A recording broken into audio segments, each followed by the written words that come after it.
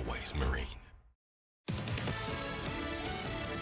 Fox News, I'm Sue Guzman. Another 2024 GOP presidential candidate dropping out of the race. I'm suspending my campaign. I think the voters who are the most remarkable people on the planet have been really clear that they're telling me not now, Tim. South Carolina Senator Tim Scott and Fox's Sunday Night in America with Trey Gowdy. Stretch of 10 freeway in downtown Los Angeles shut down in both directions indefinitely because of a major fire at a storage yard. Governor Gavin Newsom. That question will be determined on the basis of safety, and that will be determined over the course of the next many hours as the structural engineers working with our fire investigators assess the specific damage. And a surprise return to government for former British Prime Minister David Cameron, named Foreign Secretary by British Prime Minister Rishi Sunak. America's listening to Fox News.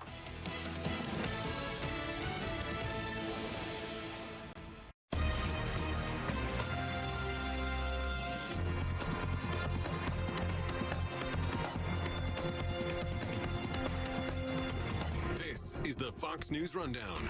Now a look at sports. Week 10 in the NFL was packed with close games, 8 decided by 4 points or less entering Sunday night, including the Browns' huge 33-31 AFC North comeback win over the Ravens on a walk-off field goal. Texas A&M fired head football coach Jimbo Fisher on Sunday. Despite 8 years and $77 million remaining on his contract, it'll be by far the biggest buyout in college football history.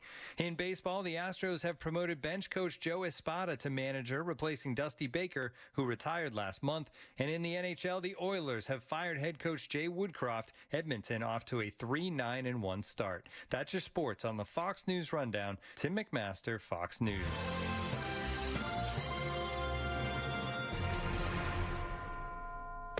Now an update from Outkick's Hot Mic. The running back is the last true gladiator in all of football, because you can sum it up by saying, there are defenseless receivers. The quarterback is always seen as defenseless. That running back is a magnet for enormous bodies to pile up on top of him whenever they carry the football. Everyone on defense go, take shots at the legs, take shots up high, get this guy to the ground, and then when he's on the ground, pile up on top of him, and then have him get back up, hand the ball to the ref, and do it all over again. It is a tough position. And it's the one spot, quite frankly, that I look at and say, it's the same play in that position as it was in the 70s or 80s for a lot of these guys. Not that different. Everywhere else in football, way different. Go watch footage on NFL films from the 70s. The running back position, for the way they're paid, in football terms in the NFL, I believe the running back is the last true gladiator of the sport. I'm Chad Withrow with Hot Mike with Hutton and Withrow on the Fox News Rundown. Hey, neighbor, what you doing? Just getting the groundwork done to put up my new fence. Oh, cool. Did you contact Pennsylvania One Call System to check the underground utilities first? Nah, there's nothing but dirt back here. Oh, no. Whoa, I think that's a water main. Yeah, well, you said you always wanted a pool. All joking aside, you should call Pennsylvania One Call. You're right, I'm going to call Pennsylvania One Call. But first, cannonball! Know what's below. Contact 811 before you dig or visit pa1call.org to submit a locate request to have underground utilities marked. Using meth taught me everything about freedom, only not like you think. It taught me how easy it is to lose your freedom. If you think meth is taking control of you, ask for help. You have the power to be truly free. I know. I'm Jan, and I'm free from meth. If you or someone you know is struggling with meth, call 1-800-662-HELP for 24-hour free and confidential treatment referral. Learn more at samhsa.gov/meth. It's time for your Fox News commentary. Ricky Schlott. What's on your mind? Last month, Britain's Education Secretary Gillian Keegan announced upcoming guidance from the Department of Education that recommends school principals prohibit phone use, both during classroom time and free time throughout the school day. The department says the move aims to support the wider work the government is doing to raise standards in schools by increasing students' focus and reducing distractions. That's after researchers from the British government found that 29% of secondary school students say they use phones in all or most of their classes. England joins Portugal, Italy, and France, which have all moved to ban phones in classrooms. I think it's time more school districts in the United States do too, and that's because I know firsthand just how valuable school phone bans can really be. I, like most of my Gen Z peers, was 10 years old when I got my first iPhone. Looking back, screen time robbed me of memories I surely would have made playing outside with friends or spending quality time with family. But I'm grateful that my school memories are untainted by my phone, thanks entirely to my private K-8 New Jersey school's decision to prohibit phones outside of backpacks. Administrators put the fear of God into us by confiscating any phone spotted on campus, then requiring us to take the walk of shame to the principal's office, accompanied by our furious parents, to pick it up at the end of the day. Of course, kids still use their phones in bathroom stalls or snuck quick glances into their backpacks to check notifications, but phones were largely out of sight and out of mind. As a result, my elementary and middle school memories are filled with playground games, conversations in the cafeteria, and undistracted time in classrooms. At my high school, however, phone policies were left up to teachers who largely shirked off the responsibility to punish in-class texters so as not to be the bad cop. Kids scrolling during lessons, masses of zombies looking down at their phones in the hallways, and lunch tables full of students sitting right next to each other but rarely conversing. Looking back, I believe my peers and I lost social time and learning time, something that could easily have been prevented by a simple policy change. In fact, a 2015 landmark study from the London School of Economics determined that banning phones in schools added 6% to test scores and the equivalent of an extra hour of learning weekly. My high school experience is a cautionary tale, and more American policymakers should be following the UK's footsteps to ensure this doesn't happen in their districts. Of course, here in the United States, we rightfully give state and local officials the power to set school policies that work for their students. While the National Center for Education Statistics reports 77% of American public schools have implemented a phone ban in some form, that number should be closer to 100%, and the ban should be stricter, considering that 97% of 11 to 17-year-olds report being on their phone during the school day. Parents are waking up to an obvious reality. Kids are losing their childhood to devices. They shouldn't lose their education too. Gen Z were the guinea pigs who proved that allowing phones in schools hurt lesson learning, friend making, and memory forming. Now it's time to ensure that Generation Alpha doesn't meet the same fate. I'm Ricky Schlott, the author of The Canceling of the American Mind. You've been listening to the Fox News Rundown. To hear the podcast version of this program, go to foxnewspodcasts.com. And for all the latest news, go to foxnews.com. As a mom, comforting my family is what I do best. Vicks Vapor Stick provides soothing, non-medicated Vicks Vapors in an easy-to-apply stick. And it dries fast, so there's no mess. I use it to comfort myself and my family. Thanks, Mom. Vicks Vapo Stick, soothing comfort for the whole family. And when you need more comfort for yourself, try Vicks Vapo Shower for steamy Vicks Vapors. Use as directed. Vapo Stick for use ages 4 and up. Vapo Shower use for adults only. Finding great candidates to hire can be like, well, trying to find a needle in a haystack. Sure, you can post your job to some job board, but then all you can do is hope the right person comes along, which is why you should try ZipRecruiter for free at ziprecruiter.com/free.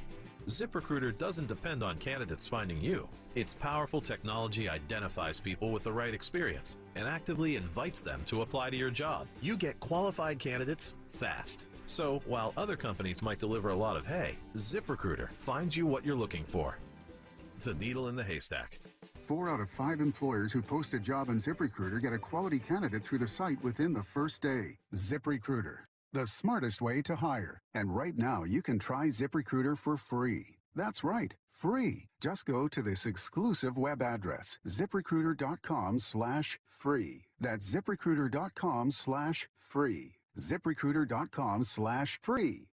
Businesses to watch. Armin's Red Tag Bonus Cash is back, and Armin Chevrolet is giving you freedom of choice. Armin Chevrolet is leasing a new Equinox LS or a new Trax LS for only $199 per month. 24 months, 10,000 miles per year. That's right. Choose either a new Armin Equinox or a new Armin Trax for only $199 per month. Visit ArminChevy.com for details on Armin's 35 available Equinoxes and Armin's 55 available Traxes. That's ArminChevy.com. Hurry. Red Tag Bonus Cash ends soon. Businesses to watch. Armin is proud to again be the #1 Chevrolet EV dealer in Pennsylvania. The incredible new 2024 Chevrolet Blazer EV has just arrived at Armin, and the affordable Bolt EVs are arriving daily. Visit ArminChevy.com and click on the Electric Future tab to learn more. Together, let's drive. Armin, where dealership meets friendship. Trax MSRP $21,495. Equinox MSRP $28,035. Tax bank fee additional $36.99. Down payment to its signing requires current lease now sold. Nature bank approval ends 12/4/23.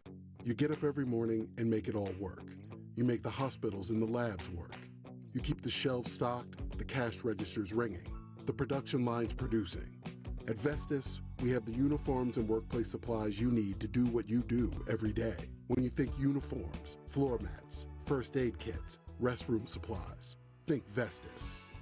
Vestas, uniforms and workplace supplies for the people who make it all work. Learn more at Vestas.com.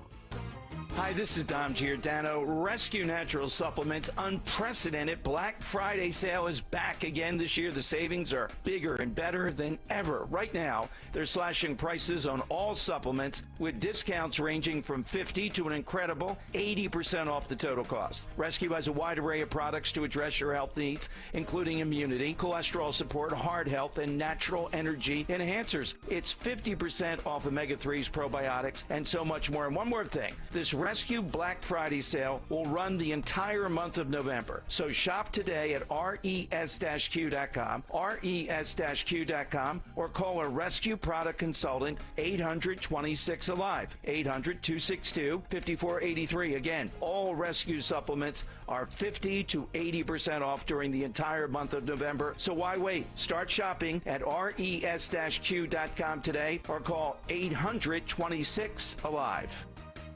WPHT, WPHT-HD, WOGL HD3, Philadelphia. Always live on the free Odyssey app.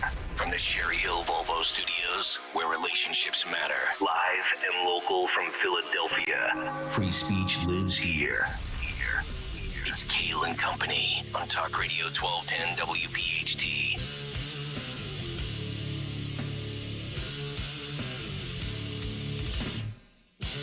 And away we go, live on this Monday, November 13th. It is indeed Kayal and Company, right here on Talk Radio 1210 WPHT. We are always live on the free Odyssey app and streaming live for your video viewing pleasure on YouTube as we head until 10 o'clock this morning.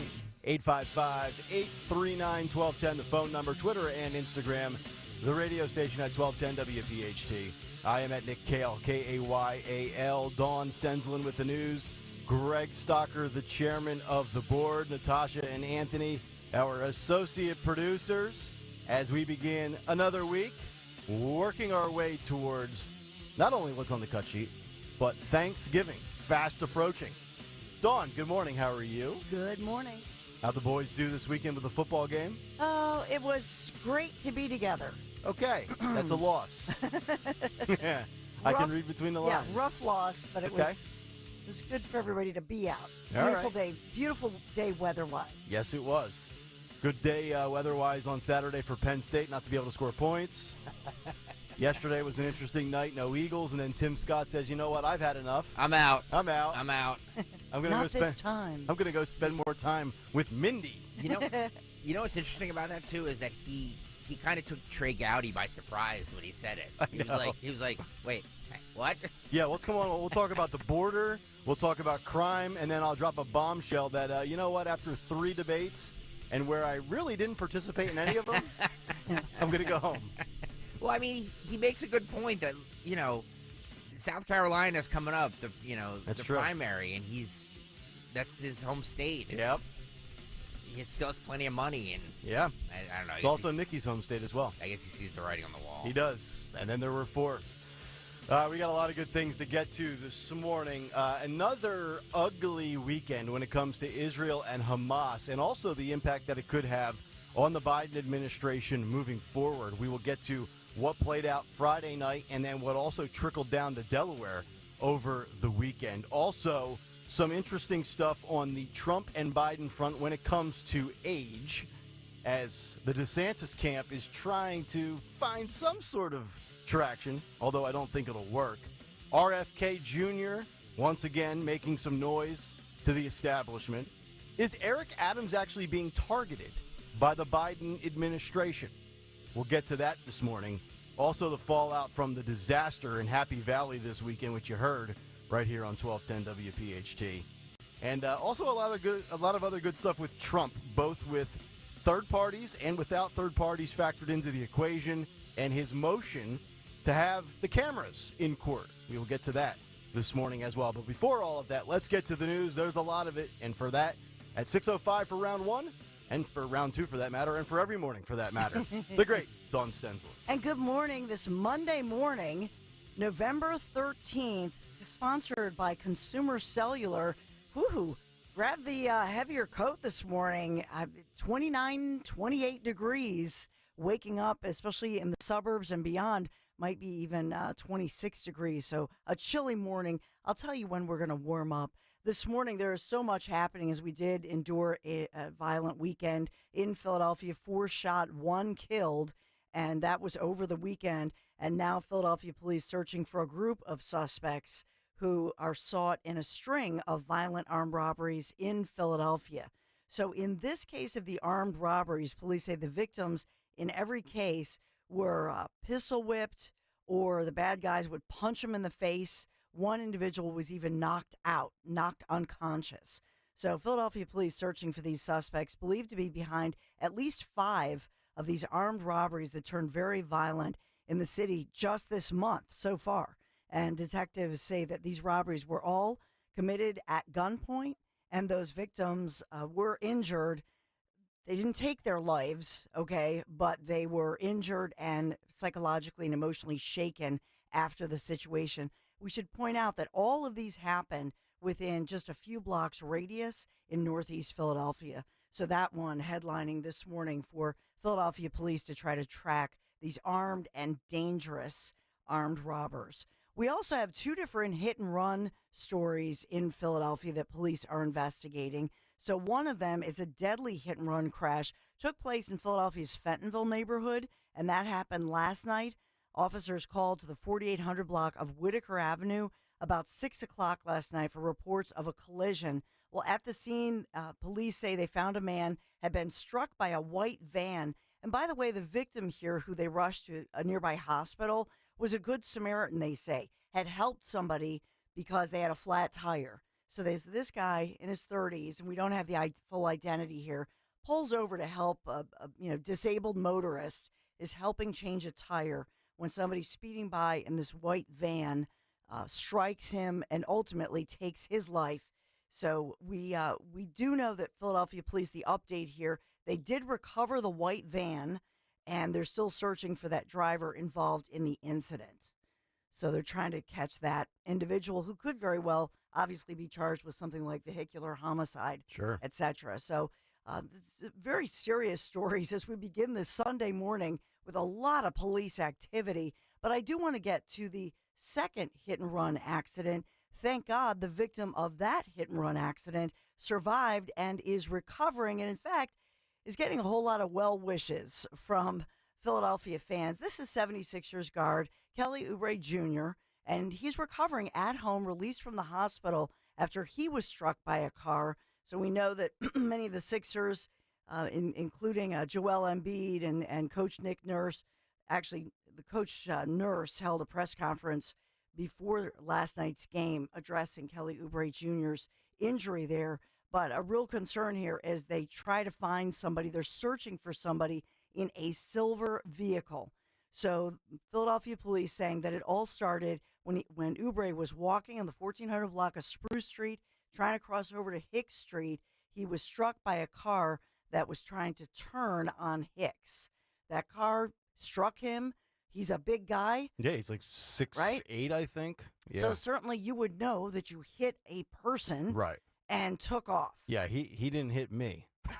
He hit some 5'9" schmuck.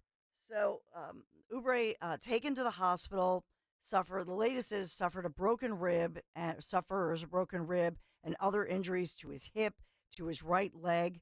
So I know that he'll be reevaluated in 1 week. They're even expecting that Tuesday, tomorrow, he's expected to join the team to at least observe practice. No, that's good. I mean, they're off to an amazing start. I saw the Eagles yesterday put out a tweet saying both the Sixers and the Eagles sitting at 8-1. How crazy is that? Well, Tyrese Maxey. What did he drop, like 200 points? 50 points last night. It's unbelievable. At the end of the game, he said he did it all for Oubre. Yes. So. James Harden who? Where's that James Harden guy? Yeah. Do we miss James? Oh, no, we don't miss James Harden. Can we stop? It is getting more and more dangerous to be a pedestrian. Yeah. And I see it every day when I leave 2400. There's a lot of distracted driving happening. I know. I mean, there are, whether it's the people that are walking or the people on these little bikes and scooters. I mean, even when you make a left to get back on Market at 23rd here, you have the supposed right of way, even though it's a left for me, and you have to constantly look almost out your mirror and turn your head just to make sure that there's some guy with earbuds in, not pedaling on a bike that is oblivious to you, and ultimately you'll be the one at fault. Well, there's a lot of. Yes, there's a lot of that as well, but there's also a lot of distracted driving of people course. just looking on their phones, not paying attention. Yep. Whether they're lost or not, they're looking for directions. It doesn't matter. They're not paying attention. I agree. Yeah, distracted walkers, distracted drivers. Yeah, everybody's distracted. Everybody's Society on their is phone. so unfocused, it's unbelievable. It really is. Get off your phone, people. And it shows every time you're at a stoplight and the light turns green and you wait and you wait and you just know. I know that the person stopped at the stoplight and checked their phone. Yeah. And in this city, you get about 1.5 seconds until that horn gets hit. Which is fascinating because when I went to Hawaii, that's the last thing they do. They don't beep horns at people. They'll give you like 12 seconds before they beep the horn at you. What do they do? They're just nice. They don't view it. They're not in a hurry. Oh. They just live a different life. Much less stressful. Well, let's continue the news this morning. Other headlines this morning that I'll just give to you. Our Mayor-elect Sherelle Parker speaking out again, saying, everybody, you've got to apply for the job if you want to work for her transition team. But she continues in the recovery of Philadelphia and the rebirth of Philadelphia. So Sherelle Parker speaking out again about that she's very excited, very enthusiastic, and wants to hire you for her administration. So putting that word out for her transition team. We have South Carolina Tim Scott suspending his POTUS bid. The budget deadline, by the way, for Congress, midnight this Friday. TikTok, we're watching that one. And this morning, Donald Trump Jr. returning to the stand as the defense for his dad looks to undercut New York civil fraud claims that obviously we've been covering this trial. So Don Jr., he was there, you may recall, testifying November 1st and 2nd. Now it's the defense team's turn. Is he going to be bringing Tucker Carlson and Kid Rock with him? Yeah, that'd be kind of cool. Did you see that Saturday night? We bought, David talked us because he had the big game. I said, can we buy this? So we paid the whatever, $60. Oh my God. 60. I hope you got your money worth. It's close to $70. It was all right. Well, whatever. Look at her. I was trying to mitigate it to my husband. It's $59. And you have to have a subscription to ESPN Plus. Oh, great. And that's what, $10, $12 a month? We already had that. Okay. So then you just got to get the extra. Some are saying it's the new Rat Pack. Trump, Tucker, Kid Rock. Who else did I mention? Eric, Donald Trump Jr., and then there was a fifth person. Was it Dana White? It was Dana White, yeah. Dana White. Yeah. And then Bill Burr's wife gave... he flipped her ball and flipped off Trump. Well, she's feisty, that one. She's what a hoot. sight, yeah. You know what's such a funny hoot. now is that everybody who loved Bill Burr because he was unapologetic now hates him. Right. So it's the tides have turned. Yes. Now, yeah, he was never that funny. It's like, okay. Everybody okay. flips, literally. Yeah, exactly. Well, we our Sixers last night, 137, 126, and it was so nice as we did see Tyrese Maxey, career high 50 points, propelling the Sixers to that victory over the Pacers last night. And as Greg Stocker said, paying tribute to his teammate who, he could have been killed. Yeah. Yeah. Let's just say that. I mean, we had another one in New Jersey that I'm not even talking about. I'm just talking about the ones under investigation. That's correct. The fans were great and gracious, but excitement over our Sixers. We are sponsored by Consumer Cellular, offering unlimited talk and text on every plan, starting at just $20 a month. Stay connected in rain, sleet, and snow with their premium nationwide 5G coverage, no contract, free activation. Visit consumercellular.com so you can switch today. NBC 10 First Alert forecast. Woo, if you're just waking up, we're barely in the 30s this morning. It's a chilly, brisk morning, but we will be warming up pretty much every day this week, including today. 53 degrees, bright, sunny skies. So we'll be warming up for sure. That's your NBC 10 First Alert forecast. Kayal Company News Live. All right, Dawn, thank you very much. 6:14 a Monday morning as we kick off another week with another Big Take. The Big Take on Kayal Company. Okay, the big take this morning, the Middle East war that could sink Biden's re-election bid. Israel and Hamas are at war in the Middle East, and tensions are boiling over in the United States. And I don't think we've seen the worst of it here in America between pro-Palestinian supporters and those of Jewish descent. This past weekend was further proof that there is a powder keg waiting to explode in our country, and it could happen at any moment. On Friday night, pro-Palestinian supporters and Hamas sympathizers stormed Grand Central Terminal in New York City. I want you to listen and watch these 3 brief clips as we begin with this massive demonstration in New York City where the sights and sounds will tell you all you need to know. Listen and watch clip number 1.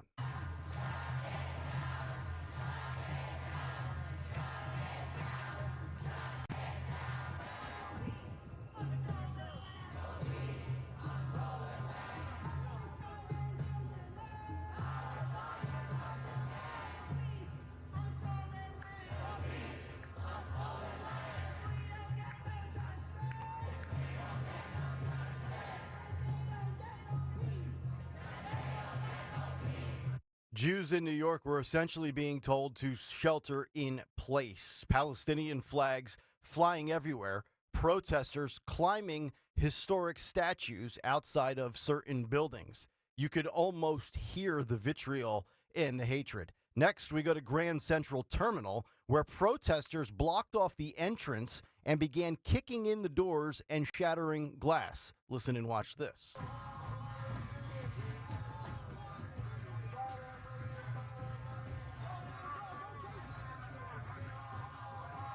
It looks mostly peaceful, though, so don't worry about it, folks. Everything will be okay. It'll just blow through and blow by. I'm sure the feds will launch drones into the air and send out feds in pursuit of every single one of these November 10thers in a matter of days. Finally, you have more members of this pro-Hamas mob cheering with glee as they climb poles on city street corners to rip down the United States flag and put up the Palestinian flag. Listen and watch this.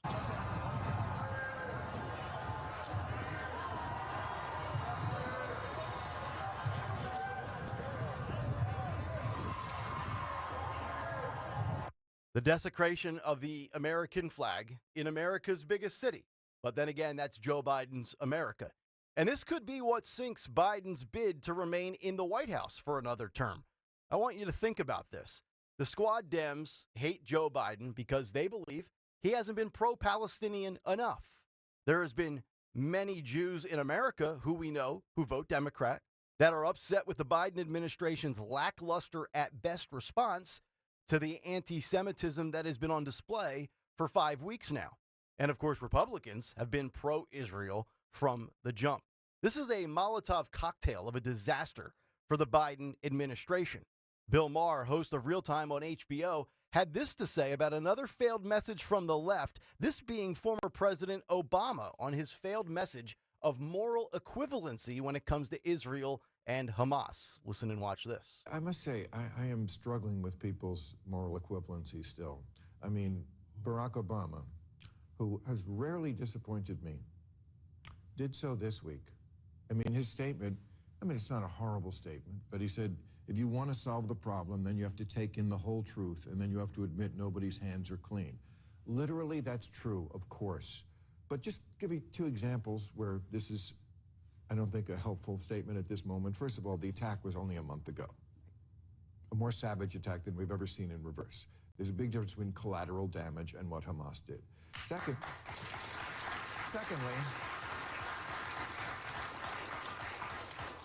okay, the Israelis are now allowing a 4-hour pause for people to get out. I'm sorry, people say, oh, wow, big of them. Okay, but it is a war that the other side started. So interesting. When they fire at Israel, it's a war. When Israel fires back, it's a war crime. Little crazy. Great point by Bill Maher on the hypocrisy of all of this, war opposed to war crime. And speaking of hypocrisy and Bill Maher, listen to what he has to say about the stupidity of today's youth and how their hypocrisy gets exposed as Maher brings up Donald Trump and an incident from the past. Listen and watch this. What do you make of this level of just gut-wrenching anti-Semitism? I must admit, I don't think of myself as a naive person, and I've been surprised. It was like a volcano that blew. I mean, just like people in the United States with banner Israel, any means necessary. I don't know where this comes from. I guess it's ancient, obviously. The hatred of the Jews goes way back. But I was taken aback by this. You can't tell me you don't think social media has made it much worse. So you think that's the answer? Because it's got to be something about the Jews themselves, because there are other people around the world who are oppressed. There are other colonized places, not that Israel colonized anything, but why this one place? Why does this arouse, especially among young people? I mean, the young people who hated Trump because he wouldn't condemn the people with the tiki torches, talking about Jews rule. You're the ones with the tiki torches now. Remember Trump and the tiki torches and the outrage from the select minority, the young vocal youth? Yep, the same ones who were triggered are now the ones supporting Hamas and the pro-Palestinian cause. The young, uneducated, woke generation. And speaking of Trump, here is his latest political ad that hits the perfect tone in response to what's going on with the Middle East and the failed Biden administration. Listen and watch this. Before thousands were brutally killed, including Americans. Before Iran helped Hamas plan the attack, killing Americans. Before Biden gave billions of taxpayers' money to Iran. Trump played hardball with Iran. Destroyed ISIS. Kept the Middle East at peace.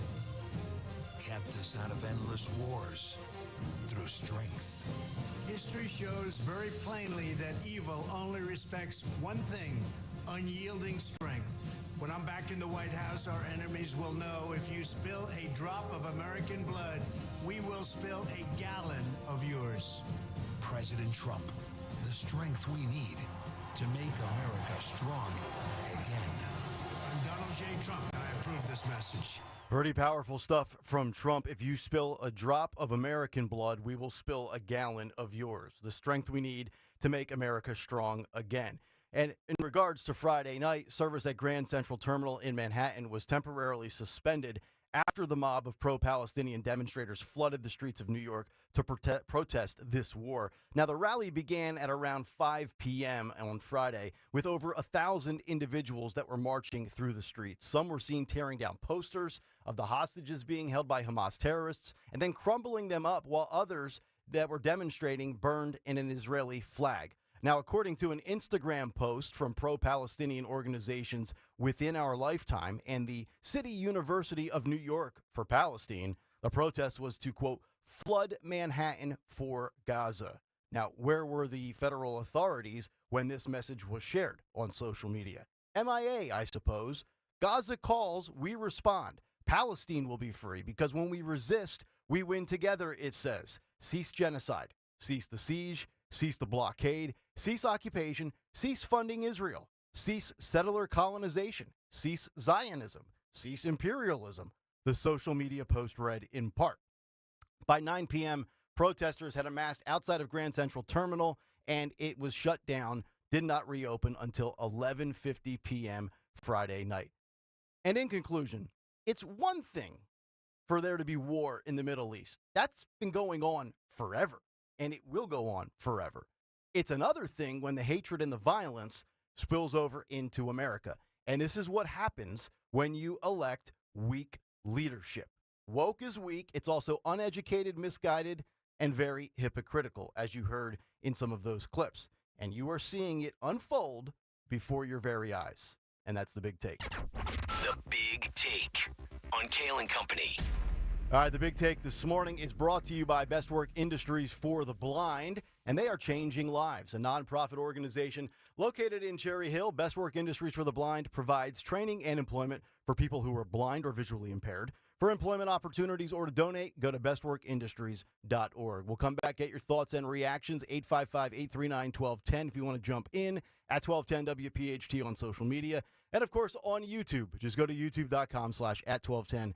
WPHT, hit the like and subscribe buttons and be a part of the Kayal and Company comment, community. Nick, Dawn, and Greg, a Monday morning here on Kayal and Company on Talk Radio 1210 WPHT. Next Monday, that's what we have to wait for. Next Monday, Philadelphia Eagles at Kansas City.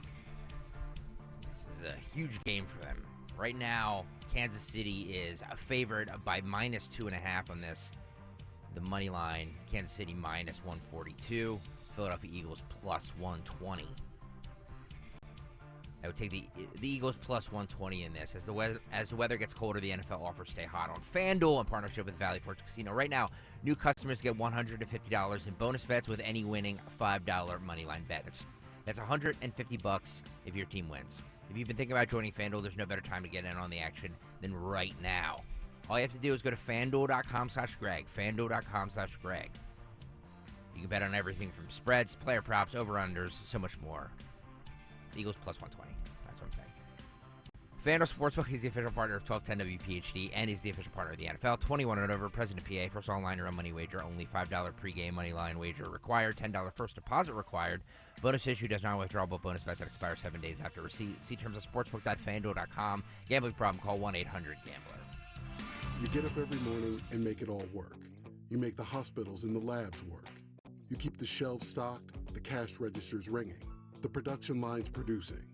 At Vestas, we have the uniforms and workplace supplies you need to do what you do every day. When you think uniforms, floor mats, first aid kits, restroom supplies, think Vestas. Vestas, uniforms and workplace supplies for the people who make it all work. Learn more at Vestas.com.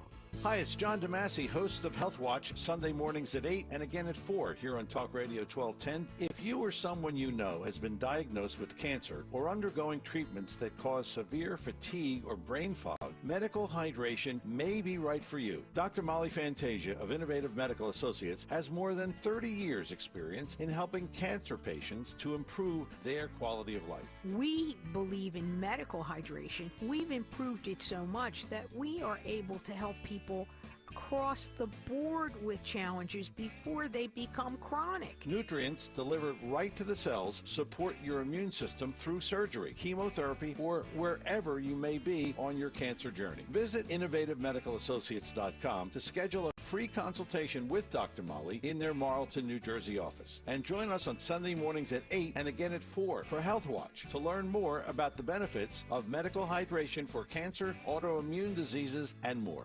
Don't miss the Labor and Energy Show with J-Doc and Krause, brought to you by Advocacy United, this Saturday night at 6. Find out about the important issues that'll affect you. The Labor and Energy Show, Saturday night at 6 on Talk Radio 1210 WPHT. When you need to know, depend on KYW News Radio 1039 FM. Police are searching for the driver they say was involved in the hit and run that injured Sixers player Kelly Oubre Jr. The World Health Organization says Gaza's main hospital has been without water for at least 3 days. And South Carolina Republican Senator Tim Scott is ending his presidential campaign. Get the latest anytime on KYW News Radio. Now on Crystal Clear 103.9 FM. You've never needed us more.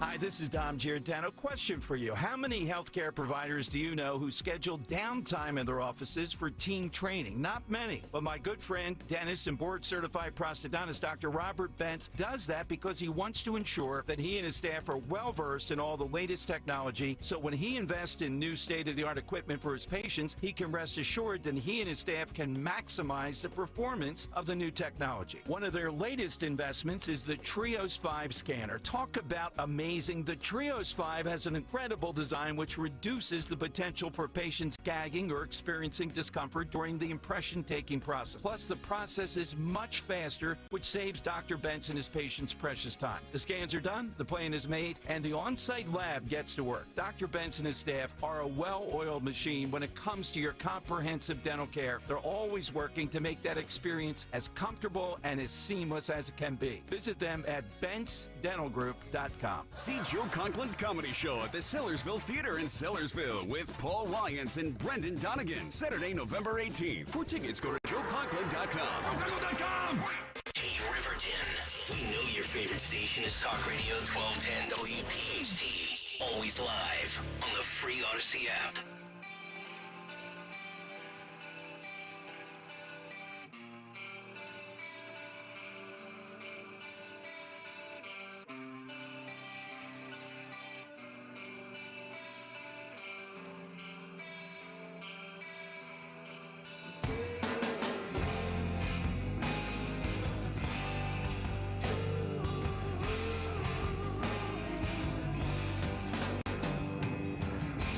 6:30 Monday morning. Welcome back in. It is Kayal and Company live here on this Monday morning as we continue. Nick, Dawn, and Greg, Talk Radio 1210. WPHT. You can jump in at 855-839-1210. Watch us for free on YouTube. Get us on the free Odyssey app. Still ahead this morning, we will get into some of these universities that are now doing the Ivy League backpedal when it comes to the backlash that they are facing for allowing a lot of this anti-Semitism to occur on their campus. Also, Joe Biden, Donald Trump, age and mental acuity being discussed and debated yet again. We'll get to that as we work our way towards what's on the cut sheet. But once again, another weekend that comes and goes, and you have more protesters and more people of the pro-Palestinian, pro-Hamas cause rising up in cities. And we've got two local stories that we'll get to at UPenn and also at Delaware in just a moment. But I really do think that this has completely blown up in the face of the Biden administration. You know that Republicans are on the other side of things when it comes to being pro-Israel.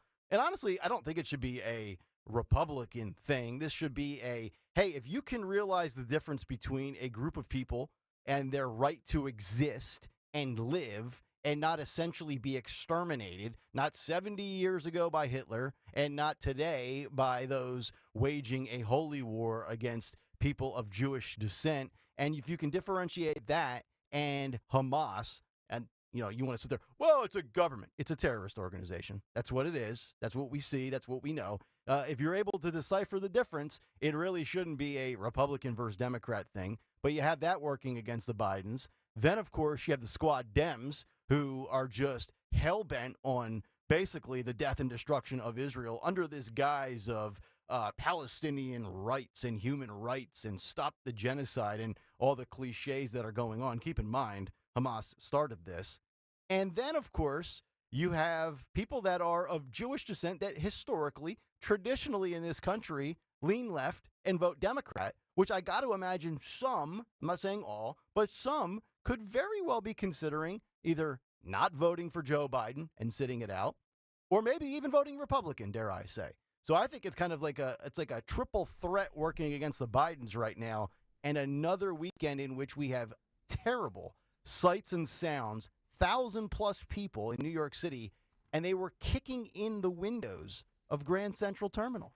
I mean, I'm sorry, when I see glass being shattered by people protesting, and to me that's above a protest, is it any different than J6 2021? Generally speaking, I think they both kind of fall under the same umbrella of not a good look for a city or for a government or for the Capitol. And here again on Friday night, they disrupted people's lives, Dawn, is what they did. From 9 until 11:50 p.m., shut down. I don't know how many people go through Grand Central Terminal, but I'm willing to bet it's a significant number. So just wanted to get people's thoughts on that. And then, of course, you had the fallout. And I'm thinking, okay, well, let's see how many of these 1,000+ individuals are apprehended. They arrested 6 people. 3 of the 6, 2 men and 1 woman, were taken into custody, and they were issued summons for disorderly conduct. Okay, we got your information. Now you're free to go. Yeah. Well, isn't that pretty much what they did in Philadelphia? That's what they've done a week across the ago. board, pretty much. And they tried to come back, though, here on our Veterans Day. And I did see that there was like a pickup truck and they had like a loudspeaker, and it was kind of a scrappy group. Okay. Didn't get as much play on Saturday, to my knowledge. They didn't get as much play. And then, of course, they were planning to march to Biden's house, they said, in Delaware. That is correct. We had talked about this on Friday. So I don't know what happened, whether they've kind of fizzled out, because it sure seemed like they drew a huge crowd the weekend before. Yep. But then when they came here this weekend for Veterans Day, not so much. It's really the same. The law enforcement authorities, whether it's locally, state, or federal, they're giving off the same energy and the same punishment as basically BLM riots and protesters from the summer of 2020. So if you are pro-Hamas, pro-Palestine, or you're pro-BLM, 3.5 years apart, you are basically dealt with in one way or fashion. Some summary offenses, a couple of citations, we'll take your information, and then we'll release you ROR, basically, on your own reconnaissance. January 6th, you're going to be denied your due process. You're going to be in a broom closet for 4 months. Yeah, you'll be lucky to get a bucket of water and a bottle of water, and you are treated completely differently. And you mentioned the local angle. We'll start with Delaware, and then we'll come back to UPenn because we have an update from our great Philadelphia Ivy League institution. So Joe Biden, once again, spending the weekend in Delaware. As we know, he spends about 40% of his presidency on vacation. And pro-Palestinian protesters gathered nearby. And this is why I kind of bring up the Biden re-election bid in 2024 in the big take, because now it's bad enough that, we have this stuff going on in Washington, D.C. or New York City. Now we have the pro-Palestinian protesters that gathered near his Delaware home to demand a ceasefire on Saturday. Well, what's interesting about this group is that it really is a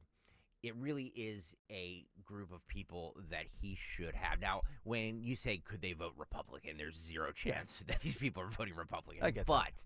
But it's young African American people. It's these pro-Palestinian. These are the people that are that seem to me are the ones out on the streets protesting this. Yeah. So it's youth.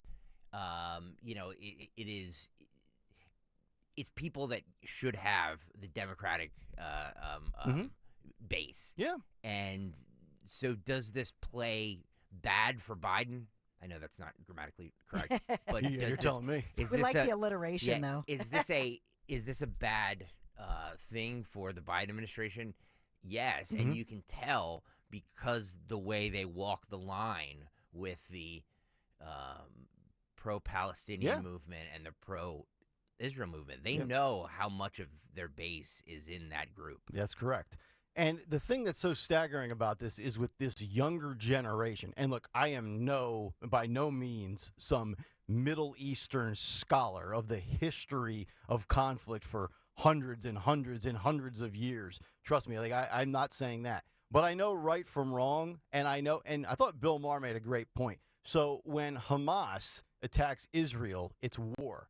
When Israel fires back, it's war crimes. So Hamas can slaughter children, women, the elderly, and animals, and that's just the price of war. Bad things happen during bad times. But when Israel has the right to defend themselves, then you have morons from the squad Dems and from the left and the same people that were literally ready to have their head explode. And I'm glad Bill Maher brought up the Virginia situation with the tiki torches and Trump, because Greg, you've mentioned that in the past many times about Trump and the tiki torches. Then this group all of a sudden gets completely silent when the pro-Palestinian movement leads to all of the anti-Semitism that is going on in this country and across the globe. And here was the message from these maniacs and look, I'm all for your right to protest. I have no problem if you want to protest in front of Biden's house, as long as you keep it peaceful. But the message is just so misguided.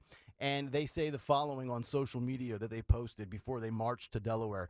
Delawareans from all over the state and allies from out of the state are rallying to march towards @Joe Biden's house on Twitter in Wilmington and demand a hashtag ceasefire for Gaza now. Join us, hashtag Free Palestine, reads a post on X, and it says, by the Delaware chapter of the Democratic Socialists of America. The post also featured a video of the crowd chanting, Biden, Biden, you can hide. We charge you with genocide. Wow. At least Genocide Joe. Yeah. That's what they call him. Yeah. At least it was able to rhyme a little bit. What a bunch of losers. My God. And then speaking of losers, let's even go back and make it more local. Let's bring it right back here to Philadelphia.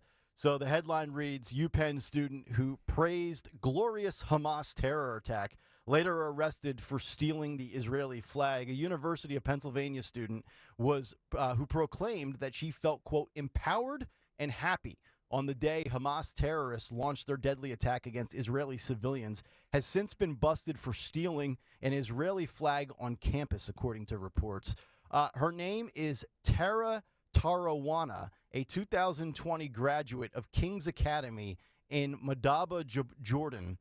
was arrested on November the 4th for allegedly stealing an Israeli flag from the front of a campus apartments house near the Ivy League campus. That is according to the Daily Pennsylvanian Report.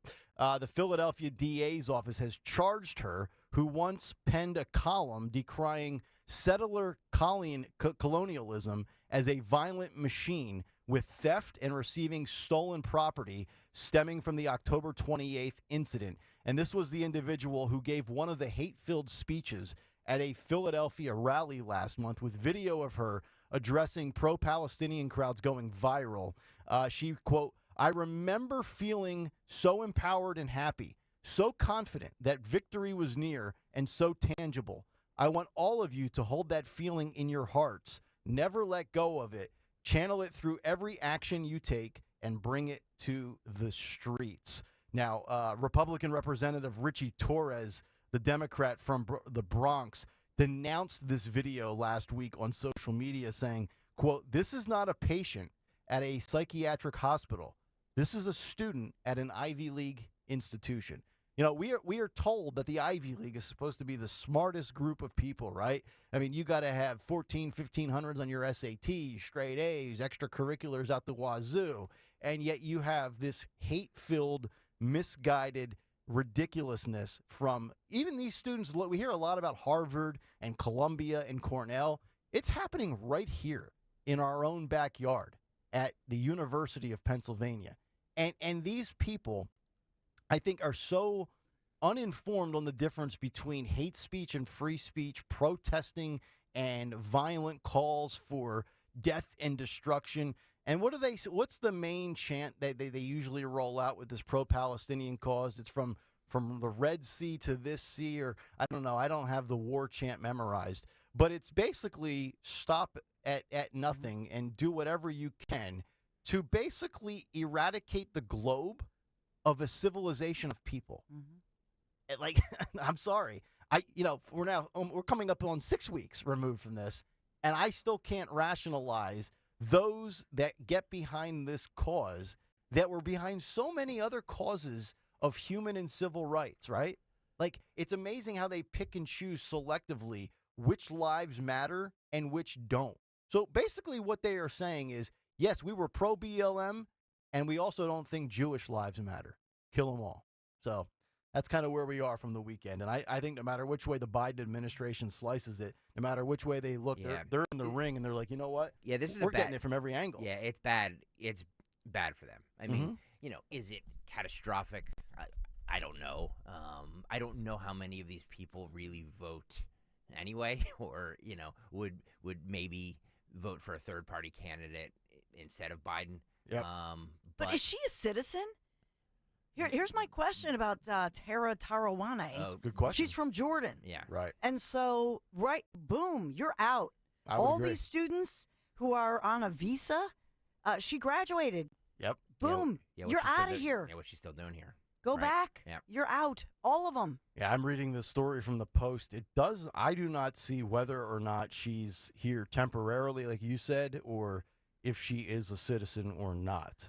But I mean, I got to imagine at that young of an age, probably not yet, since the process takes a long time. But Nick, when do we stop bringing? So we have all these students on visas, and they're coming here, and they're causing all the ruckus on the campaign. Mm-hmm. She's part of that Philly Palestine Coalition, which organized the walk. I know we talked about this Friday, but organized the Biden walk to Biden's house, the Philadelphia stuff going on. She's part of that. Mm-hmm. And they were just created, that Philly Palestine Coalition. They were just created in 2021. Okay. So this is not an old, long-standing group. Yeah. And these folks are coming over here on a student visa, and who's paying for their school, by the way? I have so many questions about this, and nobody is even asking this. The mainstream media don't care to. They don't care to ask. But I'm just saying, right? You do something like this, and now she's charged. We don't need to pay for Krasner to take her through the system and do whatever they're going to do. It's a great point. Right? Great point. Comes out of our dollars. Yep. Bye. And by the way, the I don't know if you saw on their Instagram account, because I've been trying to monitor that, the Philly Palestine Coalition. but they, over the weekend, gained 1,000 more followers. They're up to like 18,000. But they, and that's just the local coalition. But they're out there saying, well, they have a queer Palestine queer group for the queer Palestinians, Right. And Who wants we to talked tell about them? this before. Yeah, I know. There was another story over the weekend about a gay man over there that was beheaded. So yeah, keep advocating for the group of people that will literally chop your head off like you're on the butcher block and you're an onion or a carrot. It's amazing. 855-839-1210. I don't know if we'll get to it today or tomorrow, but Trump has a massive deportation program that he outlined should he get reelected in 2025. Of course, the New York Times tries to paint it and portray it like it's a terrible thing, but I think it would be applicable to this situation that you just referenced here at UPenn in Philly. 855-839-1210, the number. We'll come back, wrap up the final hour of the show. More woke Ivy League institutions are now doing the Ivy League backpedal in light of the anti-Semitism rise on campus. And also at the University of Maryland, they are legitimately calling for Holocaust 2.0. And that has now led to investigations down at College Park. We'll get to that as we continue. Put a bow on the 6 o'clock hour. Nick, Dawn, and Greg, Kayal and Company, Talk Radio 1210 WPHT. I feel like I'm constantly cleaning hair off my bathroom floor. At least my Swiffer Sweeper makes it easy. Sweeper heavy-duty dry cloths have ultra-thick pads to trap and lock hairs, like a hair magnet. And when I'm finished cleaning up my hair, Sweeper takes care of his too.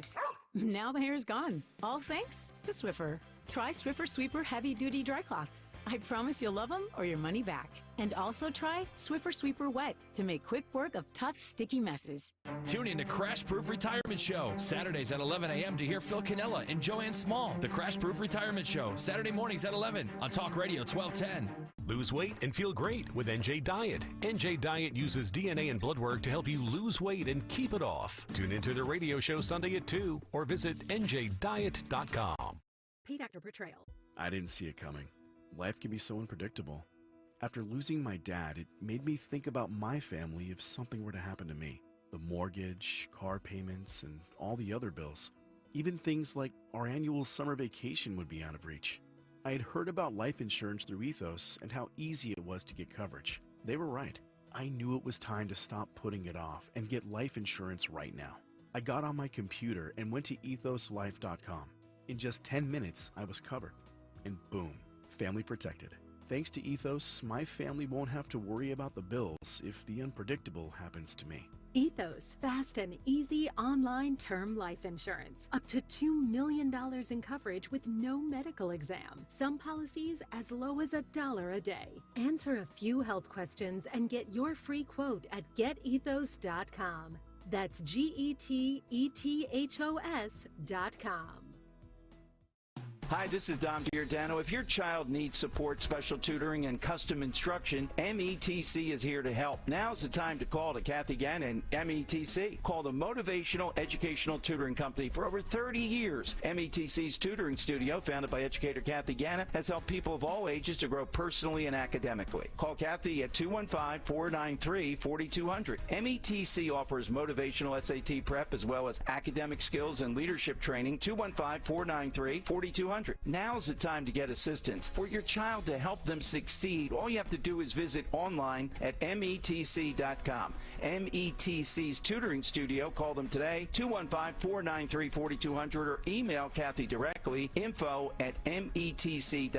Remember, 1210 listeners receive a free 1-hour consultation. Take advantage of this opportunity to help your child get one-on-one help. 215-493-4200, 215-493-4200. You know, we're planning a trip of a lifetime, and I can't wait. Just picture yourself sipping a limoncello from your hotel balcony as you savor the sunset beyond the Isle of Capri. That's right, the Amalfi Coast, Positano, Sorrento, and yes, Capri. Join me next spring as we discover the wonderful sights in southern Italy with my friends from Conservative Tours. Nobody does it better than Conservative Tours. The Abbey of Monte Cassino, Pompeii. Of course, we'll have plenty of time to see the great ancient sites, including in Rome, too, all while enjoying a gastronomical event for 12 days of touring. olive oil production, a mozzarella farm, wineries, all those tasting sessions. The group dining events they're known for are legendary. 5267. Yeah, 5267 includes your airfare nonstop while supplies last. Just call toll-free 888-733-9494. You can go to conservativetours.com. You'll scroll down, see my picture there, read the full itinerary. I can't wait. And you know what? We'll discover together why the locals, the Italians, where do they vacation? Italy's best-kept secret, Puglia. We'll go there and experience the charming villages and unparalleled cuisine. Are you hungry? Authentically Italian. conservativetours.com. Tell them Dawn sent you. Be sure to follow Talk Radio 1210 WPHT on the free Odyssey app. Download it now.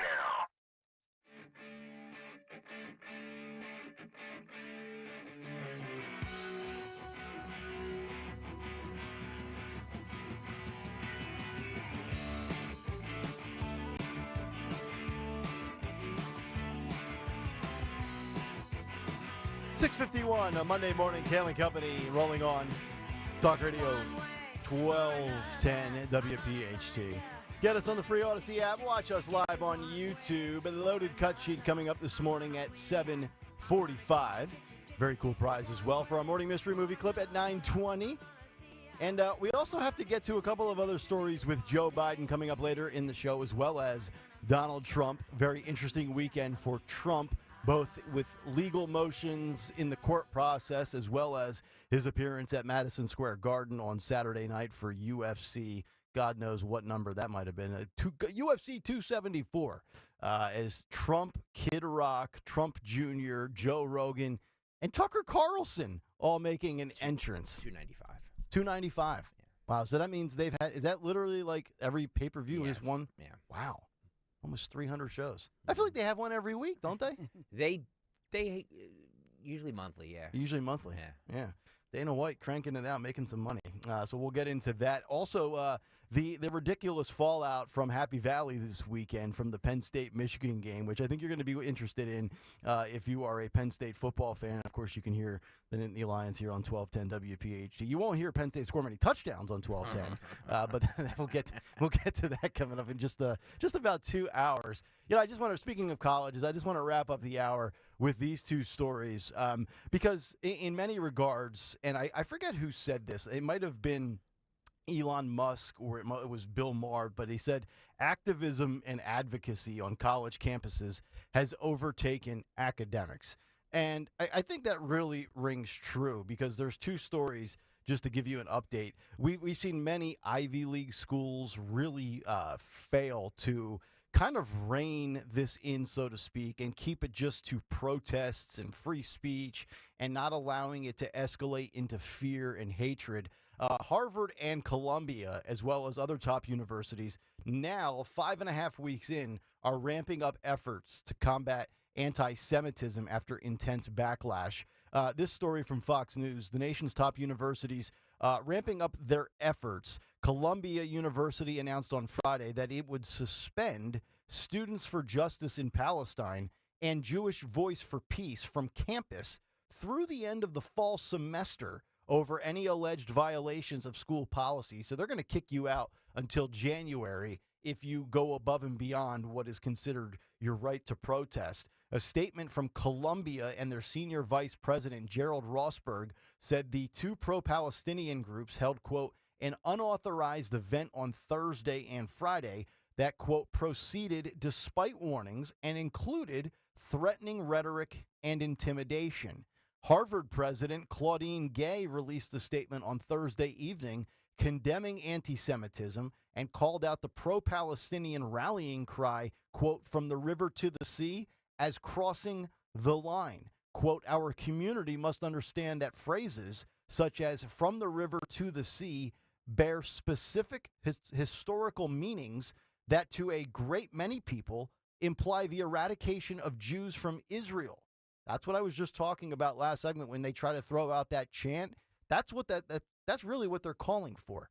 So that's the latest from the Ivy League. And then, not too far away. Yeah, that's the tweet that Talib got censured for. Yes. Yeah. And rightfully so. Yep. I mean, if all you got to do is, even if you don't understand what that means, I mean, you can get the answer in about 3 minutes if you just open up Google or DuckDuckGo or whatever you want to search with, and you'll see what that's all about. And then lastly, the University of Maryland is now looking at a rally, and that is under investigation after apparent calls for, quote, Holocaust 2.0. Cool. Which was written on sidewalk in chalk. You know, like your kids get those big buckets of chalk, and they go outside in the summer when they're 7 years old, and they draw pictures on the street, and it doesn't get washed away until it rains. Now we have 18 to 22-year-old students that are writing in chalk on sidewalks words and phrases like Holocaust 2.0. Now, could you imagine the reaction if that was for any other group of people in this country? I don't know. Let's just go back 3.5 years ago. How that would have played out? There is an anti-Semitic cancer that is happening on college campuses, and I don't know how we. Oh, I do. You say, hey, all these student visas from all these folks who are riling all these people up. Mm-hmm. Yeah, revoked. All your student visas from the Middle East, because I'm sorry, and I'm not, you know me, I'm not like this, but if you're here as a guest in our house. You don't have a right to be here. It's No. a privilege, right? And you're on a student visa, no question, you're out. And that goes for American kids, too, that are doing this. Absolutely. Kick them the hell out of school. Yeah, it's a bunch of dopey white kids, too, that see that. And Yeah, send them back to mommy and daddies and this let them is go to cool. community college for a semester. I saw this on TikTok, so it must be right. Yeah. Yeah. Go to community college. Yeah. You're out of Penn. Yeah, and it'll actually probably, you know what, you'll probably benefit from it because you won't owe $62,000 in debt because you're stupid anyway. Yeah. So then you can go back to Bucks County Community College, save some money, and rehabilitate yourself and educate yourself on what it actually entails and what it means. Like, you don't have to go beyond looking at Adolf Hitler killed 6 million Jews. 6 million.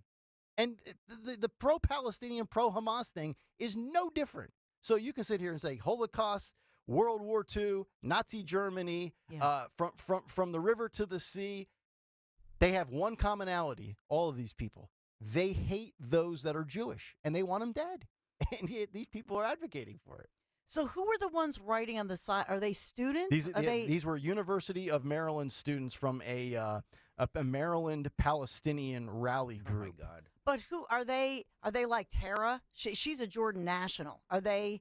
In other words, are these? They did not release any of the identities. Yeah, well, that's interesting. So if you're here as a guest to America, you're out of here. And if you are an American, then you're booted. You're booted. Mm-hmm. I mean, we have to give people who are American citizens due process, whatever. But I just think in the student visa program, maybe we should screen these folks a little bit. Yeah, and I don't agree with the message, but if you're pro-Palestinian, that is fine. If you're pro-Hamas, that is wrong. If you can even differentiate between the two, but you can't be sitting there calling for the death of Holocaust 2.0. No, because that goes beyond free speech. Oh, my obviously. God, yes. I mean, here at Penn, I know they're searching for whoever put those like holographic images that they put on the buildings. Yep. That's crazy. These are coordinated efforts across the country. I agree. 855-839-1210, the number. All right, I'm done with Israel and Hamas. We'll get back to that war tomorrow. Let's get to some You're Biden. like the bus driver. Yeah, I've had it with all of it. Do you hear me? Biden-Trump stuff coming up in hour number 2. We've got the news on the other side. And also cancel culture coming for Ken Jennings, the host of Jeopardy! I don't know. Does Will Ferrell still have some Alex Trebek imitations left in him? They might need to find a replacement because he triggered people on Twitter over a innocent elderly joke. Oh, boy. He should lose his job over it. Kayal and Company, hour 2 is next. Stay right there. It was the day we all feared. The stock market went down and then kept going. 2008, when the markets lost over 50% of their value. But that was over a decade ago. Today, it's not so painful.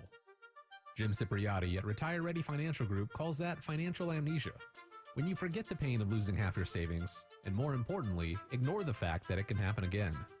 A complimentary consultation from Retire Ready Financial Group can show you where you stand now before the next market pullback. You're much closer to retirement than you were in 2008. Don't let it happen again. Call Jim Cipriotti at 610-894-7415 for a complimentary consultation. That's 610-894-7415 or online at retirereadyfg.com. You can forget where you put your keys, your glasses, or even your car. Don't forget to protect your retirement. Investment advisory services offered through Retire Ready Wealth Management, a registered investment advisor. Insurance and annuities offered through James V. Cipriani, NPN number 2083768. WPHT, WPHT HD, WOGL HD3 Philadelphia. From the Cherry Hill Volvo Studios, where relationships matter. Always live on the free Odyssey app. Traveling, volunteering, spending time with family. What's your retirement look like? With income planning from Fidelity Wealth Management, a dedicated advisor can help you grow and protect your wealth. They'll look at your full financial picture and help you create a flexible strategy that considers things like market conditions and healthcare expenses, so you can stop worrying about the future and enjoy whatever comes next. Visit fidelity.com/income planning. Investment minimums apply. Fidelity Brokerage Services, member NYSE SIPC. This Thanksgiving at Total Wine & More, find bourbons and Cabernets that you adore. Our helpful guides are so friendly and nice. So many bottles to try at the lowest price. So gather with friends as you sit down to eat. Grateful for all who made Thanksgiving complete. With the lowest prices for over 30 years, you'll always find what you love and love what you find. Only at Total Wine & More. Drink responsibly, B21. This is an important notice to consumers facing $10,000 or more in credit card debt, medical bills, or other unsecured debt. You may not be required to pay it all back because there are special programs now in effect that will significantly reduce the amount you will owe if you qualify. This is not bankruptcy or a debt consolidation loan. These programs, which the credit card companies like to keep secret, exist to aid American consumers struggling with overwhelming credit card debt by offering tremendous savings and real debt relief. Accredited Debt Relief has established a special hotline for you to call and learn what savings you qualify for. They've helped qualify consumers with over $1 billion in debt and are A+ rated with the Better Business Bureau. So don't wait. Get the relief you need during these hard economic times. For this free information, call the Accredited Debt Relief Hotline now. Call 800-873-7171. 800-873-7171. 800-873-7171. There's nothing like football season. And this year, fans in Philly can listen to Penn State football free. Catch every Nittany Lions game live with Talk Radio 1210 WPHT. Free on the Odyssey app. Every touchdown, every tackle, every win. All right here. To get started, download the Odyssey app today. That's AUDACY. And search for WPHT. Available for Philadelphia listeners only. It pretty much hurt doing anything. I couldn't ride a bicycle. You don't have your life because you don't have your mobility. So when Patrick heard about QC Kinetics and their non-invasive regenerative treatments for pain, no waiting, he called them immediately. There's no downtime. There's no rehab. That was the tipping point for me. I didn't have to take any drugs. I didn't have to rehab. Before considering surgery, check out QC Kinetics all-natural treatment options that restore and repair damaged joint tissue in your knees, hips, shoulders, and back. If you have knee replacement surgery, and then the knee is not yours, and there's no guarantee that that's going to be successful. QC Kinetics. Patients around the country are raving about the results. They're getting back their mobility, taking back their lives with no downtime, no drugs, and no surgery. Don't wait. Call QC Kinetics today for your complimentary consultation. Call QC Kinetics, 215-999-3000. That's 215-999-3000. 215-999-3000. You get up every morning and make it all work. You make the hospitals and the labs work. You keep the shelves stocked, the cash registers ringing, the production lines producing. At Vestas, we have the uniforms and workplace supplies you need to do what you do every day. When you think uniforms, floor mats, first aid kits, restroom supplies, think Vestas. Vestas, uniforms and workplace supplies for the people who make it all work. Learn more at Vestas.com. Don Stensland this morning at 10. Kayal and Company now on Talk Radio 1210 WPHT and the free Odyssey app.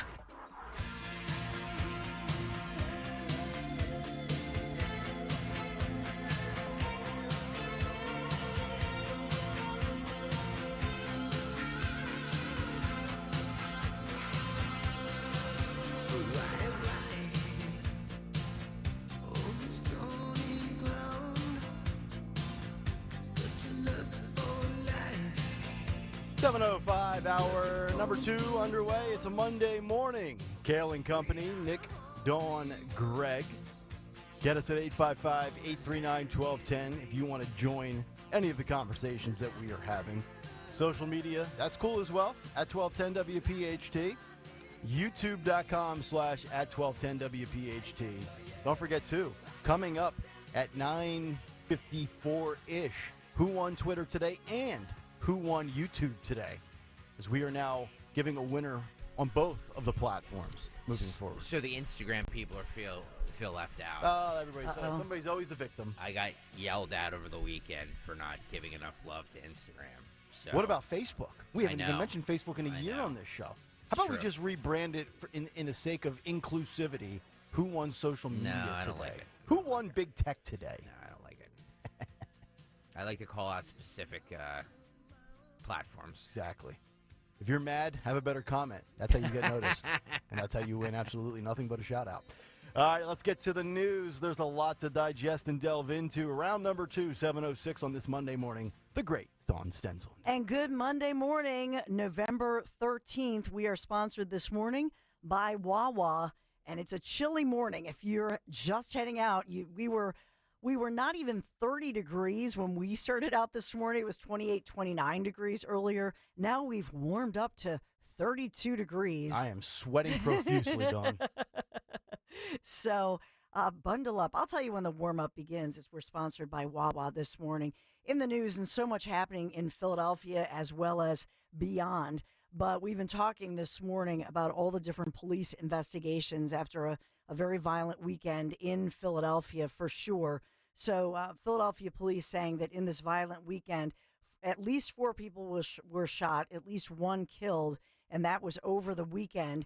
Also, Philadelphia police searching for a group of as many as 5 suspects working together. So we don't know, is this gang-related? Is it cartel-related? We don't have that information, just that they're a quote-unquote group of suspects, and they've been working together in this string of very violent armed robberies in Philadelphia. In each case, the victim, even though the victim is being held at gunpoint, the gunman still went to the effort of pistol whipping them or punching them in the face. In one of the instances, a victim was just knocked out cold, unconscious, found on the floor.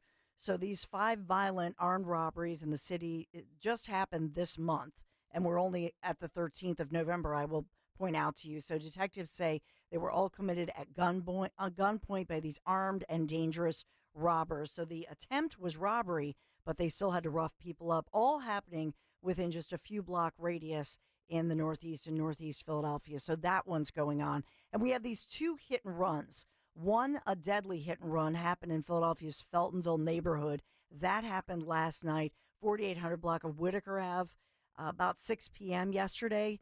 And on this one, a man, a good Samaritan in his early 30s, had stopped to help a disabled motorist change a tire by the roadside there.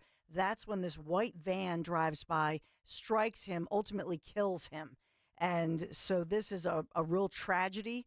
They're still not identifying publicly this man as they notify his immediate family. But they say that they found the white van later, but they're still searching for that hit and run driver who could face, obviously, very serious charges. And then the other story that's making national news right now is a situation of another hit and run of 76ers guard Kelly Oubre Jr. He's recovering, thank God, after being struck by a car, and a lot of well wishes to him. But Philadelphia police want to catch this hit and run driver in a silver vehicle. I don't see that they have great surveillance video. I know that they plan to release more for us so we can get that vehicle description. But the 27-year-old player, who's maybe not as well known because he hasn't been with the Sixers so long, but certainly getting the well wishes, struck on the 1400 block of Spruce Street, crossing Hicks Street. This is where he was struck by the silver car as the car was trying to turn onto Hicks there, and the driver just took off, leaving him. Yeah, this was the guy that essentially was the replacement, so to speak, after James Harden was dealt. And he's been good so far. He's been, from what I gather, about 17, 18 points a game. He's been a nice little addition. Did they say how long he's going to be out for? They're going to Week to evaluate. week, I think. Yeah. Yeah. So Broken ribs, right? Yeah. At least one broken rib. But I think, well, the thing about a broken rib, and now as a football mom, I've become an expert in this. I mean, it's at least 6 weeks. Yeah, I think maybe around Christmas you can hope Right. to have him back. But they wear like those, when you have a broken rib or multiple broken ribs in sports and you keep playing, they put like the little flat jacket on you, like that, like almost like a Kevlar vest, so to speak. Yep. So it's just a matter of protecting that, and then you're breathing, like, because it sucks the wind out of you. Yeah. So He also has other injuries, his hip. So I don't know the severity. Obviously, he was treated and released at the hospital. So I don't know the severity, to your point, about the other hip injuries or right leg injury. I don't know how fast the vehicle was going. So that all of that factors into it. He's expected, we'll get eyeballs on him tomorrow. He's expected to go to practice, and then week by week. yeah, as long as Maxey keeps going for 50 and Embiid goes for 30, we're good. You could trot out me, Dawn, and Greg for the rest of the rest of the starting lineup. That's 80 points right there. So we have South Carolina Senator Tim Scott says he's suspending his bid for POTUS 2024. And TikTok, we're watching the budget deadline for Congress, and there are some proposals on that one making headlines that we'll talk about later this morning. But the deadline, midnight Friday, or we'll run out of money. So. Yeah, I know you just only briefly highlighted the Tim Scott thing, but maybe we could do a poll question on YouTube. Who has the better beard, James Harden or Tim Scott? Oh, that's not. Oh, that's not even right. close. Come on. I was, inquiring minds want to debate this on the chat. I have the audio, and we'll get to it at 7:45. Okay. We have the Manhattan trial. This is Letitia James, the civil fraud claims against former President Donald J. Trump, threatening his business and his right to do business, which he's very focused on, obviously. So Don Jr. begins. He's returning to the witness stand, this time as the Trump defense team now gets to tell their side of the story. So Trump's oldest son, a Trump Organization executive vice president, he originally testified earlier this month. Now he's back with the defense. So we're talking about that. Also, we have to talk about all the Christmas decorations going up across the city of Philadelphia. The Macy's decorations, the debut of them, all of that is happening as well. Yeah, so we need to wait till after Thanksgiving. I knew somebody was going to mention that. You know what? I think we're at the point now. On November 13th, I'm okay with Christmas decorations going up. It's 5.5, 6 weeks away. Mid-October, that's too much. Mid-November, I'm okay with it. The weekend of Thanksgiving. That should be when everybody puts up their decorations. Well, yeah, that's the way I do it. Agree as a society. We all live in a civil society. We all need to put up Christmas decorations at the same time. Coming up on Kayal and Company on December 7th, we will debate whether Die Hard is a Christmas movie. Oh, it definitely is. Okay. Speaking of which, though, I will say over the weekend, many commemorations as, of course, Veterans Day happened on Saturday. National Constitution Center saluting and honoring those who protected and served. Wreath-laying ceremony just yesterday overlooking Independence Mall there. So a lot of the museums still holding food drives and reminding us that many of our veterans, moving into the holiday season, are homeless. Yep. And so I thought this was pretty cool at the National Constitution Center.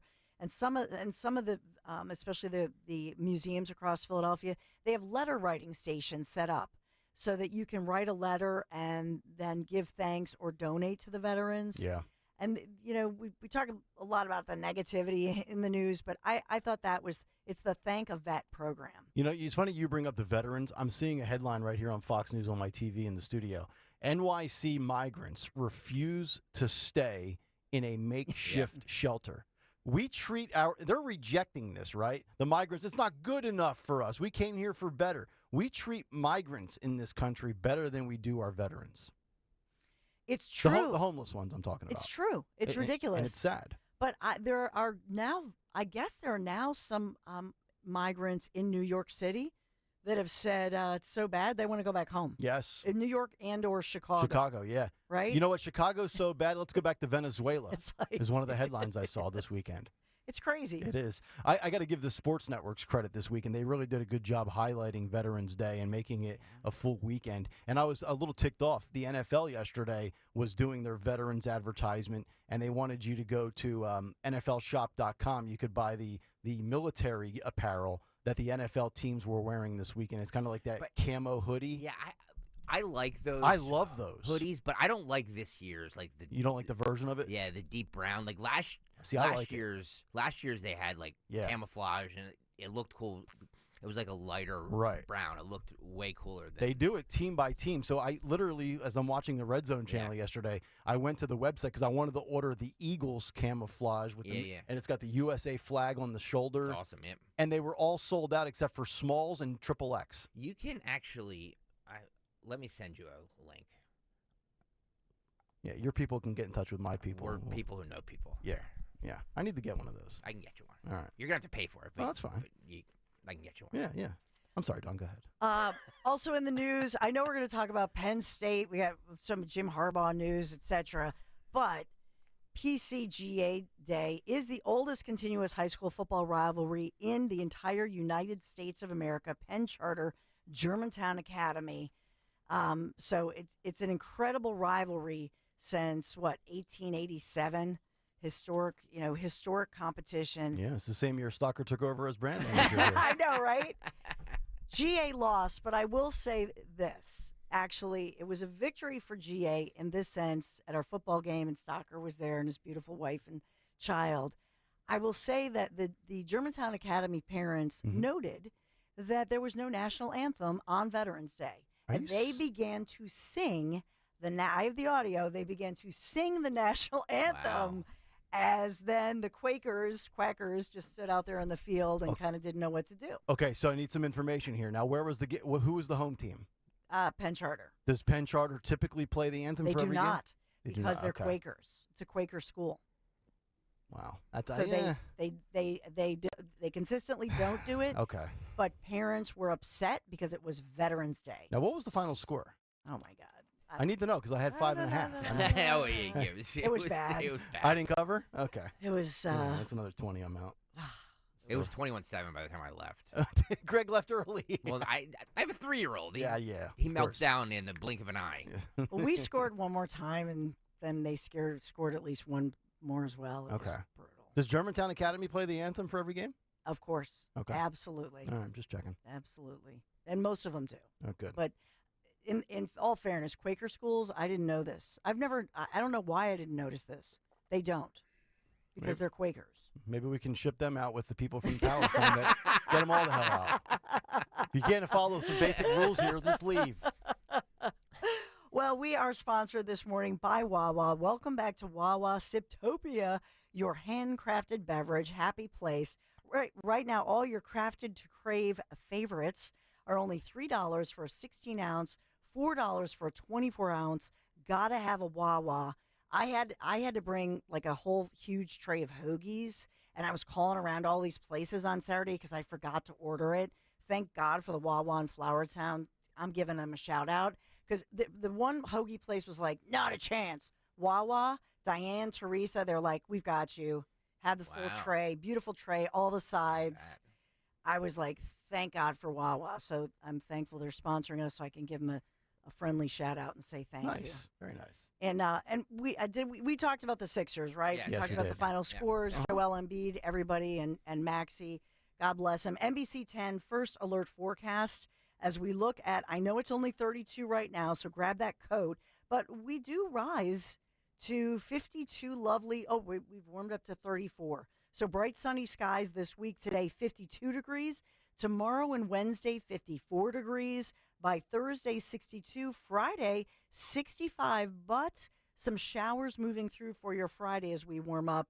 And then for the weekend, back to sunshine and mid-50s. So the only measurable precipitation I see is for Friday when it's 65. We could see some showers moving through. That's your NBC 10 First Alert Forecast. Kayal and Company News Live. All right, Dawn, thank you very much. 855-839-1210. So we have to talk about age when it comes to Joe Biden, when it comes to Donald Trump.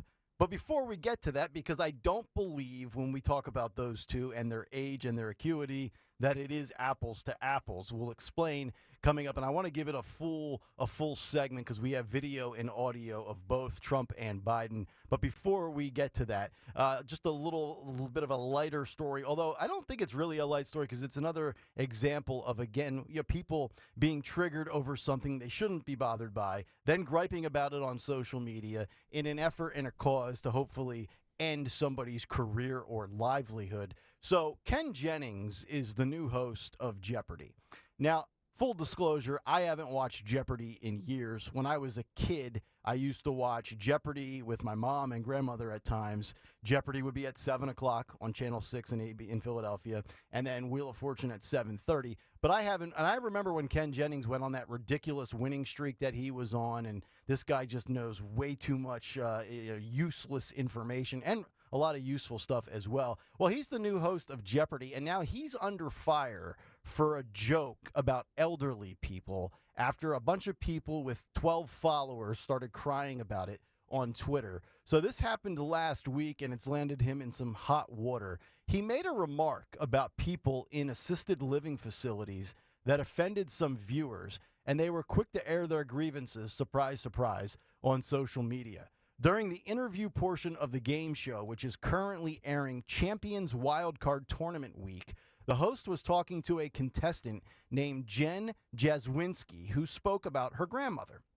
She said that in one of her previous appearances on the show, she mentioned how important her grandmother was to her and what she had done for her. Quote, "When I did that, her entire home where she was living and was watching, and they stood and gave her a standing ovation during part of the show," she told Jennings last week. Quote, "So that was a really special moment for her and for me." In return, Ken Jennings said, quote, "That's great, and that means a lot in assisted living. Standing up, never easy for all of those people, I would assume." Fair assumption to make. You're in an assisted elderly living facility, maybe getting up and down out of your chair or, a wheelchair or a bed. It's fair to assume that might be a little bit difficult. So as Jaswinski ended up winning the game, a lot of people took to social media and they were bothered by Jennings' remark. One person tagged the Jeopardy account on Twitter and said, "Really? Nothing like a little casual ageism from Ken Jennings. It's difficult for people in assisted living to stand up," disappointed in his comment. Then another individual says, "You used to be able to laugh at Ken's joke about assisted living. In the 90s, as a late 20-teen something, I would have laughed. Now, I feel myself having mixed feelings." One comment read, "Ken Jennings just made a joke about people in assisted living, and I didn't know whether to laugh or cringe, so I did both. To further illustrate their point, they used the hashtag funny, hashtag tasteless." And another person said the joke was not funny, called it cringeworthy. Ken Jennings made another wheelchair joke on Jeopardy tonight. Can we, people, and I know it's not this audience, can we stop going to Twitter and X and Instagram every time somebody makes a genuinely innocent comment? It wasn't innocent. You don't think so? No. It was, he was, the way you read it, could be taken both ways. Okay. If you said it with like a deadpan face and kind of said, "Oh, well, that," you know what I mean? And then if somebody wants to laugh at it, but it was a joke. He thought he was being funny. Okay. And so the way he said it is what matters. I've never seen him hosting the show. I only recall him from when he was a great contestant. Is he not a personality? Is he not funny? Does his little snide remarks, do they not go over well with the audience? Because sometimes it does come down to like your reputation and your ability to kind of deliver it, right, with a certain tone. Yes. I think it would have behooved him to say that in a way where a person who might be insulted might not know, was he joking? Okay. Do you know what I'm saying? If he had said, "Oh," and they might not, because that way somebody can laugh if they want to laugh. Right. Right? Yeah. But he didn't say it like that, Nick. Okay. He didn't say it like you just said it, where somebody could take it both ways, where like the joke goes both ways. Okay. I just think, especially, you're not Dave Chappelle. You're not at a Vegas casino. Mm-hmm. You're in a daytime program where, quite frankly, a lot of your viewers probably are excited to see his show. Yeah, 19-year-olds are probably not watching Jeopardy. Right. I get it. Like, 62-year-old is probably watching Jeopardy. Or the person in the assisted living. Yeah. And so it was just, come on. Yeah, The automatic default response for society is, and I guess it's great because everybody in theory gets to voice their opinion. You know, I believe in free speech, but it's just all of the responses. It's just like every time we hear something that, again, comedy is in the eye of the receiving end of the joke, right? Yeah. So it's like, okay, you might not have thought it was funny, but I'd be willing to bet that Ken Jennings meant no ill will by it, right? Like, the contestant's grandmother is in a facility, and he probably said, like, wow, that was awesome. She stood up. I'm just, assuming that most people. No, he didn't say it like you're saying it. We might need to hear the audio. I might need to I'm pulling it. Just keep talking. Because, Nick, is the way that you're saying it, I think is fine. Okay. Because you're saying, oh, and that must be a difficult. Right. Because there might be somebody who has a sarcastic mind who's listening. Well, this guy might be so smart that he's not one of those guys that can deliver a joke, right? Okay, that's true. I mean, That's a good point. nothing against the really, really smart people, but sometimes their delivery in social settings when they try to make a little jab or a barb, and I don't even know that he was trying to make a jab or a barb. Again, I think he was. He was trying to be.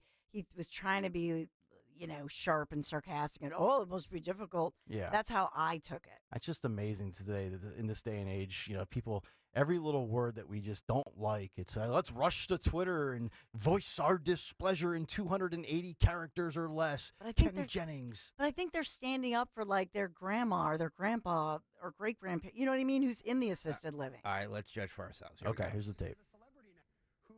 Grandma is a bit of a celebrity now. Is that true? Yes, that during one of my shows last time, I was able to talk about my grandmas and the influence they've had in my life. And when I did that, her entire home where she lives was watching, and they stood and gave her a standing ovation during that part of the show. So that was a really special moment for her and for me. That's great, and that means a lot in assisted living. Standing up, not easy for all those people. I mean, see, he laughs. He then laughs at his own joke. I mean, you're talking specifically he just went for an easy joke, right? Am I in the wrong here, people? No, I'm with you. I don't think it was. Here's the thing. Think about the greatest, comedians of our. I just think that even Jon Stewart, let's say, in that who's so funny and smart.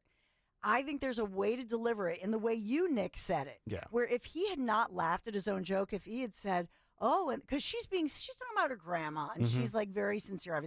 If he had said, and I imagine that might not have been easy. He still would have gotten the laugh. Yeah. But if he had turned and said, no, really, or something, he would have seemed like he's sensitive, but he's letting the laugh happen, who wants to laugh.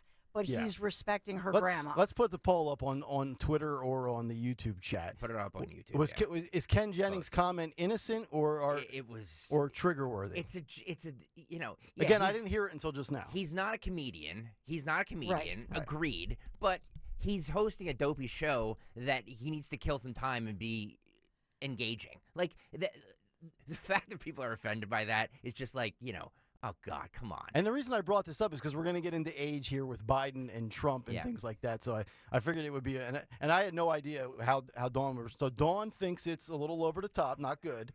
I have no problem with it. Greg is a little bit more towards my side. But let's see what people think on YouTube. 1210 YouTube.com/@1210WPHT. Anthony and Natasha, if we can get a poll question up with Ken Jennings, whether that was fair or foul, in play or out of play, that would be fine. All right, we will come back. Joe Biden, Donald Trump, ageism again, mental acuity, but why I don't think it's apples to apples. We'll get to that in a moment. But first, a word for the great folks at the Piazza Auto Group. One of the many reasons why I love working with this family, and that's what they are, it's the Piazza family, Tony, Dan, Jamie, everybody else involved, is the extensive inventory they have. So I've been in the Honda Ridgeline truck, but they said, hey, why don't you come on out? I want to show you a couple of things, right? So I saw the Mazda dealership. I went to also the Acura dealership. And then my last stop of the three was at the Hyundai dealership on Route 202. And they said, hey, let me show you this 2024 Ioniq 5 fully electric. And I said, okay, take a look. It's powerful. And it's a fully electric vehicle with 320 horsepower with over a 300-mile range. Now, with Hyundai, you know you're getting America's best warranty. That's standard. That's a given. 10 years, 100,000 miles. But the Ioniq 5 is really remarkable. Full charge in just under 20 minutes. And if you're a modern technology kind of guy or gal, I mean, I was blown away. I was like, wait, where's the dashboard? Where's the speedometer? It's all there on basically what looks like little tablets or iPads. Really cool vehicle. A lot of cool features. Powerful electric ride. And it's more powerful. It's got more horsepower than my truck. Hyundai locations in Westchester and Reading. But all of the details, all of the inventory in one convenient spot. PiazzaAutoGroup.com. Hi, this is Dom Giordano. Rescue Natural Supplements' unprecedented Black Friday sale is back again this year. The savings are bigger and better than ever. Right now, they're slashing prices on all supplements with discounts ranging from 50 to an incredible 80% off the total cost. Rescue has a wide array of products to address your health needs, including immunity, cholesterol support, heart health, and natural energy enhancers. It's 50% off omega-3s, probiotics, and so much more. And one more thing. This Rescue Black Friday sale will run the entire month of November. So shop today at res-q.com, res-q.com, or call a Rescue product consultant 800-26-ALIVE, 800-262-5483. Again, all Rescue supplements are 50 to 80% off during the entire month of November. So why wait? Start shopping at res-q.com today or call 800-26-ALIVE. Oh, I love this restaurant. Glad we got a table quickly.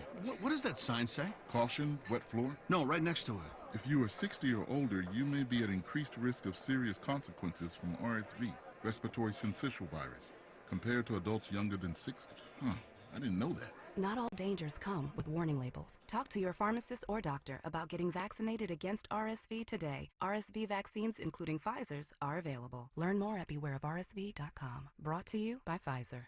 When you need to know, depend on KYW News Radio 103.9 FM. Police are searching for the driver they say was involved in the hit and run that injured Sixers player Kelly Oubre Jr. The World Health Organization says Gaza's main hospital has been without water for at least 3 days. And South Carolina Republican Senator Tim Scott is ending his presidential campaign. Get the latest anytime on KYW News Radio. Now on Crystal Clear 103.9 FM. You've never needed us more. Comedian Joe Conklin. It's Chip Snapper's Tap Room. By the way, the girls on the avenue wanted me to let you know that even though the Phillies didn't go all the way this year, they will, and it'll only cost you about $11. See Joe Conklin's comedy show at the Sellersville Theater Saturday, November 18th for 2 shows, 5 p.m. and 8 p.m. For tickets, go to joeconklin.com. 40 days to lose 20 to 40 plus pounds. Just say it with me. 40 days to lose 20 to 40 plus pounds. You will lose a contractually guaranteed 20 to 40 plus pounds in only 40 days with NJ Diet. They use your hair, saliva, and blood work along with scans to personalize natural solutions and supplements that get you and your body into the fat-burning zone so you can finally lose that weight. Then, NJ Diet uses DNA info to help you keep it off. Best of all, it's contractually guaranteed. You are fully supervised the entire time to make sure you are burning fat and not just losing water, and you even get the doctor's personal email and phone number. They're with you every step of the way. Absolutely no shots, no hormones, no surgery. Locations close by in King of Prussia, Newark, Delaware, and Cherry Hill. 855-5NJ Diet, or from home with live online video consultations. NJDiet.com. 40 days to lose 20 to 40 plus pounds guaranteed. NJDiet.com.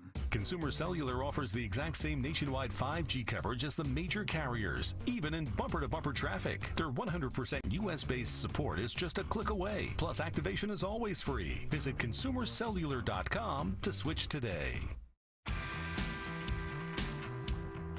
As the weather gets colder, the NFL offers stay hot on FanDuel Sportsbook in partnership with Valley Forge Casino. It's America's #1 sportsbook. Right now, new customers get $150 in bonus bets with any winning a $5 moneyline bet. We have to wait till next Monday, Monday the 20th, November 20th, for the Eagles and Kansas City Chiefs. Right now, the Eagles are at plus 120 for this. So I would place my $5 bet on that.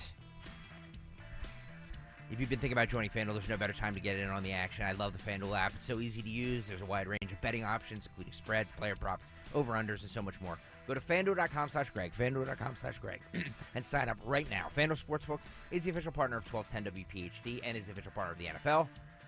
21 and over, President PA. First online real money wager, only $5 pregame money line wager required. $10 first deposit required. Bonus issued is not withdrawable. Bonus bets expire 7 days after receipt.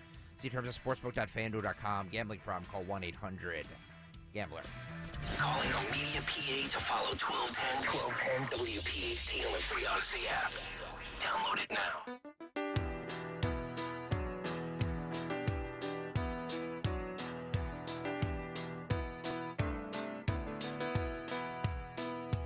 Just as I thought it was going all right, I found out I'm wrong when I thought I was right. It's always the same, it's just a shame, that's all. I could say day and you'd say night. Kayal Company, 7:35 as we continue live here on this Monday morning. You heard Greg talking about FanDuel and the Eagles game.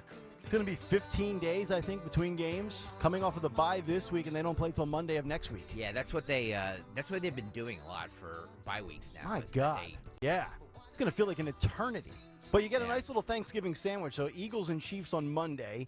Thanksgiving will be up on that Thursday. And then on Sunday, the Eagles and the Bills. So probably two of the three best teams in the AFC in a 6-day stretch. Yeah, they start a pretty tough schedule. They do. From here on out. Yes, they do. We gave you the story, and we'll get to Biden and Trump and ageism and mental acuity coming up in just a moment. But a lot of people are reacting to the Ken Jennings clip that we played for you, and you have an update on the poll as well. Yeah, so right now, if you go to YouTube, youtube.com/@1210WPHT, we have a poll going up there. Guys, if you can put it back up there again, because a lot of people still want to vote on it. Is the Ken Jennings from Jeopardy's comment innocent? If you missed it or you're just joining us here at 7:35, Nick read a story about how Ken Jennings is coming under fire for this joke that he made about people in assisted living homes. Let me play it again. Whose grandma is a bit of a celebrity now. Is that true? Yes, that during one of my shows last time, I was able to talk about my grandmas and the influence they've had in my life. And when I did that, her entire home where she lives was watching, and they stood and gave her a standing ovation during that part of the show. So that was a really special moment for her and for me.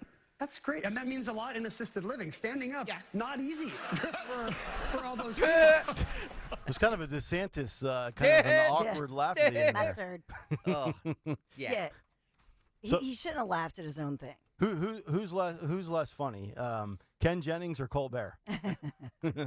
So a big thing you can vote on at 1210 WPHT on our YouTube chat if you want to get on over there.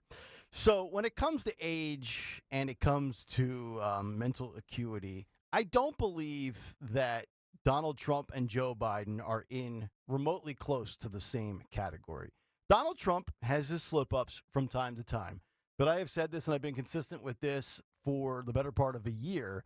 I still think when you listen and you hear Trump, whether it's in 2022 or 2023 since we started this show, or you go back to 2020 in the re-election campaign bid in that year, or you go back to when he took office in January of 17, or was running in 16, he still pretty much got it all together, right? Physically, he's not tripping like Joe Biden. He's still hitting tee shots right down the middle of the fairway on the golf course. Mentally, he has a slip up here and there. He botches a name. He gets a president of a country wrong. But I would say, generally speaking, Donald Trump from 2016 to today is about 90% of what he used to be, from being with it physically, mentally, and having the energy to deliver speeches. Is it 100% of what he used to be? No, I would say 90, 95%. I'm just ballpark spitballing here. Joe Biden, not the case. We've played clips of of Joe for you in 2019, 2020, 2021, and there's a big difference in Joe Biden 2022, 2023 compared to when he was running to take over against Donald Trump. It is night and day difference. The drop-off has been absolutely quick and noticeable. But this past weekend, Joe Biden, for Veterans Day and celebrating the vets past and present, active or not active duty. Joe was completely out of it again at the Tomb of the Unknown Soldier. We've got some audio, a little bit of the speech, and then he kind of wanders around, doesn't know where he is. If you're on YouTube, you'll be seeing this as well. If you're not, get there, youtube.com/@1210WPHT. This is cut 11, guys. Go. So he has to be shown which way to go here. Yes. If you're watching right now, you can see it. He looks very confused here with this. Yeah. Once again, just completely does not know which way to go. He doesn't know if he's coming or he's going. And this is a track record. I mean, I points. Yeah, I know. He just. See, I'm on a little bit of a delay. Okay, yeah, see, there he goes. He pivots to the right, then he does an about face, goes back to the wreath, then an officer with the white gloves on says, "Sir, this way." Right there's the VP. Go back and sit next to Kamala. He goes back and stands right next to Kamala Harris. So this is, I mean, we could probably pull a montage of the last 2 calendar years of Joe literally in any setting where he's required to stand in front of a podium, a microphone, doesn't know which way to go. But then you have Donald Trump. And I don't think it was so much the Biden camp because, those who live in glass houses shouldn't be throwing stones. So the Biden administration really has absolutely no right to ever call out Trump for his, slip-ups. But the DeSantis campaign, as desperate as they are at this point, they're looking for any, crack in the armor, so to speak. And we've got this audio, and here is one of because all the rivals to Trump are reacting to this. And I would say overreacting, but here is the audio of Trump's latest gaffe. Cut 8. We were respected when I was president. We were respected by China. One story, a quick story. You don't mind if I go off teleprompter like a lot, do you? So much more exciting. So much more. But the head of Hungary, a very tough, strong guy, Viktor Orban. Did anybody ever hear of him? Probably, considered very powerful within his country and outside of his country. Not exactly loved by some of the European nations because he does his thing. He didn't allow millions of people to invade his country. He allowed nobody to invade. Zero. He had nobody. So he doesn't have crime and he doesn't have the problems that they're having in other countries where millions of people are allowed to go in. But they were interviewing him 2 weeks ago and they said, what would you advise President Obama? The whole world seems to be exploding and imploding. So that's what.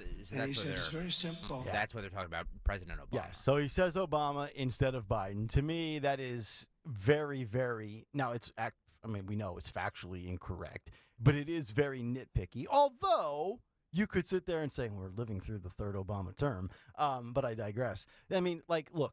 Okay, so he goes off prompter. Personally, I would never put Trump on a prompter because he's at his best when he's just quick-witted and he's firing and he's in his groove and he's doing his thing and he's elevating his voice and then he looks to the left and he looks to the right, the whole bit. But, the DeSantis camp was quick to point that out. Others were quick to point that out. But let's call a spade here. This is not apples to apples. This is like apples to kiwis. If Joe Biden is the apple and he's wrong every single day, Trump's had probably 5 or 6 in the last calendar year, but they're so trivial. I mean, how many times? I talk 20 hours a week. I butcher the English language as a talk radio host. Butcher it. I don't view Trump being called out for this remotely close. And I'm not trying to be a partisan hack or a Trump apologist by any stretch. But to me, it's dude, okay, he doesn't bat 1,000. It's not Joe. Trump knows where he is. He knows what he's doing. He knows what he's talking about. He's not falling over sandbags. He's not tripping up steps. Guy's still a single-digit handicap on the golf course. Okay, so maybe he went off prompter and butchered it, but Obama, it's not like he said Bin Laden, for God's sakes. I mean, good God. People were just going nuts about it. Now, Trump has said that because he does this routinely. Trump has said when he's asked about it, it's intentional. And I guess over the weekend, Brian Kilmeade on Fox was defending it, saying he does this on purpose. Yeah, I don't know if that's the claim. I don't know if he does it on purpose, but I mean, like he does the Chris Christie's not a fat pig thing on purpose. Like we've heard that. No, I can't say He did it again. I know he did. He did it again. I can't. He's not a fat pig. He's not a fat pig. He's doing that to say that he is a fat pig. I don't think he's doing the Obama thing on purpose. I would love to see what the teleprompter said. My guess is it says Biden, but to me, it's not a big deal. Like, I mean, Joe Biden right now, if Joe, on a scale of 0 to 100, Joe at his best in his life mentally to being a complete 0, Joe's in single digits right now. Joe's somewhere between like a 5 and a 9 on the scale of with it, mentally 0 to 100. Trump's at like a 90 or a 95. It is not the same battle. Yeah. So, and it's really, the main camp that I saw was DeSantis's, the Team DeSantis camp, the Never Back Down Inc. group that's headed up by that clueless what's her name, Christine Purish. She's butchered his social media campaign. By the way, she should be the first one to be fired if DeSantis wants to start dumping people for the next calendar year. But like that's what you're picking at. Like, okay, maybe the DeSantis apologists get to eat that up and yuck it up on social media. I mean, what else do they have? That's my point. It's like you have that's the best you got. Like your dude, and I say this as a guy who likes Ron DeSantis. I know people think that I just hate DeSantis all of a sudden, but he's just run a campaign that's had so many flaws in it. Yeah. Did he also say Orban? Did he say he's hungry or turkey? Because he said hungry for this one, which is correct. Which is correct. And the then previous. It's like a few speeches ago is when he said turkey. Right. So sometimes he's rattling off. Yes. It's not the point of the story. The point of the story, because Orban is the guy who Tucker Carlson sat down. It was a great interview, and it was interesting. Yeah. But I think, Trump is rattling this off. The point of the story is like what Orban said or what. So I don't think anybody thinks, oh, Trump is having he's having a senior moment where he forgot who it is. He didn't forget who it was. He's trying to make the point of the story, but it's not meticulous. Yeah, and here's the other thing too is Trump is always talking, right? He's a talker. It's like you and I, Dawn, or anybody that does a talk show 20 hours, or in your case, 30 hours a week. You talk this much, you're bound to make mistakes. It's going to happen. Joe Biden is always kept in secrecy. They put him in a bubble. We get very little exposure to him. And when we do, we see why. So it's not even close, the two of them. And it's not, I mean, the mistakes Biden has made have been like, calling out dead people. Right. And Jackie. that stuff you can't explain away. Right. You just can't. Yes, you can mix up, Obama, Biden, whatever. Right. Like you can mix that up or that Turkey, Hungary. Yeah, like that stuff is, yes, you can mix that up very easily. Was he doing it on purpose? I doubt it. He's just making excuses for, a slip up. Yeah. But it is way different than Biden's missteps. His missteps have been like, you look at that, you hear some of the stuff he says, and you're just like, ooh, like that sounds like my pap before he put him in a home. Be careful. Ken Jennings got in trouble for that, and it's difficult to stand in a home. I don't want you in trouble, Greg. Yeah, and Biden, remember when he announced, I think he was announcing Lloyd Austin as his Secretary of Defense, and he clearly just couldn't think of his name. Yep. And so he's like, that guy over there. Yep. And he has those moments where it's beyond just, this is not just a little senior moment or a little slip up. It's a huge, it's a cringeworthy moment. To be fair, there is a montage that's been going around of when Trump was in office, him completely getting names wrong. I saw that. People. So like, yes, he's done it too. But that to me is, I get names wrong. I get names wrong all the time. I get names wrong as salespeople here that I definitely should know. I see a sales rep from time to time. I'm like, hey, yeah, exactly. Yeah, I called somebody. Man. I called somebody by their brother's name, and it was just like, that's funny. It was so. I mean, anyway. I mean, they're twins, so it's like, you know what I mean. But there you go. Anyway. All right, 7:48 Monday morning. Always a very interesting edition off of a weekend. It's time for a Monday What's on the Cut Sheet. What's on the cut sheet? What's on the cut sheet? Brought to you by our good friends at Cherry Hill Volvo, where they have ample inventory of brand new and beautiful pre-owned Volvos. Enjoy the luxury experience you deserve.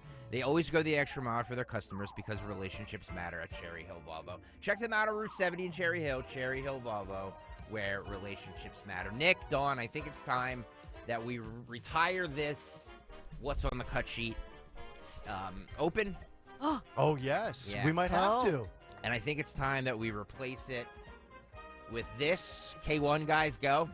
What's on the cut sheet? Wow. Yes, indeed. That is one of my twins, Olivia, who apparently every morning on the way to school, Kristen will put up the iPhone on the little bracket on the dashboard, and they'll watch the show on YouTube.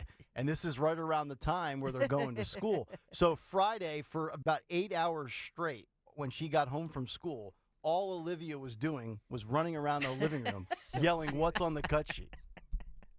Can we just say that maybe Kristen shouldn't have this show on? I agree. Your daughters. I agree. Just saying. Yes. We get into some, especially at this time when we get into some dicey things. That's all I'm saying. Yeah. But I think I'm retiring that, at least for a little while, and I'm gonna put your daughter on there. Could be a poll question on the YouTube chat. Yeah. Who should voice the cut sheet, Stalker or Olivia? Oh, Felicia, I didn't do what I normally do. What's that? What's on the cut sheet on this Monday? There you go. Brought to you by Cherry Hill Volvo. Thank you. Okay. Sorry. Look, if you can't bring it with the intensity and the energy, Olivia will gladly slide in. I can see that. I can see that. She needs to do Monday, Tuesday too. I know. All right. Donald Trump was in. We just played the clip of him messing up Obama and Biden. He was in Claremont, New Hampshire over the weekend. That's where these speeches took place. I'm going to go with cut 9 here. We discussed him talking about a sloppy Chris Christie. Hang on. Sorry, I have a lot of things firing here at once. And he did the routine about calling him fat. He doesn't actually call him fat. He waits for somebody in the crowd to do that. Cut 9, go. And I went from 63 to 75. That's the biggest increase. There's never been a president. Most presidents, like Obama, got less the second time by millions. Others get...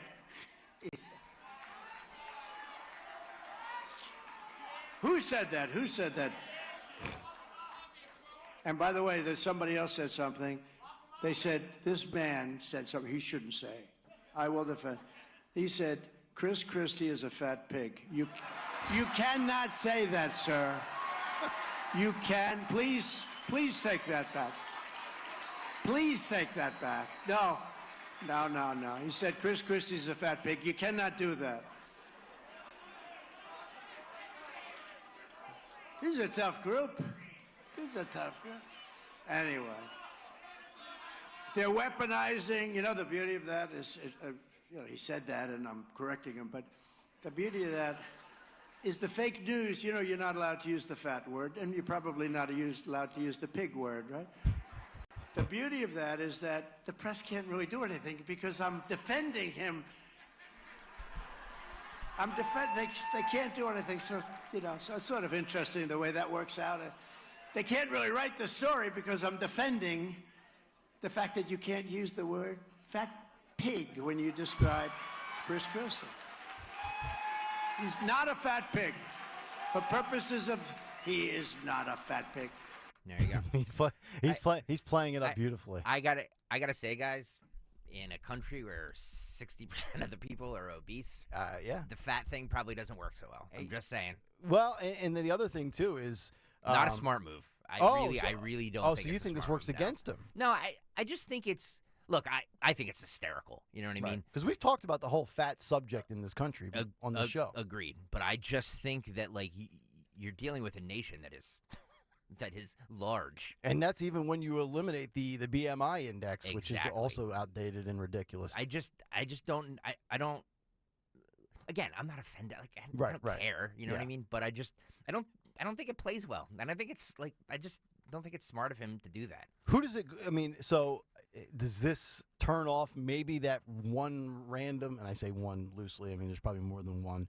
but there's not a ton of them. We know that. Does this shut off maybe that independent out there that was still somehow out there for the taking, so to speak? No. I think everybody has their mind made up about Trump already. Right. You know what I mean? So I guess I'm making my own point here that it doesn't really matter because the people who are with him are with him. The people who aren't going to be with him aren't going to be with him. Yeah. I just think that it's not, like he's not a talk show host. You know what I mean? Like he'd be pretty good at it, though. Of course he would be. But like he's running for another term. Like he was already president. Like going after some dude's weight. You know what I mean? Like I get it. It's funny. Yeah. I just don't think it's like, there's a lot of people in this country that struggle with their weight. Yeah, I got you. I didn't notice this over the weekend because I tried to avoid most of the politics, but the signs in the background, I like the new white sign. Now, I don't know if that was just for Veterans Day, but there was a Trump sign that many of those people were holding behind him that said peace through strength, which is very fitting, obviously with Veterans Day and everything going on with Israel and Hamas.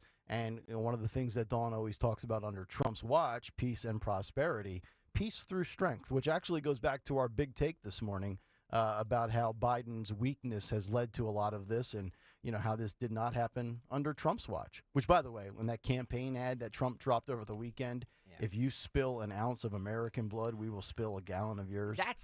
I like that.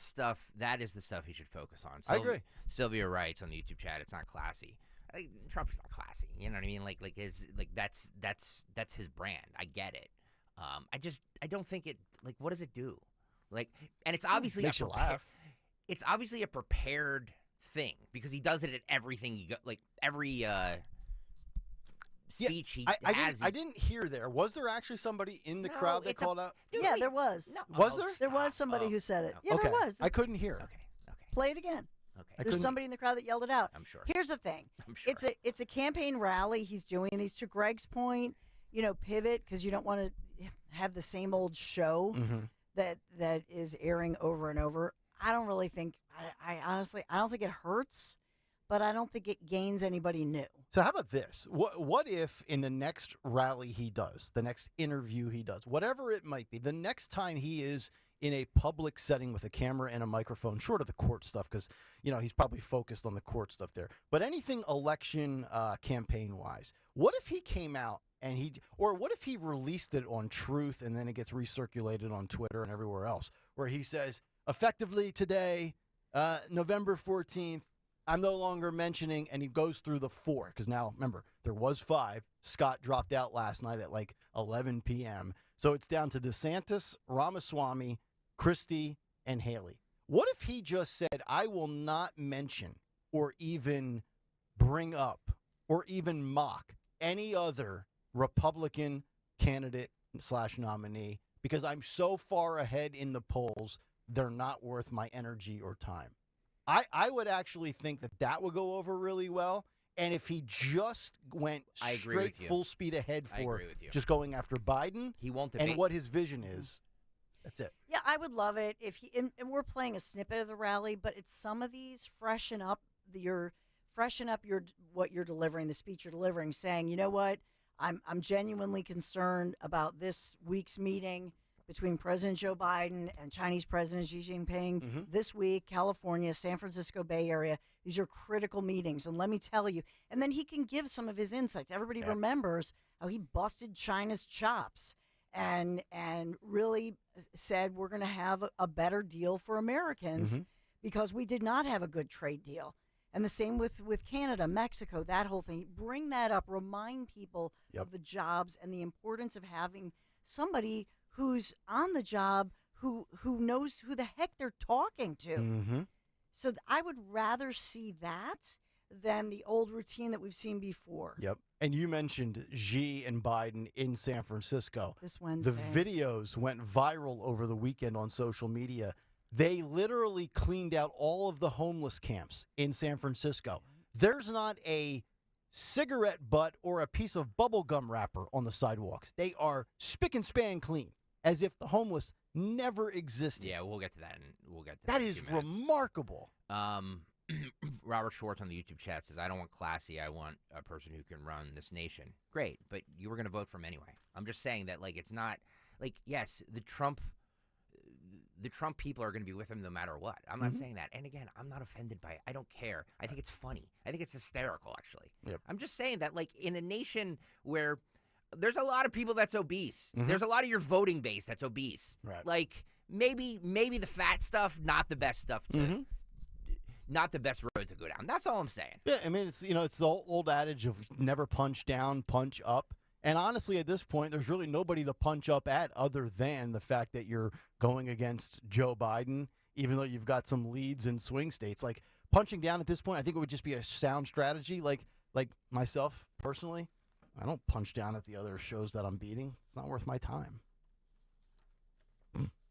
I just don't, with Trump's huge lead in the polls, I just think that, I honestly think it doesn't hurt at all. Because Chris Christie is somebody he's known well, and quite frankly, who's going to be begging for a job in a little over a year. But I just think he's the usual punching bag. And so, again, I would just say advance your message and try to just gain maybe some new possible voters. I mean, I know he has a huge lead in the polls with Republicans and conservatives. Try to get that, to Greg's point, try to do something to get that independent voter, whatever. Try to grow your base. Well, where was Chris Christie this weekend? Israel. Yeah. And we have a little piece of that. Again, not going to be president. I get it. I'm not a Chris Christie fan. But you have one guy who's making fat jokes at a rally, and the other guy who's in Israel with a bulletproof vest on. I'm just saying. You know what I mean? Like, it's a big vest. By the Sloppy Chris Christie. By the way, Chris, I think it was Bruno who tweeted out a picture over the weekend of him in his white pants. Yeah. Christie had a white pants and like a purple type shirt on, and the pants were so tight, and you can see the. Can I tell you something? Chris Christie at the last debate. He has lost a significant amount of weight. He got a new haircut. He got a makeover, and he has lost a lot of weight. Here I go. I'm going to say, I can't believe he's making fun of fat people, and I'm going to do it right now. Well, you can only go down from where Chris Christie is at, right? Like, you can't really go up from there. Anthony or Natasha, can you guys go on Bruno's Twitter and find that picture that I'm talking about? Once we have it up there, I'll bring everybody to YouTube. But, okay. All right, this is Chris Christie in Israel over the weekend. Cut 17, go. We must remember who's really responsible for this. And we can't ask Israel to stand down if they believe there is still a legitimate violent threat against them and their people. And I think there's no question that there is.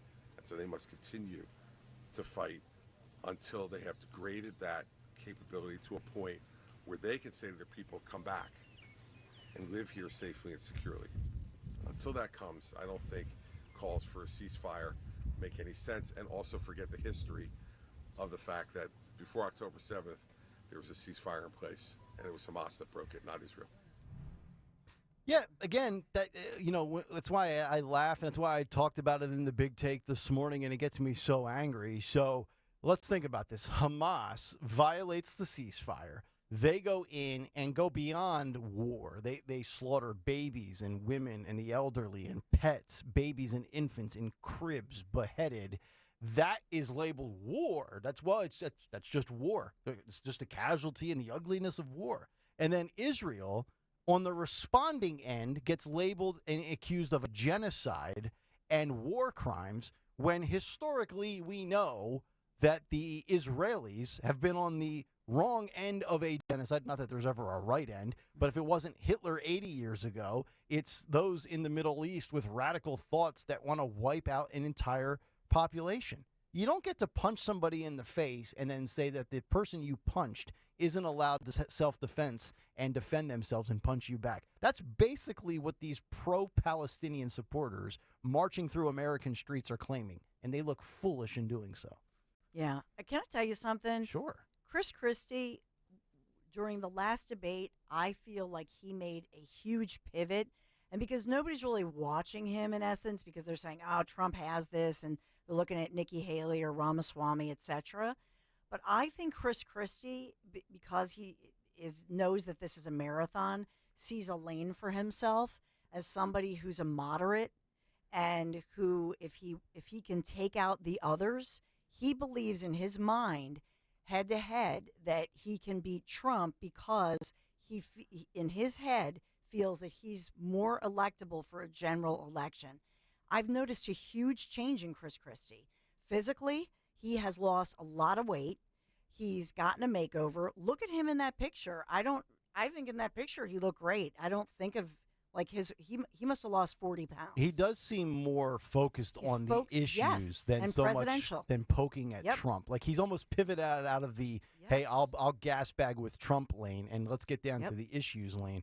But it feels to me, and I said this coming out of the debate last week, and to your point, maybe it's just more of a mature approach, but it feels a little bit more low energy. I don't know. Maybe that's because of the weight loss. I don't know if it's a strategy.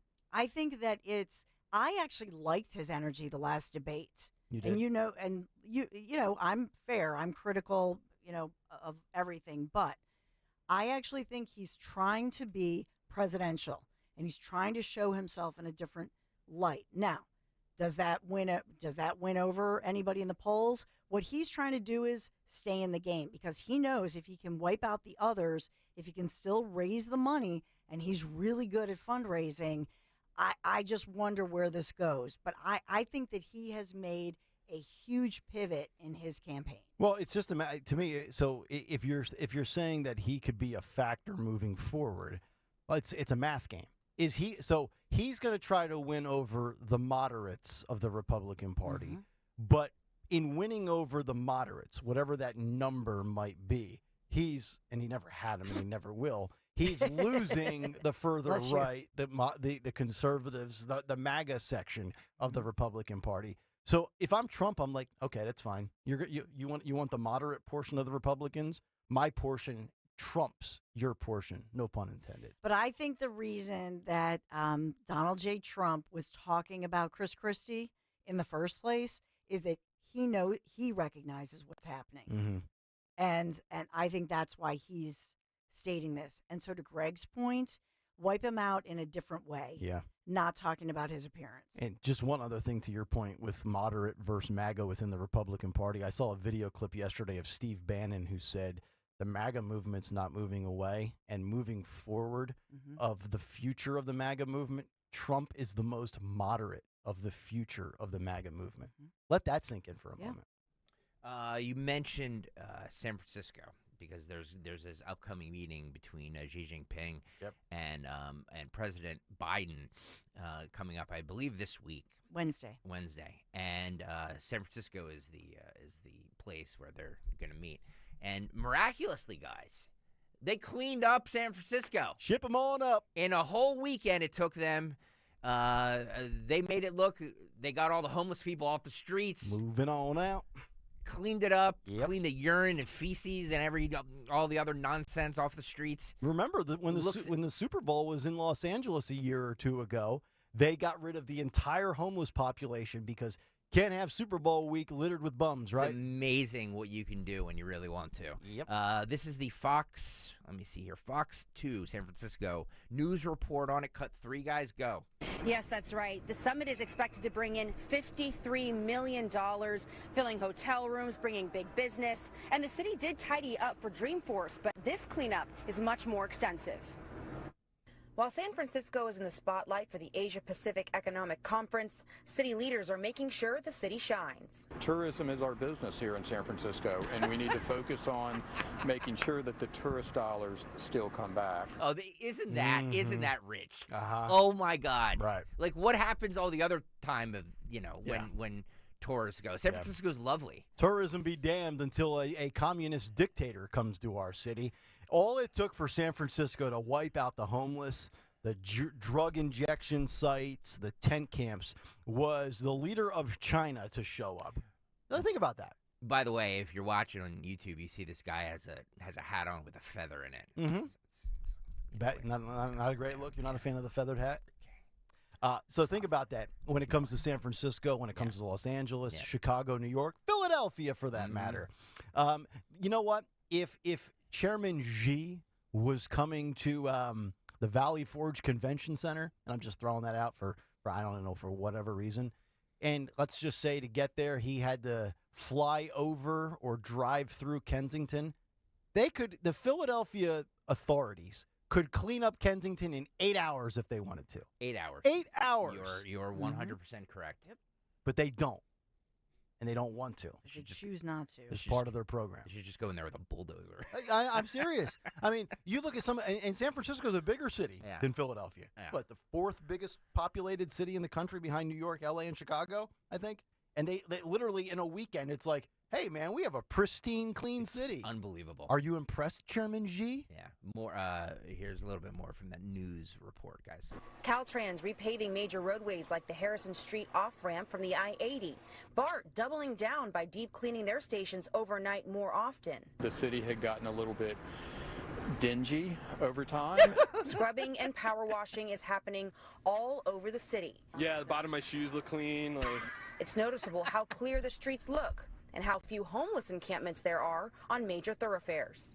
Having been a longtime resident in the Bay Area, you just naturally start to wonder of houseless folks being displaced. Public Works is installing decorative crosswalks in North Beach and Chinatown, and the Webster Street pedestrian bridge in Japantown was recently repainted.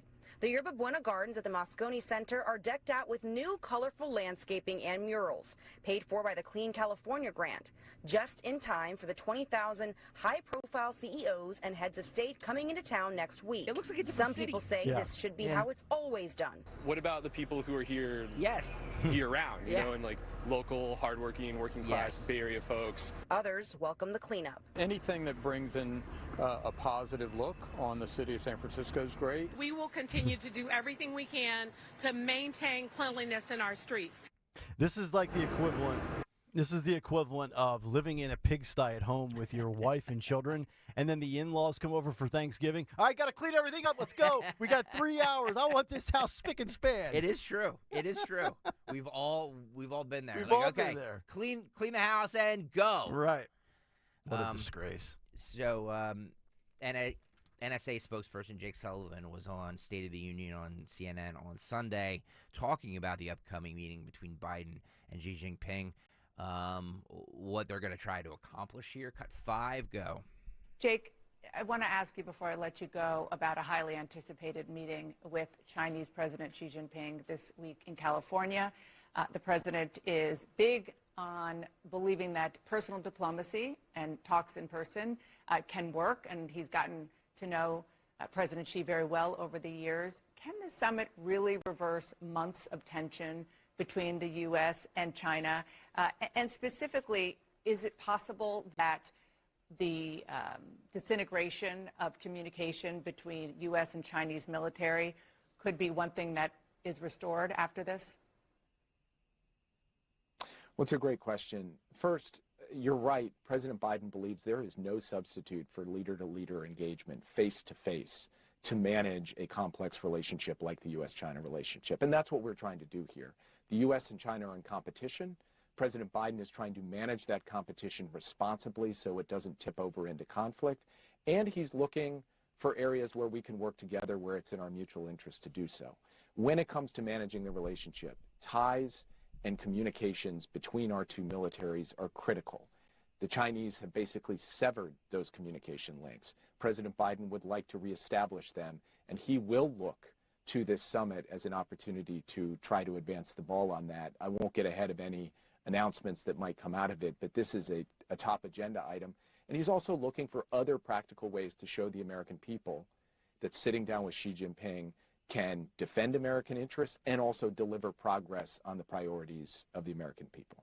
Make no mistake about it, regardless of what Mr. Sullivan just bloviated on, Xi does not respect Joe Biden. He knows that Joe Biden in America is very weak. But Joe's going to take care of it. He's going to say, look, we cleaned up the streets for you. Moving forward, I don't want any more spy balloons. Moving forward, these police stations that you're running in my big cities, I need to know why that's going on. And, oh, by the way, don't mess around with Taiwan, because you see how tough we've been on Hamas and the pro-Palestinian movement. This is really a meeting of one nation that bends the knee to the other nation and one president who allows a communist dictator to basically do whatever the hell he wants. But I'll be interested in seeing if anything happens, and I don't think anything will happen, but any big takeaways coming from Wednesday that we'll talk about Thursday morning. Late last night, Tim Scott suspended his presidential campaign. Kind of. I mean, look. Did he ever really get it going? He didn't. But it is the timing of it is a little bit odd. He seems to have plenty of money. He can probably make a decent showing in both Iowa and South Carolina, but, that's just me. Anyway, he was on with Trey Gowdy last night on Fox News, kind of taking Trey Gowdy by surprise. This is how that sounded last night. Cut 16, guys, go. But when I go back to Iowa, it will not be as a presidential candidate. I am suspending my campaign. I think the voters who are the most remarkable people on the planet have been really clear that they're telling me not now, Tim. I don't think they're saying, Trey, no, but I do think they're saying not now. And so I'm going to respect the voters, and I'm going to hold on and keep working really hard and look forward to another opportunity. Okay, well, a couple of things. Pence saw the writing on the wall. He got out. He did. Scott, it's not now, Tim. It's no. It'll forever be no. You're a good senator. You seem to be like a great dude. I really loved his first message when he launched his campaign. Take out a loan, pay it back, commit a crime, go to jail. He's a common sense guy. He's got a cool beard. The beard looks good, and it's a different beard. It's not the same kind of beard we're talking about than James Harden has. Not the same kind of beard that Greg Stocker or Nick Kayal grows, but a different beard. But, the reality was the guy never had a chance. And I say this tongue-in-cheek for a little bit of a laugh, but it's true. He attended 3 debates and made 0 impact. Yeah. I mean, every debate that we watched, the next morning it was, okay, Vivek's going at Nikki. Nikki's showing her backbone. DeSantis has been solid. Everybody kind of had a lane. Like, even Pence, as bad as he was, he had the, constitutional Christian evangelical wing thing going on. I don't know who Tim Scott really resonated with, but I don't know. Maybe he can be in the cabinet someday. I think he'd be a good member, a good addition. Ronna McDaniel made the rounds on the Sunday morning shows over the weekend to play damage control a little bit. Let's start with Meet the Press. You guys will love this because we debated how the moderators did, the NBC moderators did. It seemed to get praise from both sides, but we took some issue with it here on this show. But Ronna McDaniel fawned over Kristen Welker and tells her that she met the moment at the debate. Cut 1, go. Thank you for being part of that, because this is a time where we met the moment. Thank you so much for having us. It was an honor to co-moderate that debate. We really appreciate it. Ronna McDaniel, thanks for being here. Did Kristen Welker meet the moment? Boy, these two just swap and spit makes you want to gag. Good Lord. I mean, it's one thing to say that, the moderators were fair, but met the moment? I mean, good gee whiz. And look, I mean, there are a lot of people, I would say an overwhelming majority, that want Ronna McDaniel out as the chair lady of the RNC. Kissing, who was that she was kissing the butt with? Kristen Welker. Kristen Welker. That ain't going to win you any votes. You just went further in the wrong direction. She's got to go. I'm sorry. The losing culture under her watch, not good. And then going on and kissing Kristen Welker's keister, no way. Met the moment. Yeah, I don't really get it. I mean, I guess the strategy is that they're making nicey-nicey with the so-called mainstream media. And, I just think, what is Romney McDaniel really trying to do here? I know. You're never going to win anybody over in the mainstream. Again, this applies not just to her. Chris Christie, always on mainstream media. Ron DeSantis has done his fair share. Mainstream media. Who are you winning over there? Nobody. An occasional independent here or there? You're wasting your time. Especially if you're going to get walking into a situation where fact checkers are in the moderator or the interviewer's ear, especially if the bulk of the questions to start the interview are going to be about Donald Trump or 2020 or January 6th. I don't see the strategical move that where the payoff is for any of these Republican candidates to go on those spotlights. Ronna McDaniel was on State of the Union as well. She says she's proud of the work that the RNC is doing. Cut 4, go. Personal attacks against you aside, if you look at what Republicans have dealt with over the last few years. Republicans lost the White House in 2020, did not win the Senate back in 2022. The House has a Republican majority, but it's so narrow they can barely govern. And on Tuesday, on the state level, Republicans lost big in Virginia and in Kentucky. Are Republicans right to be frustrated? I understand being frustrated. Of course, we want to win. And I look at the RNC, though, and I'm proud of what we're doing. I mean, we're a turnout machine. We don't do the messaging the candidates do with their pollsters and their campaigns. But I look at our minority outreach that we're doing and the growth we've seen with Hispanic and Asian voters. I look at 2022. Republicans won the popular vote. We turned out 4 million more voters, and we would have won the Electoral College. The RNC builds the road. All the candidates drive on it. You need a good candidate and a good road to get to your destination. And the things we're doing right now with our Bank Your Vote initiative and with 70 lawsuits that we're in, we just won one in New Hampshire that upholds voter ID, on top of our engagement with minority communities. I'm really proud of what the RNC does. Ronna McDaniel has been in this position since 2017. She goes back and starts talking about 2020, but we can start and go back looking at 2018 with losses. Losses in 2018, 2020, 2022, and again, another underwhelming performance just last week in 2023. You know, the only person that loses more, that has more job security than Ronna McDaniel, is James Franklin at Penn State. It's amazing. And she's been in this position going on 7 years. Yep. She's been there since she was 43 years old.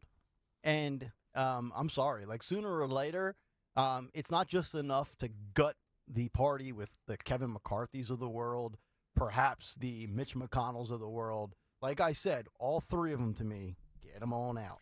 This whole notion, we build the road, what a bunch of BS. It is.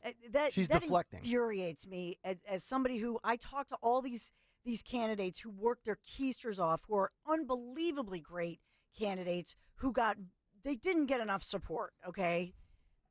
Locally, I'm talking about. That infuriates. Oh, it's about the road. I can't help the quality of the candidates. In other words, it's your fault.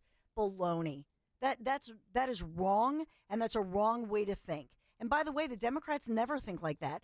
They can have somebody who literally just had a stroke and get him to win. Right. Okay? Mm-hmm. So that's the talent the Democrats have, not only the coordination, not only the money, but the mindset to say, no matter who you are, no matter how bad a candidate, no matter what you're going through, health-wise, etc., we're going to make sure you win. Yep. That was not acceptable, what Ronna Romney McDaniel just said. Sucking up to the NBC host, who, by the way, barely even, I mean, my gripe about it was, what was up with that? Kristen Welker has the Sunday show. She's a biggity big in her own right.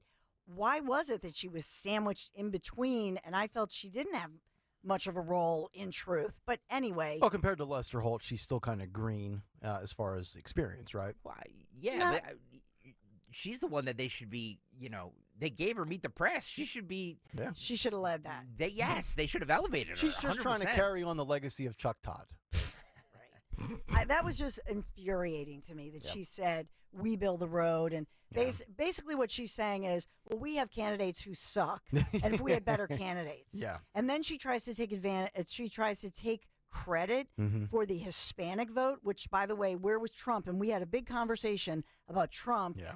Purposely last week for his counter rally on Wednesday, he chose Hialeah. He chose an area where they have a huge Hispanic population. Very smart. He's the reason that you have Hispanics going to the Republican Party, not her and her freaking road. That reminded me of Obama. Yeah. Remember Obama? Oh, well, we build the roads. Give me a break. Yep. Dana Bash also asked Ronna McDaniel, if Trump becomes a convicted criminal, is he still an appropriate nominee? Cut 15, go. If those are the issues, if you end up having Donald Trump as your nominee and if he is convicted of a crime, do you believe that he would be the appropriate nominee for the Republican Party? Whoever the voters choose is the appropriate nominee. Even if he's a convicted criminal? I know this is newsworthy, but as party chair, I'm going to support who the voters choose. And yes, if they choose Donald Trump, the voters are looking at this and they think there is a two-tiered system of justice. They don't believe a lot of the things that are coming out in this, and they're making these decisions, and you're seeing that reflected in the polls. I wish that were true, but that's not true. In what regard? Because we know here in Pennsylvania, there were people that the swamp just particularly didn't like. And so they pulled their money and they put it somewhere else. So that's baloney. This is terrible what she's saying. I wish that anybody else would have the guts to go through and analyze what she's saying, because you know full well that there are candidates here in Pennsylvania and across the country who they deem that they don't like, and then they pull the money from them and they pull the rug out from underneath them. That's what happens. Well, instead of doing think about it. Think about all the Democrats who just would converge on whoever it is. I mean, they have somebody, quite frankly, who is right now, and not for nothing, is senile, is somebody in the White House who I don't even know who's running things, but it's not him. Of course not. And it's sad. But they just come together and they don't make excuses. They all come together. They're on the same page, and they go out there and they get her done. She actually did answer it and say yes, that she still will, so to speak, ride with Trump. It only took one follow-up from Bash. I thought Bash was going to go back again and try to ask again, and I was going to rip Dana Bash, but it doesn't sound like an overwhelming endorsement for sure from Ronna McDaniel. No.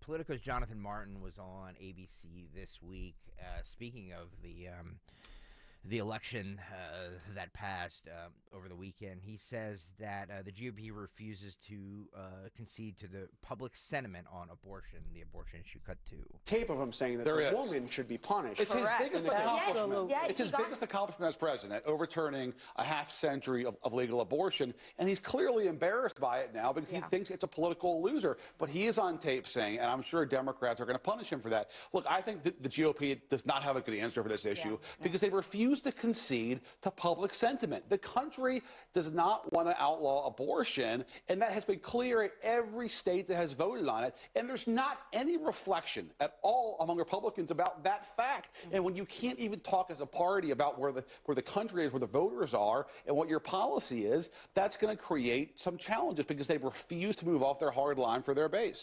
One of the phrases that you're hearing a lot now, post all of these election fallouts where, once again, Republicans lost in a post-Roe v. Wade era, is common sense messaging. We keep hearing it, well, until the Republicans start using a common sense messaging. I don't even know, if that is going to resonate. I just think, period, point blank, it's a losing issue for the GOP. It's almost like, don't even discuss it, because I don't think the way you kind of how can they not, though? Repackage. Well, if you're not coming off of your stance, and I agree with you. You know, but when that is going to, the Democrats see this as their ticket to 2024 again, to the White House. Oh, and beyond. So they're going to make issues out of this. They're going to put referendums on ballots to get people out there. That is going to happen. So there's no way around this. The GOP just needs to find a way to react to it. And I just don't know what that is, because you're right. When it's an issue like this and people are so hardlined on it, it's hard to move away from it. It is. I just feel like if you try to repackage it, rebrand it, kind of finesse it a little bit, and you can sit there and look at different time periods. I get it, 24 weeks, 15 weeks, whatever it might be. It just seems like this is something that the Democrats, this is their ace up there. Anytime they want to play this card, it will lead to victory, I think, for the Dems. If the abortion issue is the front and center issue, is the best person the GOP can get to talk about it a woman? Nikki Haley. Just saying. Fair point. I think that her answer on especially second to last, the second debate, she had a good answer. Yeah, she did. But I also think that if people hear out what Trump, when he has been asked about it, he talks about the fact of states' rights, the importance of states' rights, and then the fact that on a national level, because the states now are in play, that actually he talked about this deal, that there is a better moment to make a deal. So what is that deal? What is he talking about? Nobody even addresses that situation. And I think part of what Trump is speaking about is the hundreds of millions of dollars that Planned Parenthood has given since it's about $100 million since Trump left office that Planned Parenthood has given Democrats. It's like a money laundering operation, if you will, where the Democrats give them money, they give them money back, and so on and so forth. I think in part that's what Trump is trying to talk about, to say let's solve this issue rather and give people the choice of better health care. Because nowadays what nobody's talking about is that these clinics are becoming antiquated in the sense that more than 50% of these so-called procedures are actually a pill that you get in the mail or you get from the clinic. So it's an early onset. It's a pill. It's the abortion pill, if you will. And it's like a more than 50%. Discreet delivery to your doorstep, basically. Yes, or you go to the clinic and you get it. Right. Nobody's talking about that. You know, I was thinking about this over the weekend. You know, I'm so tired, and I mentioned this, and I think it was one of our Twitter clips that we posted about the GOP always being blindsided come Election Day, and everybody's just left, holding their you-know-what, trying to figure out what went wrong. You know, in radio, there was times at stations I worked at where they did listener panels, because the incompetent people in charge didn't know what the audience wanted. So they actually brought the audience in, gave them a pizza party, and said, well, what do you think about this? And they actually listened to their base. You have a year left. Why doesn't the GOP at a national level go around and gather as much information from every registered female Republican possible, whether they're moderate or conservative, as well as the registered independents, and have these like focus groups and ask these people, and I'm talking about females, what are your thoughts on abortion? What is the week cutoff? What is the messaging? How should we handle this? What gives us a better statistical advantage to win people over? And go to these people and get it directly from their mouths. Is it that difficult of a venture, of a big focus group to do? Here's what I don't understand. The whole Dobbs decision brought the issue of abortion back to the states. Yes. States are voting on them. It's just, it may not be what the GOP likes. Exactly. But this is the outcome that everybody on the right wanted. Yes. They wanted it to go back to the states, and states are voting on them. So, like, this is all going to, in my opinion, this is all going to play itself out. This is all going to end at some point, because I believe at some point every state is going to vote on it. Yes. And this will be a done issue. Yeah. So think about this. There are, well, if you count the illegals who've come in, it's well over 332 million people in this country. And think about the tiny percentage of abortions or pills, that procedure. So you're talking about 500,000 people who actually go for a procedure. 500,000 versus 332 million. So are the Republicans going to allow this issue that impacts, in truth, a tiny percentage of our people in our nation? Are they going to allow, our conservatives, our Republicans, going to allow the Republican Party to be hijacked by this one issue? Because that's what the Democrats are banking on. That's it. That's the bottom line here. And Ms. Romney McDaniel, she needs to get that together too. The messaging, if you will. And to say, look, you're talking about 500,000 procedures, the actual procedure in this country.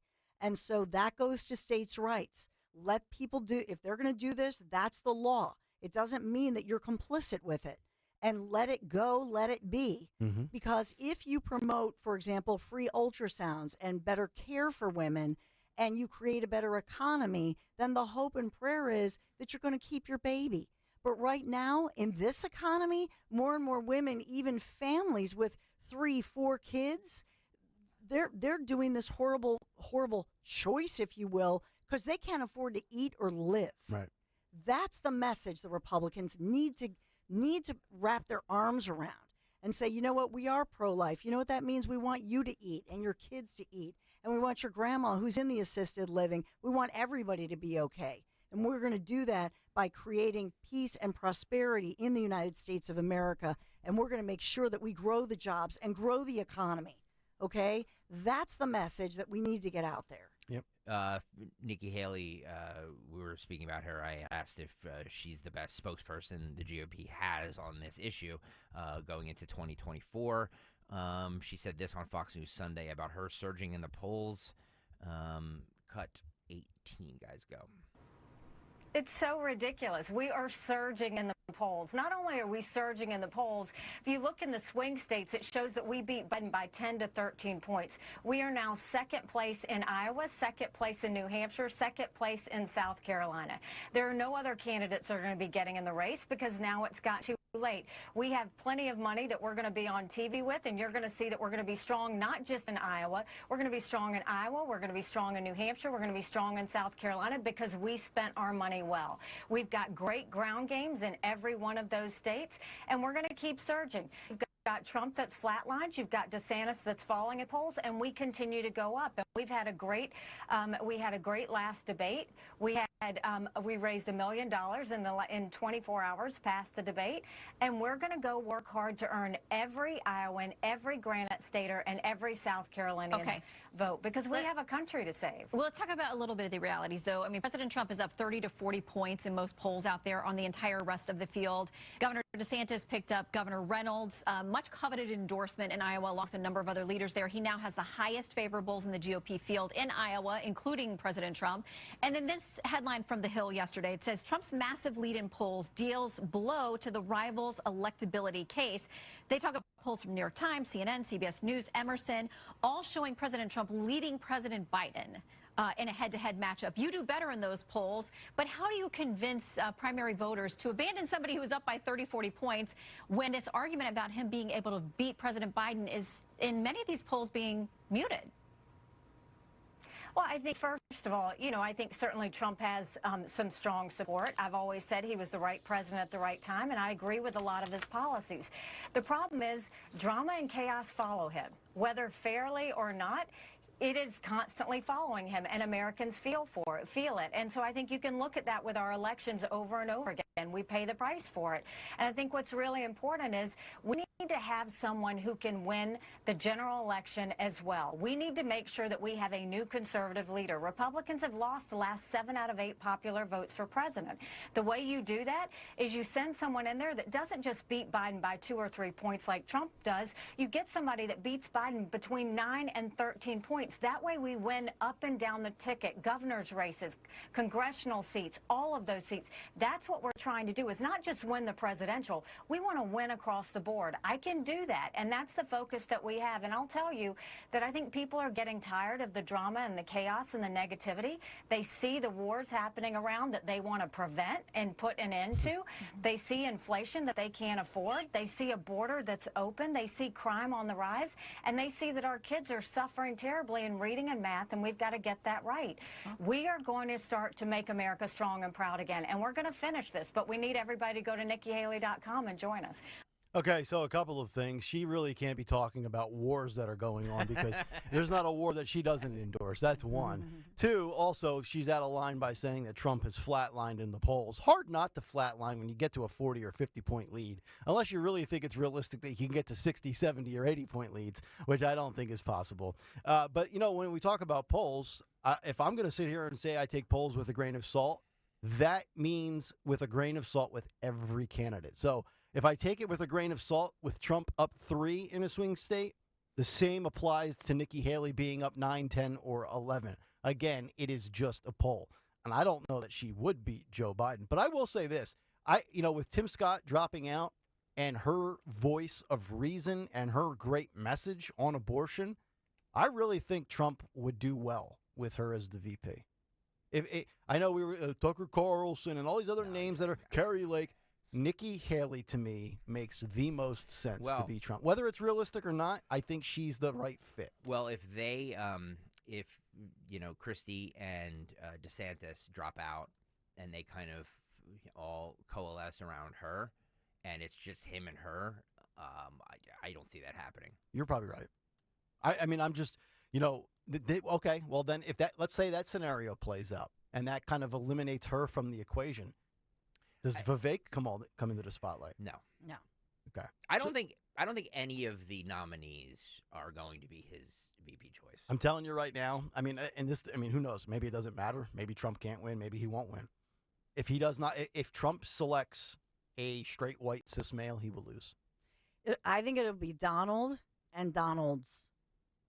I would love Byron Donalds. You know that. You know I love Byron. Donald and Donalds. Donald and Donalds. I don't know. I know everybody says it's going to be a woman. It's got to be something. It can't be, and this is why I say it can't be Carrie Lake. No. She's too Trumpian. She's just like Trump. She's strong. And I'm not saying that those are bad traits, but you can't have a mini-me next to you. You got to have somebody different that maybe softens you a little bit. I think Nikki Haley softens Trump a little bit.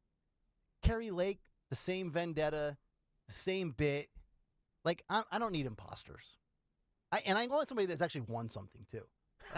Like, I'm sorry, Carrie Lake, great TV career or whatever. You say what you want about the Arizona election. I'm not saying she's wrong in her fight for it. But, like, you got no skins on the wall, Holmes. I'm just saying. I don't need, you know. I know. Deep down, there's that little voice in Donald Trump's head. She's a loser.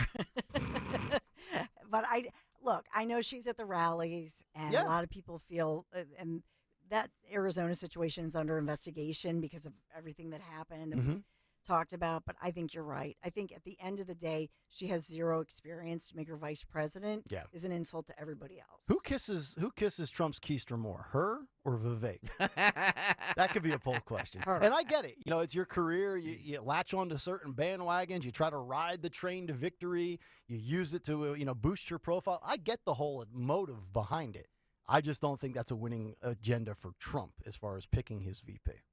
So, all right, that'll do it. Cut sheet part 1 in the books. Part 2 coming up in just about 55 minutes. We will come back, put a bow on hour number 3. By the way, I don't want to steal your thunder, Stalker. Are we going to do? We want to save the Trump UFC stuff for part 2? Yes, sir. Okay, we'll save that for part 2. So if you did not see that, stick around for that. You're going to love that reaction that he got at Madison Square Garden. But the D.C. establishment is afraid, and it's not necessarily Trump.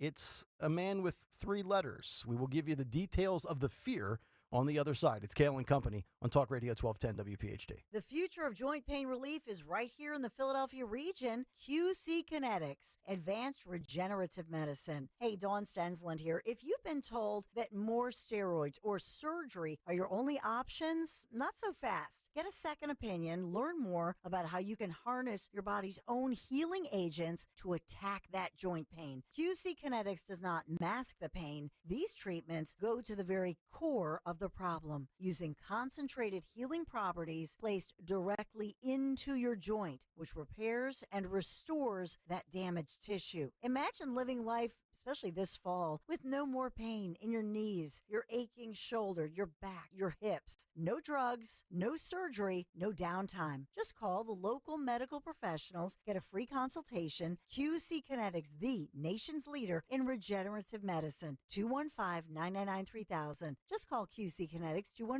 215-999-3000. Tell them Dawn sent you. Hi, it's Rich Zioli. I'm joined here today by my friend, the co-president and CEO of Cooper University Healthcare, the one and only Dr. Anthony Mazzarelli. Dr. Maz and I are here to tell you about our buddy, Dr. Mike Veneria. Not only is he my dentist, he's my family's dentist as well. And not sure if you knew this, he's Dr. Maz's dentist too. That's right, Rich. Dr. Mike Veneria is and has been my dentist also. And doctors choosing doctors, that can be quite a selective process. And not only do I go to him, but for years, my sister and my niece and my nephew, the whole family goes. Well, it's no secret. We're all delighted by the care that Dr. Mike Veneria and his award-winning team provide, and you need to check him out. Whether you're looking for pediatric, general, cosmetic, implant dentistry, you don't need to look any further. Dr. Veneria's office does everything. Dr. Veneria's office also exceeds all CDC guidelines and has always maintained the strictest infection control, like their centralized UV sterilization of airflow, which is incredibly important to me. Locations are right over the bridge in Cinnaminson and Woodbury. Your perfect smile's waiting. Call 856-786-2020 or visit veneriadental.com.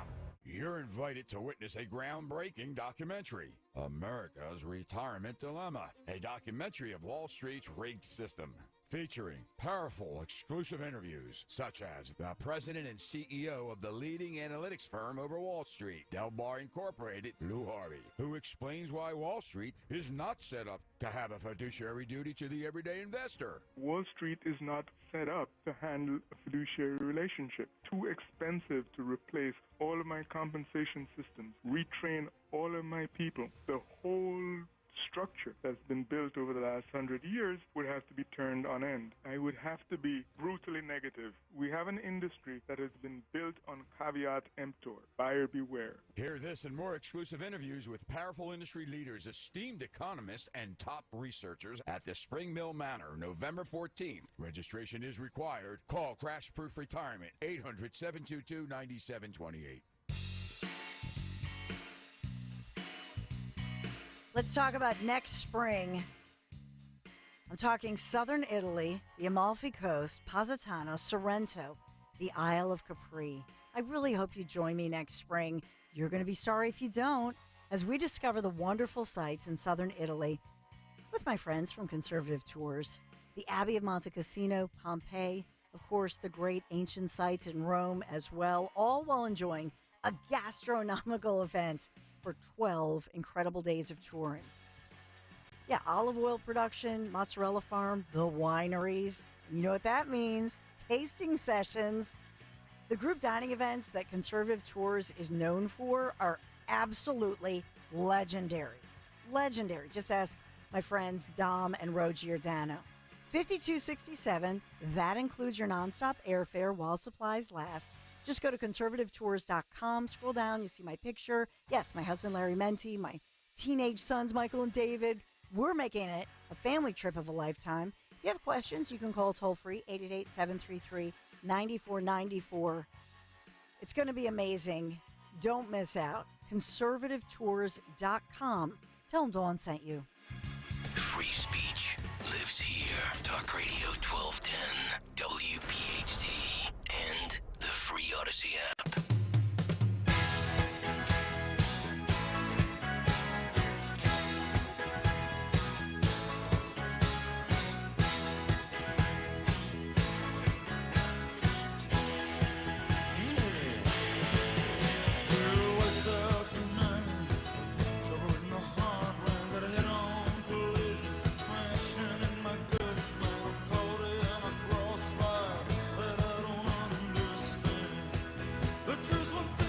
Kayal and Company, 8:45, live here on a Monday morning. Talk Radio 1210, WPHT. Nick, Dawn, and Greg. Good to have everybody in. Get us on the free Odyssey app. Watch us live on YouTube. 855-839-1210 is how you climb in at 1210 WPHT on social media. Coming up at 9:20 this morning, the Morning Mystery Movie Clip. Your chance at a $50 gift card to the Metro Diner. And then also still ahead this morning, Cut Sheet Part 2. Who won Twitter and YouTube today, and what's on tap for the Dawn Show just about an hour away. Also, to kick off the 9 o'clock hour, because this man is the highest paid employee, the highest paid state employee in the Commonwealth of Pennsylvania, and he's completely inept at his job. You hear his team 12 or 13 times a year on a Saturday on 1210 WPHT. We have to get to that disaster on multiple levels for James Franklin and Penn State, as well as the cheating and the spying and the sign-stealing scandal at Michigan that played out over the weekend with the Jim Harbaugh suspension. We'll spend a couple of minutes on that. But to wrap up the 8 o'clock hour, I do want to get to this story because he is really the fly in the ointment that will not go away. He's not a friend to the right, and he's a threat to the left. He's a little bit right at times, and then he's very left in many other regards. But the notion that RFK Jr. is going to be a factor is something that now I think for probably the better part since at least 4th of July, if not early August, we're looking at a 3.5 month stretch here where this continues to pop up almost on a weekly, if not bi-weekly basis. And that is the factor that is Robert F. Kennedy Jr.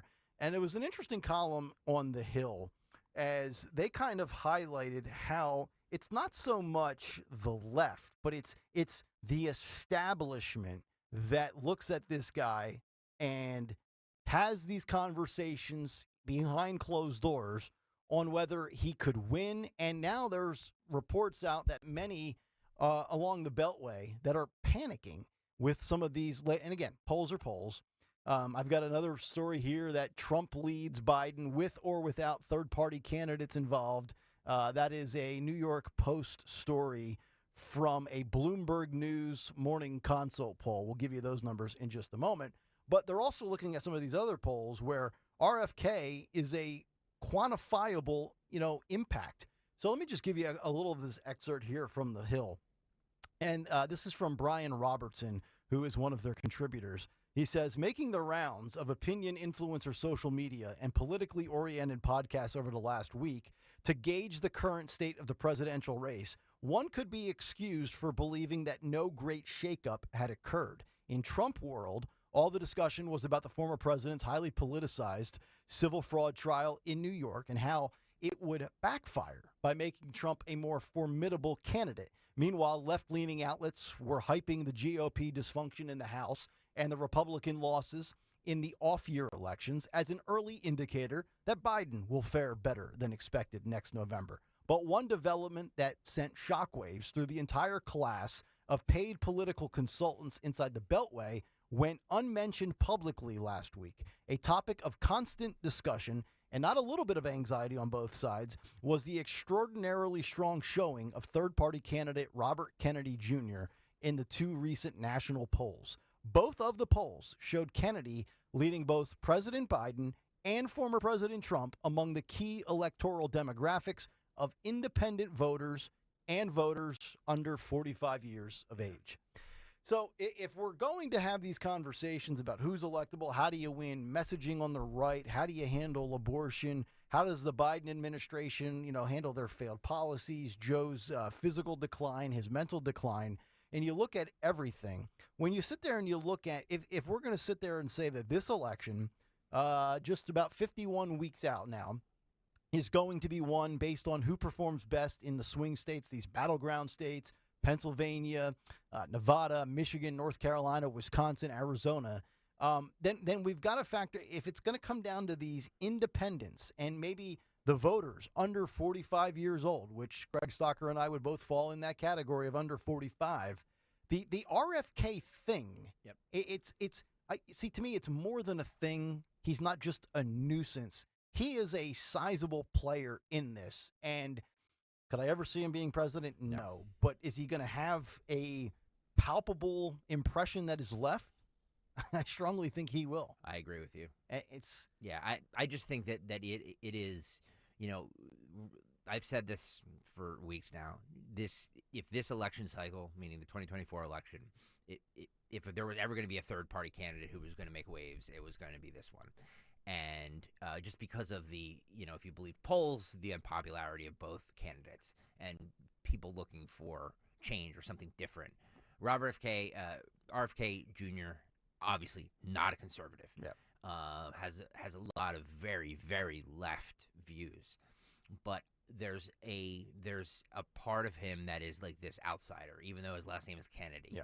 He's still looked at as a political outsider that a lot of the original Trump voters, I believe, are drawn to. An outsider within his own family in many regards, of course. Right? Because he just doesn't toe the marching beat of what the typical Kennedy within the Democrats do. And I don't know if it was that article or if it was if it was another article. I read a lot of articles about him over the weekend that basically said he has the highest independent support of any third-party candidates since Ross Perot. Mm-hmm. And we know what that did to the 92 election. 31 years ago. And, Ralph Nader was also a huge factor in the 2000 election. So, and there's talk, too, about Joe Manchin and Larry Hogan forming a no-labels ticket for that party or whatever you call them. Mm-hmm. So... Look, if RFK Jr. See, I'm just like, I can mess things up too. Anyway, if RFK Jr. is on the ballot and that no labels crowd is on the ballot, it's gonna be a very interesting election year. Yeah, if I had to measure up RFK Jr. on the scale of left versus right, I'd say he's about 75% far left compared to right. Agreed. I think we're that 20, 25, maybe it's less than that, 10, 15% that aligns with the right are two things. He's, in his words, he's not anti-vax, but he's very much a pain in the keister to Big Pharma, let's put it that way.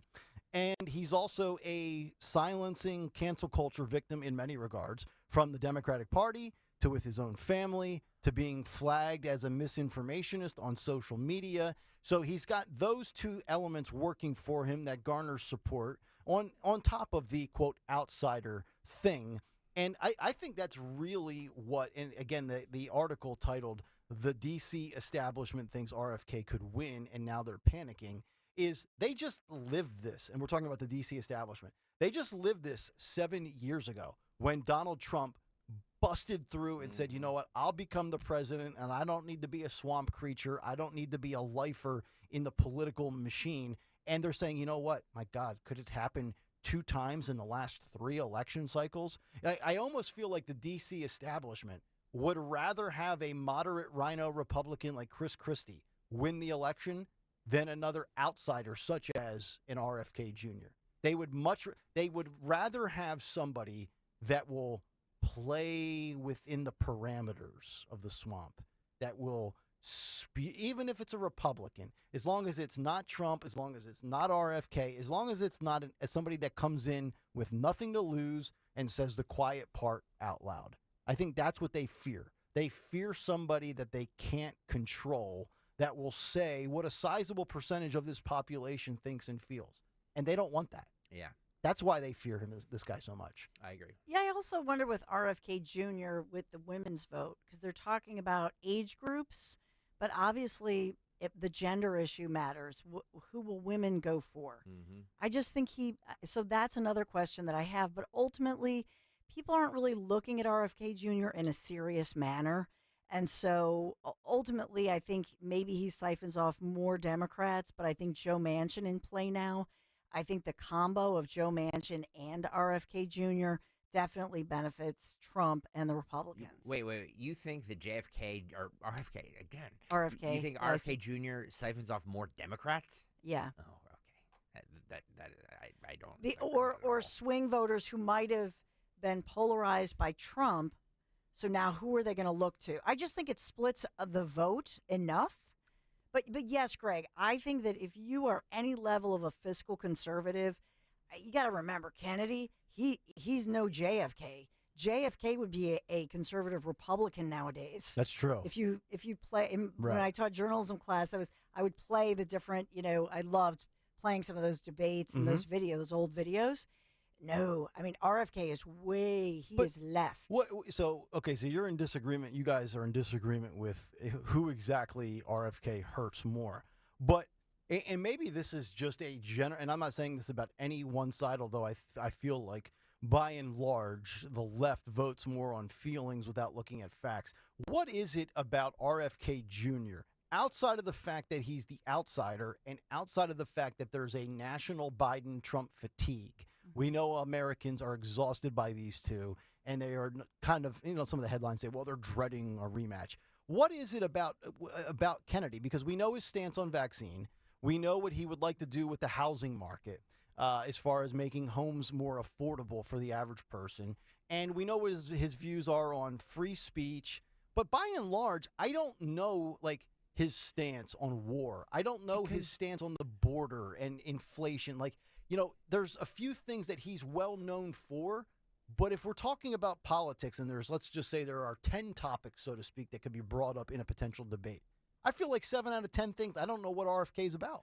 Well, here's the thing. People have this misconception that there's, we talk about the silent majority all the time. The silent majority isn't conservatives. The silent majority were the people who didn't vote ever, and in 2016 decided to vote for Trump because he was an outsider. Mm-hmm. They're not conservatives. They're people who want an outsider. They want somebody who's going to go in there and shake things up.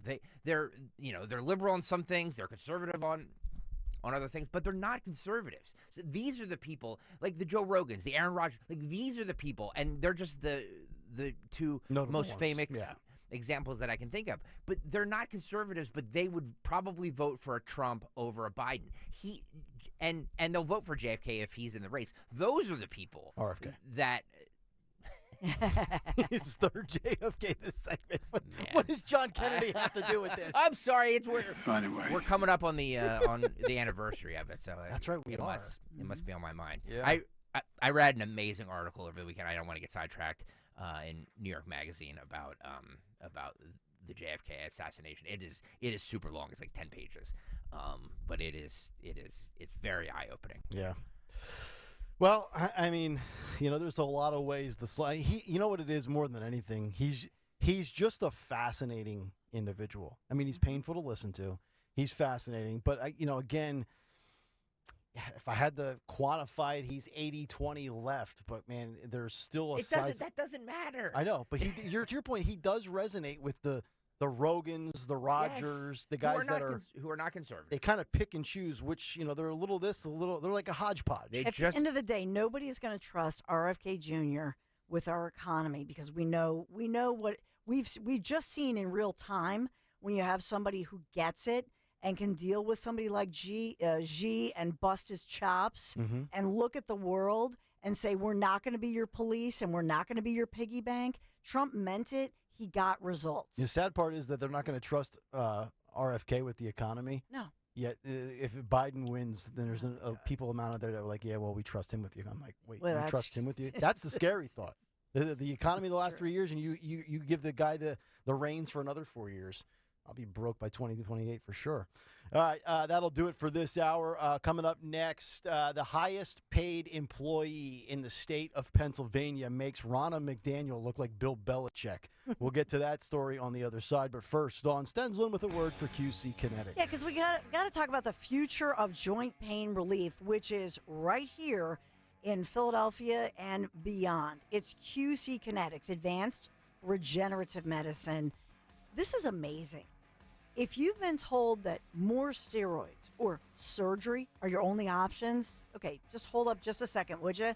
And get a second opinion. Learn more about how you can actually harness your body's own healing agents to attack that joint pain. I'm talking lasting relief. QC Kinetics does not mask the pain.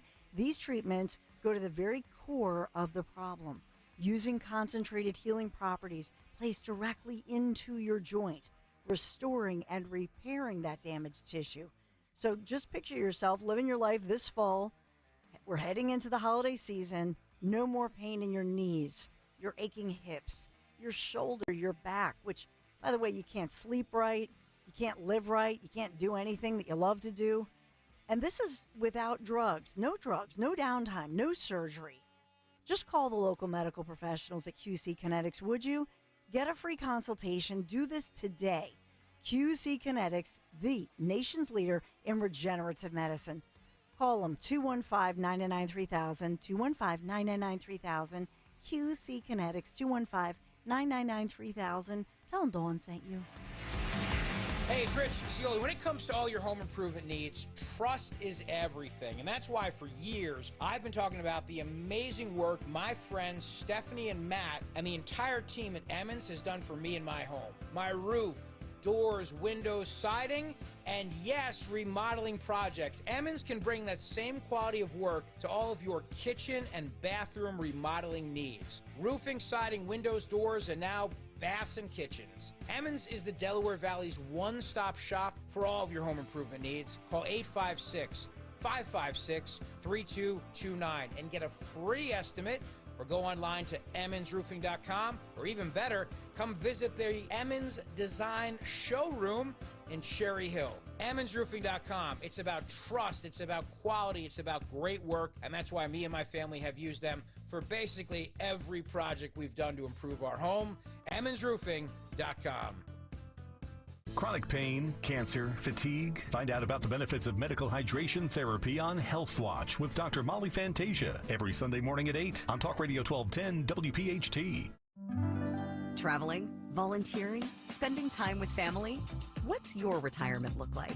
With income planning from Fidelity Wealth Management, a dedicated advisor can help you grow and protect your wealth. They'll look at your full financial picture and help you create a flexible strategy that considers things like market conditions and healthcare expenses, so you can stop worrying about the future and enjoy whatever comes next. Visit fidelity.com/income planning. Investment minimums apply. Fidelity Brokerage Services, member NYSE SIPC.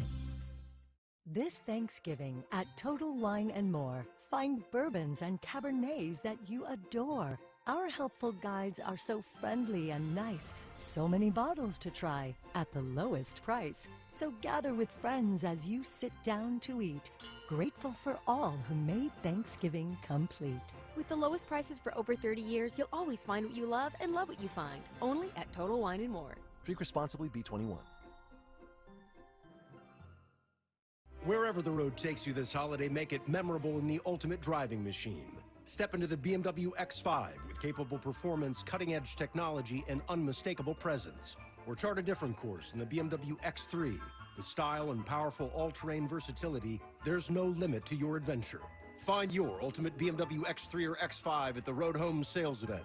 BMW, the ultimate driving machine. Hurry in for a credit of up to $3,000 on select models now through November 30th. Visit BMWCenters.com today. Lose weight and feel great with NJ Diet. NJ Diet uses DNA and blood work to help you lose weight and keep it off. Tune into the radio show Sunday at 2 or visit NJDiet.com. Diabetes, high blood pressure, anxiety meds, everyone's on them. If you're a 50-year-old male, maybe a bit porky, and you may even have type 2 diabetes, $1 million of term insurance may only cost you about $200 a month. Call Term Provider. Speak with Big Lou at 800-700-6898. Big Lou will find a term life policy for you even if you have type 2 diabetes, are overweight, or have high blood pressure. Term Provider has helped thousands of people like you who think they can't afford term life insurance. To buy $1 million of affordable term life for you, all you need to do is call Big Lou at 800-700-6898. Lou will make sure the scales are tipped in your favor. Call 800-700-6898.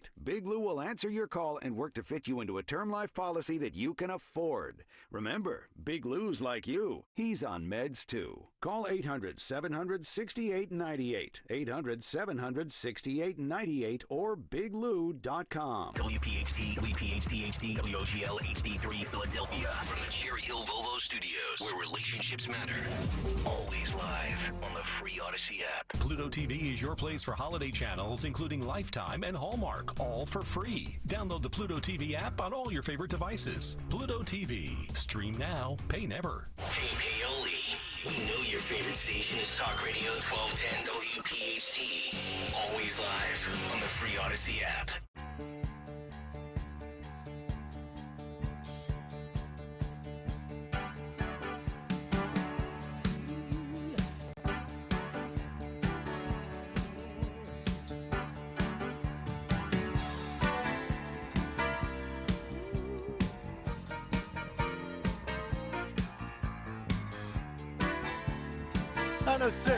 Kayal and Company, final hour underway on this Monday. Beautiful outside, sunny, and freezing cold.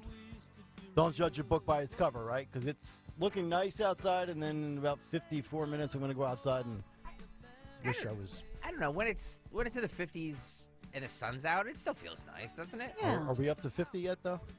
I hope we get there. It was free. Like, it was 27 degrees when I got in my car this morning. Took like 7 or 8 minutes till my windshield was actually visible. I hate it. I know. I wanted to go back inside and call off, but I didn't have the guts to do it. And I didn't want to put you in a bad spot, so I figured I'd come in anyway. Plus, there's a lot to talk about. Wait a minute. You were really considering... No. You know me. I can't unplug. I'll be here till I die, hopefully. All right, we got a lot to get to, and I got to rip this guy. And it's, it's football related, but you hear 1210 WPHT on the weekends and throughout the fall. You hear Penn State football. We carry basketball too as well, right? We do. Temple and Penn State basketball. Temple and Penn State basketball. And, maybe some people that aren't, in tune with the way the athletics work. I mean, Penn State, I think most people know this is a public institution. So that makes James Franklin, to my knowledge, the highest paid state employee in the Commonwealth of Pennsylvania. He is legitimately the wealthiest state employee, and he loses more big spots than Ronna McDaniel does as the head of the RNC.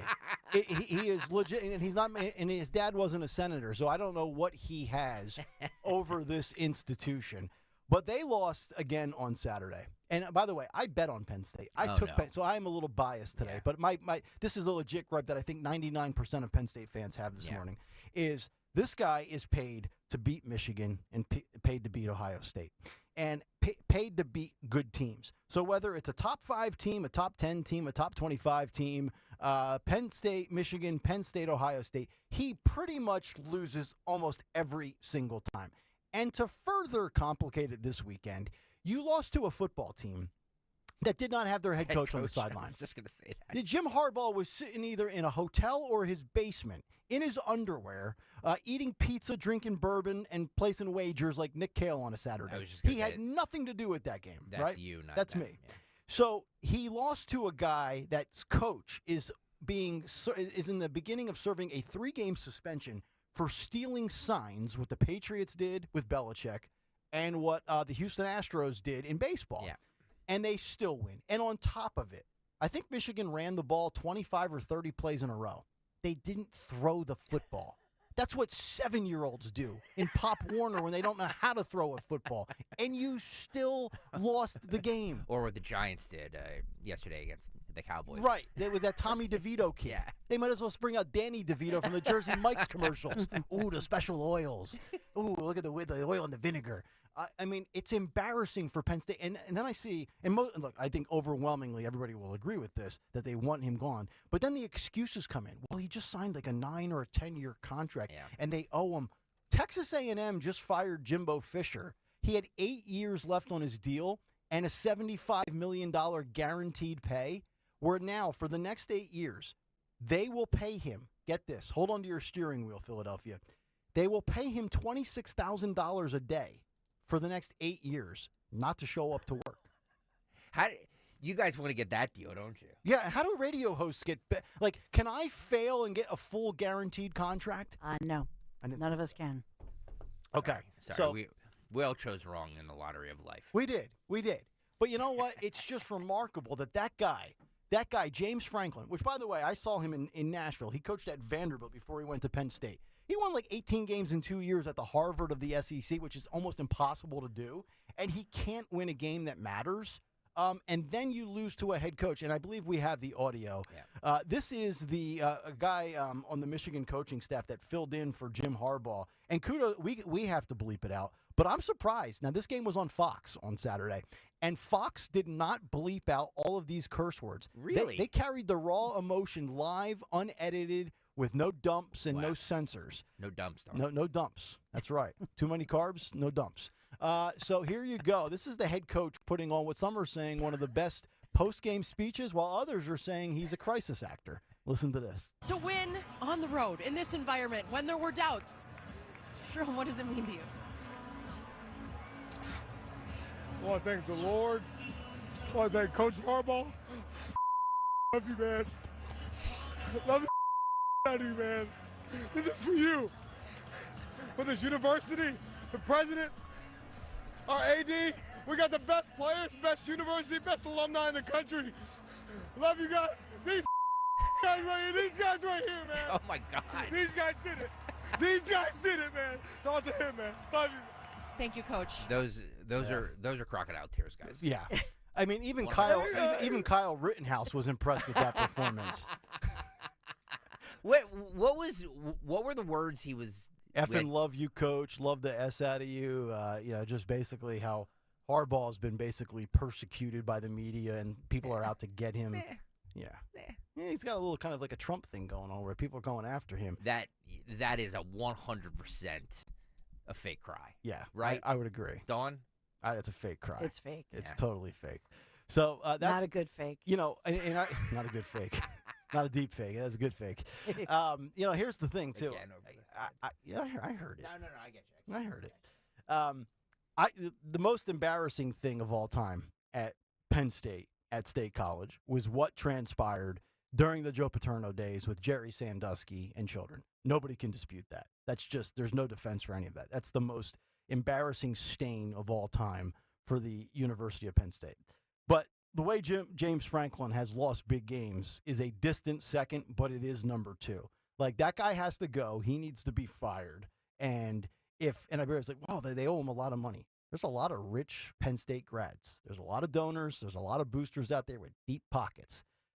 Look, they're paying a guy in College Station, Texas, $75 million to stay at home, to basically quarantine for the next 8 years and don't come out of your house.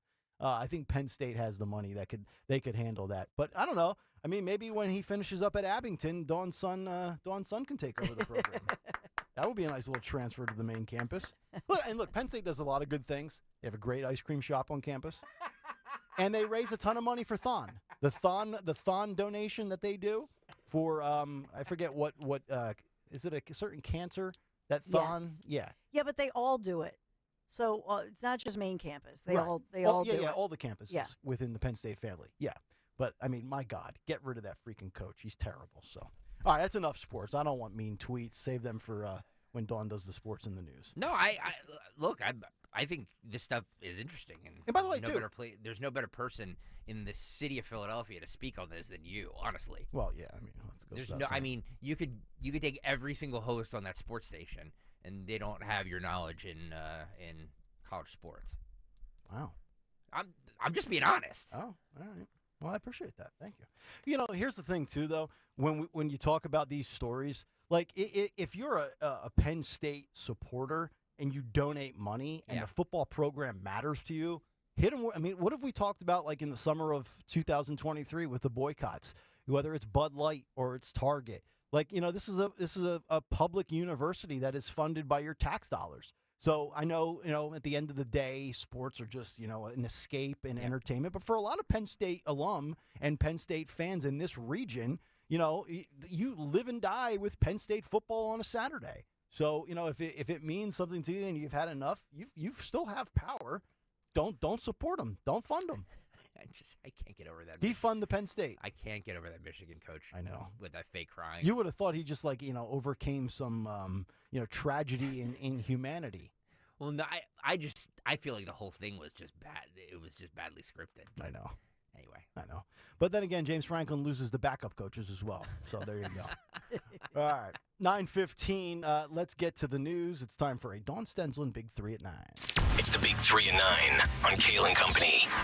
Big 3 at 9 this morning, sponsored by Holland Floor Covering. Oh, this is such a sad story. A death sentence for a sick baby. That's what many around the world are calling it. This is a tragic turn amid this legal battle between the parents of a very sick baby, their baby girl, and British health officials and a judge who refused to let her leave the hospital, even though the Pope, the Vatican, got involved, as the world has been praying for a miracle here for baby India Gregory as well as her parents. So there was an emergency ruling over the weekend. The deal here is that the parents had said that they wanted their daughter, they wanted to take her out of the hospital there in England, in the UK. And we've talked about many other stories where they don't have the parental rights that we, for example, have in this country. But at this point, what they've said is that their 8-month-old baby girl had suffered brain damage as a result of a rare condition known as mitochondrial disease.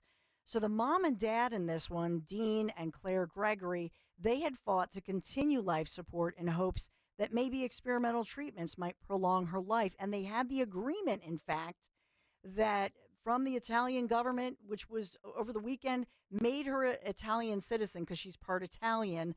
This, with the Pope's blessing, the Vatican, everybody was saying, yes, just transport her to Italy and let these parents do this last-ditch, effort, if you will. There was a ruling over the weekend. The UK judge said no, that the judge ruled that the baby would be taken off life support. And now this morning we have the confirmation baby India has died. How can well, I guess it's not, it's not our country, but how can they just say no? This is the issue of parental rights. I agreed. Yeah. You would have to physically shoot me. Yeah, no parent should ever have to bury their child. That's like every parent's worst nightmare. But within that, I can't imagine anything worse than having your child unresponsive on life support and having to kind of, volley back and forth between ending the life or keeping it going. Oh. And they're saying the hospital is saying that the child has no chance anyway. But still, it's not that shouldn't be up to the hospital. Yeah, and what do you care at this point? Exactly. What do you care? Because you're saving the taxpayers of the UK at this point. Just let her go to Italy. If they're going to take on that expense, you have the Vatican, you have the Pope, you have the Italians, the government there. They all said, bring the baby there. Let's study the situation. But they said, no, take her off a life support. Yeah. And it's basically a death sentence. So the father just speaking out, just saying it was just a kick in the teeth, they're devastated. Oh, I can understand why. Can't even imagine. Yeah, they would have to, I'll be like, I'm taking my child, and if you don't want me to, you're going to have to physically shoot me. Right. Yeah. But nobody in that country has guns anymore. So it doesn't matter. No second amendment. Yeah, it doesn't matter. Right.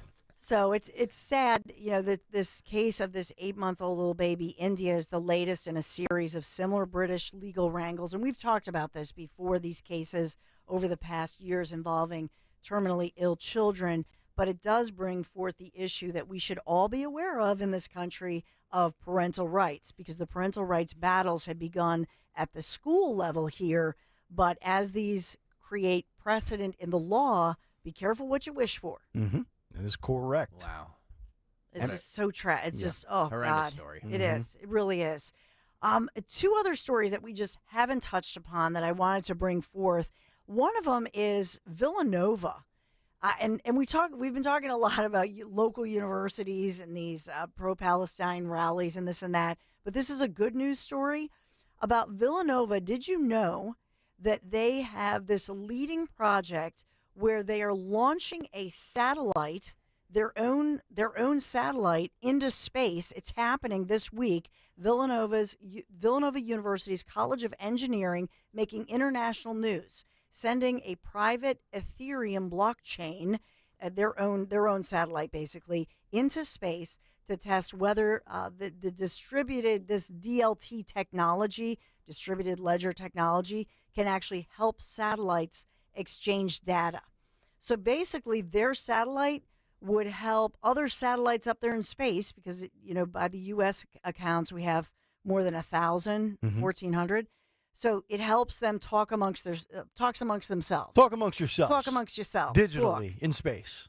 So it's pretty cool. So this rocket, Serenity, is going to carry the satellite, and it will, this is Villanova locally.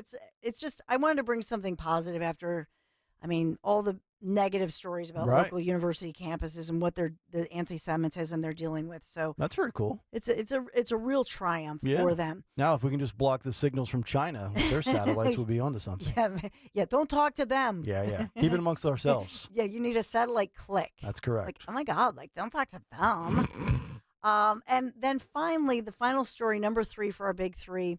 We talked a lot about, the obesity epidemic in America, which has reached, obviously, epic proportions. And so there is another new option coming soon as Americans battle the obesity epidemic. The FDA approving Eli Lilly's latest weight loss drug. This is Zepbound. And according to clinical trials, it helped participants lose up to 52 pounds in less than a year and a half. Including sloppy Chris Christie. No, he's not endorsing that product yet. They're hailing this as the most effective medication for obesity treatments ever in our history. And so the FDA just approved Zepbound for people with obesity and those who are overweight and have at least one health condition that's linked to their weight, such as high blood pressure, type 2 diabetes, high cholesterol, etc. Does it list any of the side effects? So it's saying that they have less side effects than the others that we've seen. Okay. And so we're just kind of getting obviously we've talked about Ozempic and Wegovy and the others. But this one they're hailing as more effective and less side effects. It's still in the same class of drugs, those GLP-1 agonist drugs as Ozempic and Wegovy, but apparently less of those stomach problems that we keep hearing about. And so I'm very interested to learn more about it. It's should be available as soon as this year. Oh, wow. In the coming months. It's cost prohibitive. Will insurance pay for it? It's average cost a little over $1,000 per month. $1,000 a month. A month. Yeah. Making those gym memberships look awfully good these days. Yeah, so it's a recent clinical trial, by the way, is just being posted, found that the active ingredient in Wegovy, which is the same one for all of these diet drugs we're talking about, does reduce the risk of heart attacks and strokes by 20%. Okay. So there's some significant, reports, but it's cost prohibitive. And then Nick, to what we infer from you as far as these side effects that we keep hearing about. Yep. So a lot of hope in line with obesity treatments. And what's the number? 70% of American adults are battling with more than 15 pounds of weight gain and trouble losing that. 70%. Isn't it amazing every time they show videos of other nations, how everybody looks physically fit? And then you show them. I mean, remember the old pictures you would see of America in the 1920s and 30s walking down the big streets of the city? Everybody was happy. Everybody was fit. And nobody was going with these issues. You don't even have to. I mean, literally, you can go back to the 70s and 80s. Yeah, I know. And you see, a sporting event or a concert or something like that with a bunch of people with their shirts off, guys with their shirts off, and they're like bone thin. Yeah. Isn't it amazing, the cycle? So we've created all of these products that make you gain weight, right? Yeah. And these companies have profited. And now they come out with all these pharmaceuticals that'll cost you an arm and a leg to lose weight. It's all a cycle of just reallocating money. Interesting. We're watching streaming this show called Lessons in Chemistry. Oh, is it good? Oh my gosh. Yeah. I love this show. Yeah, that's good. That's next up on our It's list. so good. Yeah. So it's about Elizabeth Zott, who's, brilliant, played by Brie Larson, who I didn't like as Captain America. I love her. She's so perfect in the show. But the whole thing, she's a scientist. And so she says food is science. And it's a 1950s TV show where she's sucked into doing a show. But ultimately, she's talking about in the 50s, all these chemicals being put into food. Yep. I swear by this. They're going to come out and say all this manufactured stuff, these chemicals we can't pronounce, and what does our body do with it? It puts it in a little fat bubble in our bodies, and I think that explains it to me. Yeah. It's weird. It's what we call our stomach. I know, right? That's the bubble. I like the way you say stomach. Well, it's worth watching. Lessons in Chemistry. It's streaming on Apple TV Plus. It's really a good show, but it deals with that and a whole lot of other things.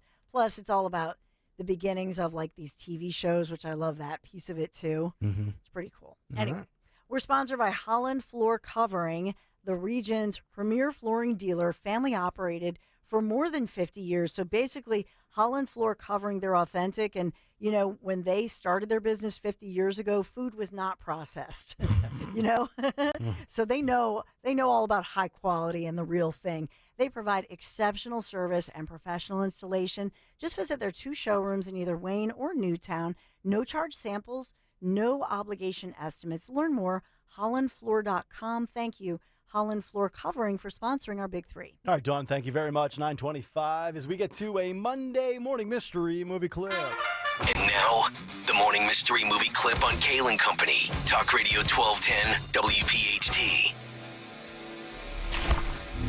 Charlie, there are 2 kinds of thieves in this world. The ones who steal to enrich their lives, and the ones who steal to define their lives. Don't be the latter. Makes you miss out on what's really important in this life. What are you talking about, John? Been a good father. Sitting in prisons doesn't make you a good father. I spent half my kid's life in prison. Don't get to be my age with nothing but this, Charlie. Think you know what it is? Be call at 12 at 855-839-1210, and you could win this great prize. And today's great prize is a $50 gift card to the Metro Diner. If you are caller 12 with the correct answer to that clip at 855-839-1210, caller 12, 855-839-1210, $50 gift card to the Metro Diner. See if we get our winner, as well as what's on the cut sheet part due when we come back. And this segment is brought to you by the Piazza Auto Group. You can get complimentary 2-year maintenance with the purchase of any 2023 Acura, like the Integra, TLX, or MDX. Visit Piazza Acura in Ardmore, Reading, Westchester, or shop online at piazzaacura.com. The winner next on Kayal & Company. This is an important notice to consumers facing $10,000 or more in credit card debt, medical bills, or other unsecured debt. You may not be required to pay it all back because there are special programs now in effect that will significantly reduce the amount you will owe if you qualify.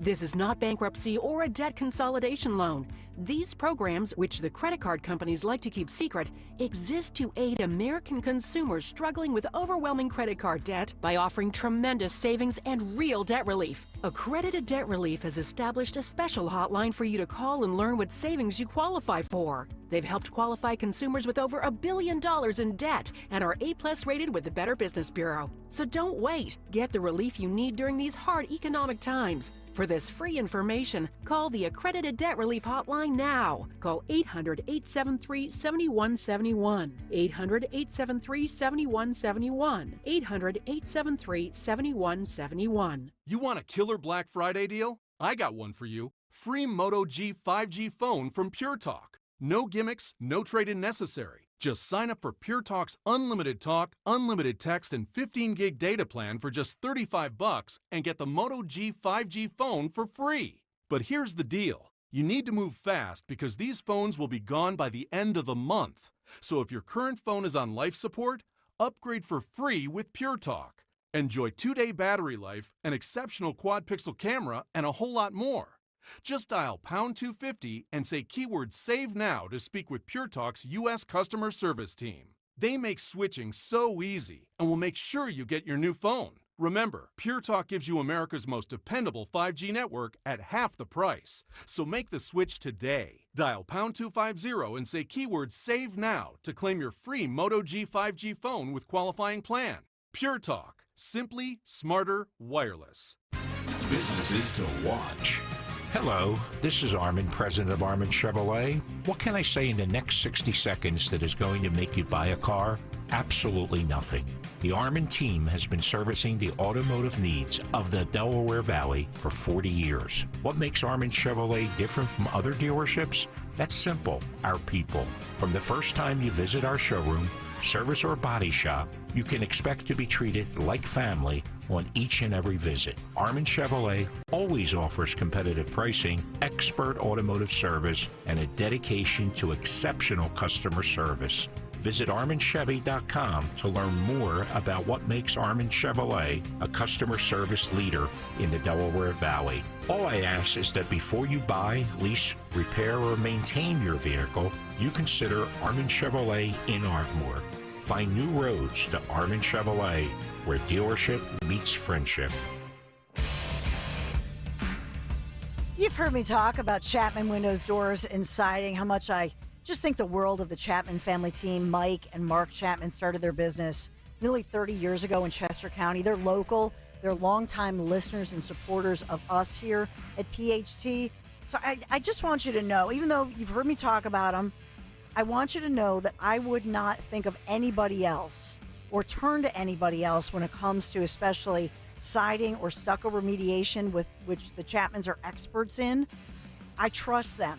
And this is an important investment in your home. If you're thinking of updating your current siding or removing your current stucco and then replacing it with siding, think Chapman, and as well, think James Hardy plank or vinyl siding. It's going to add extreme value and beauty to your home. And if you're looking to sell, obviously buyers are going to value that updated new James Hardy siding. So now is a great time to get ahead of the ball. Plan your siding project for 2024. The certified Chapman installers are the ones, the very professionals you want in the job. If you or somebody you know, maybe you're looking for windows, doors, siding, shutters, hardware. I mean, the Chapman family team, you know by now, they do it all. Give them a call. You can text 610-431-8898. Visit them online at ChapmanWindowsDoors.com. Take that virtual tour, ChapmanWindowsDoors.com. Tell them Dawn sent you. Follow Talk Radio 1210 on Instagram and Facebook at 1210 WPHT.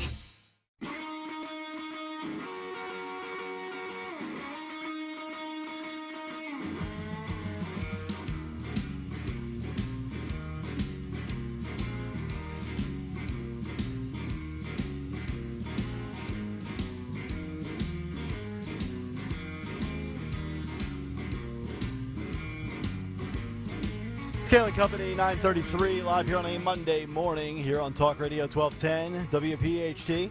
Nick Kayal, Dawn Stenzel, and Greg Stocker. Anthony and Natasha here as well. We will find out what's on tap for the Dawn Show, who on Twitter and YouTube today, and what's on the cut sheet part 2 coming up in just a couple of minutes.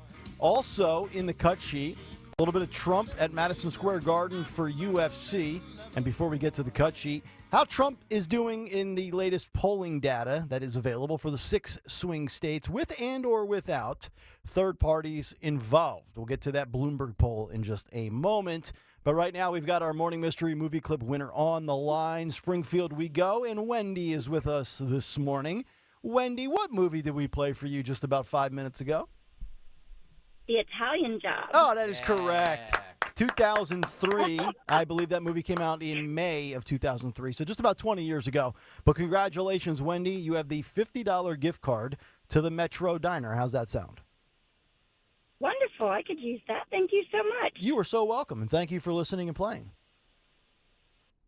There she goes. She didn't even want to say thank you. She said, just give me the damn gift card, Kale, and let me get on out of here. I came here for a prize. I got it. Now let me go. So there she goes. I'm out, She's out. She's out like Tim Scott in a GOP primary. Oh, no. Out. No. Except she doesn't have a beard. And weirdly, Tim Scott doesn't either in the traditional way. Oh, what do you think, by the way? You think Tim and Mindy are going to be Netflixing it tonight? On the couch? Candlelit dinner? Bottle of red and some Tim binge Scott watching? and his realtor girlfriend. Yeah. I mean, is it any coincidence that the second he announced his girlfriend, he drops out of the race? He brings the beard with him. Oh, no, it's allegedly. We don't know anything. And he says, see, I found true love. It took me almost 6 decades. Well, 5, because, boys don't start falling for girls until they're 10. And I found the love of my life. And now that I've realized I'm polling at 6%, I'm going to go hang out with Mindy. I got a lot of catching up to do.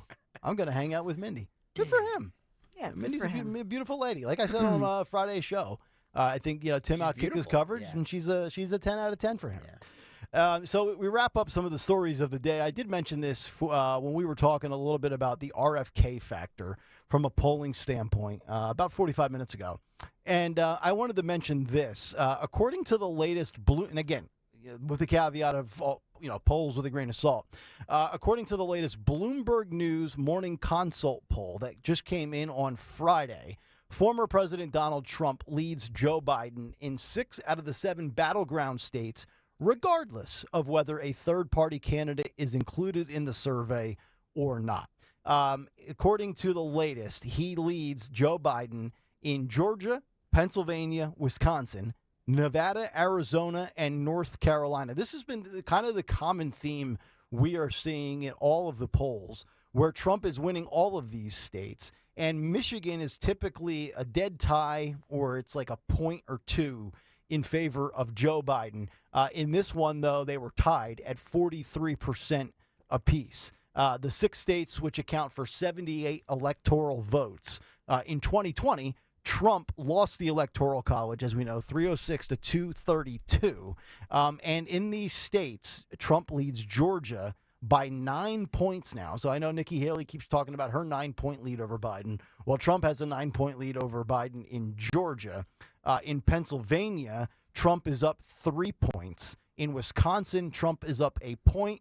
In Nevada, he's up 3. And in Arizona, he is up 4. When you factor in Cornel West and or RFK Jr., Trump remains in the lead in all of the ones in which he has the lead. You're looking at Kennedy probably in the 8 to, just trying to do some of the math here on the fly, anywhere from 8 to 13% on average. And Cornel West essentially wasting his time as he's at around 1 or 2% respectively. You say wasting time, but like that 1 or 2%. Yeah, if you extrapolate it out, the could raw go to votes. Those are votes that are definitely going to Biden. There's no, when I talk about all the time about RFK siphoning votes from Trump. Yeah. Cornel West is all. Yes. Is all 100% Biden, and the no labels ticket would be 99% Biden too. So those two are the ones that I believe are the big X factors in Biden. Agreed. Not RFK. I did it It's 4 JFKs It's so funny. in just the second half of the show. I'm just gonna do this now. This is my thing. I'm just gonna start calling him JFK. That's fine. It's fine. We get your point. Hey, can I just interject here? No, Dawn, you're not allowed to talk. Hold on. Where's Don Lemon? Dawn, you better keep your mouth closed. Of course. There's a breaking news story that there's confirmation that everybody's okay, but Secret Service agents were protecting President Joe Biden's granddaughter, Naomi, who graduated from right here. Remember, we covered that. They fired upon attempted carjackers. 3 guys who were busting into an SUV. And so it actually happened overnight in Georgetown. She was out. They were out with her, Secret Service protecting her, but opened fire on 3 carjackers who got away. Wow. So pretty dramatic story. They were trying to jack the vehicle that the granddaughter was about to go into? Apparently with this, it was, in other words, they thought, oh, nice. What a nice black SUV. Yeah, let's take the one that have government tags on it. That's a smart idea. Hello. And so ultimately, these guys were busting the windows, and we don't have all the details. No, except that nobody was injured. So I don't know if they hit one of the accused carjackers, but the carjackers got away. Wow. Okay. So pretty dramatic. Well, F around, find out, right? Yeah. Last thing I'm doing is challenging the Secret Service. Good for them. Parties be damned. I mean, these people. She's okay though. This was at Georgetown University, Washington D.C. area. Yes. Okay. Yes. The crime in this is just—it's unbelievable. It really is. I don't know what else to say about it. The infatuation with carjacking too. The stories now where migrants are coming to Chicago and they're like, yeah, no, this place is way too violent. We want to go back to Venezuela. And false advertising. And DC putting pictures of stuff up, like toilet paper, instead of the actual items because people are stealing it. I saw that. I just like, what are we doing? I know. We should save the visual for tomorrow's show and talk about that for a couple of minutes. Toilet paper theft. Good God. Hopefully it was 2-ply. All right, 9:40 on this Monday morning. Let's get to what's on the cut sheet, part 2. What's on the cut sheet? Part 2. What's on the cut sheet, part 2? Sponsored by Delaware Valley BMW Centers. Now through November 30th during the BMW Road Home Sales Event. Receive a credit of up to $3,000 on select models like BMW X3 and the X5. For details, visit your local Delaware Valley BMW Centers or go to bmwcenters.com. bmwcenters.com. Do it today. Yes, Donald Trump, Tucker Carlson, Kid Rock, Dana White. I believe in this video, Jared Leto's also there. They arrived at Madison Square Garden for the UFC 295 event that happened on Saturday night. Huge sold-out crowd, and they got a very, very, very nice standing ovation. Nice reception. This is how that looked. Cut 7 and sounded. Cut 7, go. How strong that team is. Making his way into the building. One of the bigger mixed martial arts fans I know, President Donald Trump, taking his octagon side seat for UFC 295. We got 2 title fights coming up at UFC 295 here in a matter of moments, live from Madison Square Garden. And President Trump will be here to witness all of it. 4 of the very best fighters in the world set to take their cracks at light heavyweight and interim heavyweight gold, respectively. By the way, how awkward does Tucker Carlson look? I was just going to say, I'm going to save my comment for after this audio. Best is yet to come. Main card for UFC 295, live on ESPN Plus pay-per-view from Madison Square Garden. It starts right now. Like, you can tell who's been there. Yes. Yeah. Kid Rock, Dana White. Yep. Trump, all been there. Tucker Yep. Carlson's like, oh my God, And oh my he's He's God. look at these giggling, people." he's laughing, he's fist pumping fans. He is such a dork. I mean, look at him. But he's enjoying it. Oh, absolutely. I was too. There's Jared Leto right there. If you're Yeah. watching, you can see him there. I mean, we've seen the Kid Rock, Trump, Dana White, triumvirate trio, that whole bit, and the American Badass song is awesome. Tucker Carlson, he looks like he should just stay in his cabin and like go fishing in the quiet lakes of Wyoming or Maine or wherever he is. Trump, I think I saw on Instagram, Trump Jr. was there too, right? Yeah. He didn't get introduced though. No, he didn't. He didn't make the entrance. No, but Bill Burr's wife has flipped off Trump. Yep. We have that, guys, if you can put that up there, we have that visual of me. What's her name, Nia or Mia? Nia with, like, N as in no. Yeah. Correct. She flipped. And that, it's funny, like, I looked for both headlines of, like, the amazing reception Trump got. Every news article was about this. Like, by the way, if you're watching the video, you can't see it. You have to, like, still frame the photos as soon as we get it up there, guys. Yep. If you can put it up there. But it is just like that made all the headlines. Bill Burr's wife flips off Trump. Yeah. There was also another, it wasn't a specific UFC fight, but there was an MMA bare knuckle fight over the weekend where one of the fighters, oh, look at that. Double bird. Oh, she's double fisting. Look at that. You both of them up. All right. There was an MMA fighter that had a T-shirt that he wore down to the ring on Friday or Saturday, and I think it was Friday night, and the shirt read, "Trump is being indicted, but nobody on the Epstein client list is." Oh. Yeah, I saw that. It was like definitely a political statement, which I thought was interesting. With Bill Burr, he's just like, no, I just think for him, I kind of feel sorry for him. Like, do you blame him? I mean, I just think, like, this is his wife. All of a sudden, people are like, Bill Burr was never funny. Well, because we can't separate anything. Yeah, these days. because trust me, if she's doing that, she probably spanks him nightly. You know what I mean? Like, she rules that roost. You know that, right? There's no doubt. Yes, I didn't mean that. Like, you silly.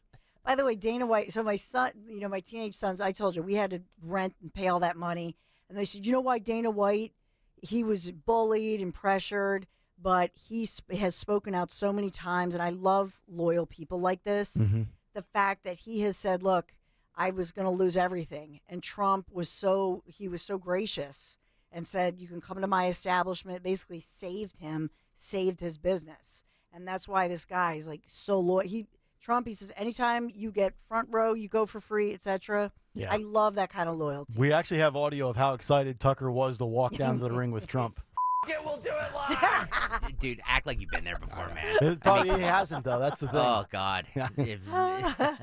I mean, it's a cool, like, it's a great ovation for him. It is. But again, what made all the headlines over the weekend was this thing that you would not have seen if somebody didn't screen grab it. Of course not. Yeah. Because they can't have people like praising Trump and 20,000 people cheering him on. Yeah. Because Joe Biden would never get that reception. Do you think Bill Burr went home and be like, "What are you doing, dude? Yeah. Come Honey, on, bro. really? Can we have a date night? Can you not make the headlines?" And she Trump voters buy tickets too.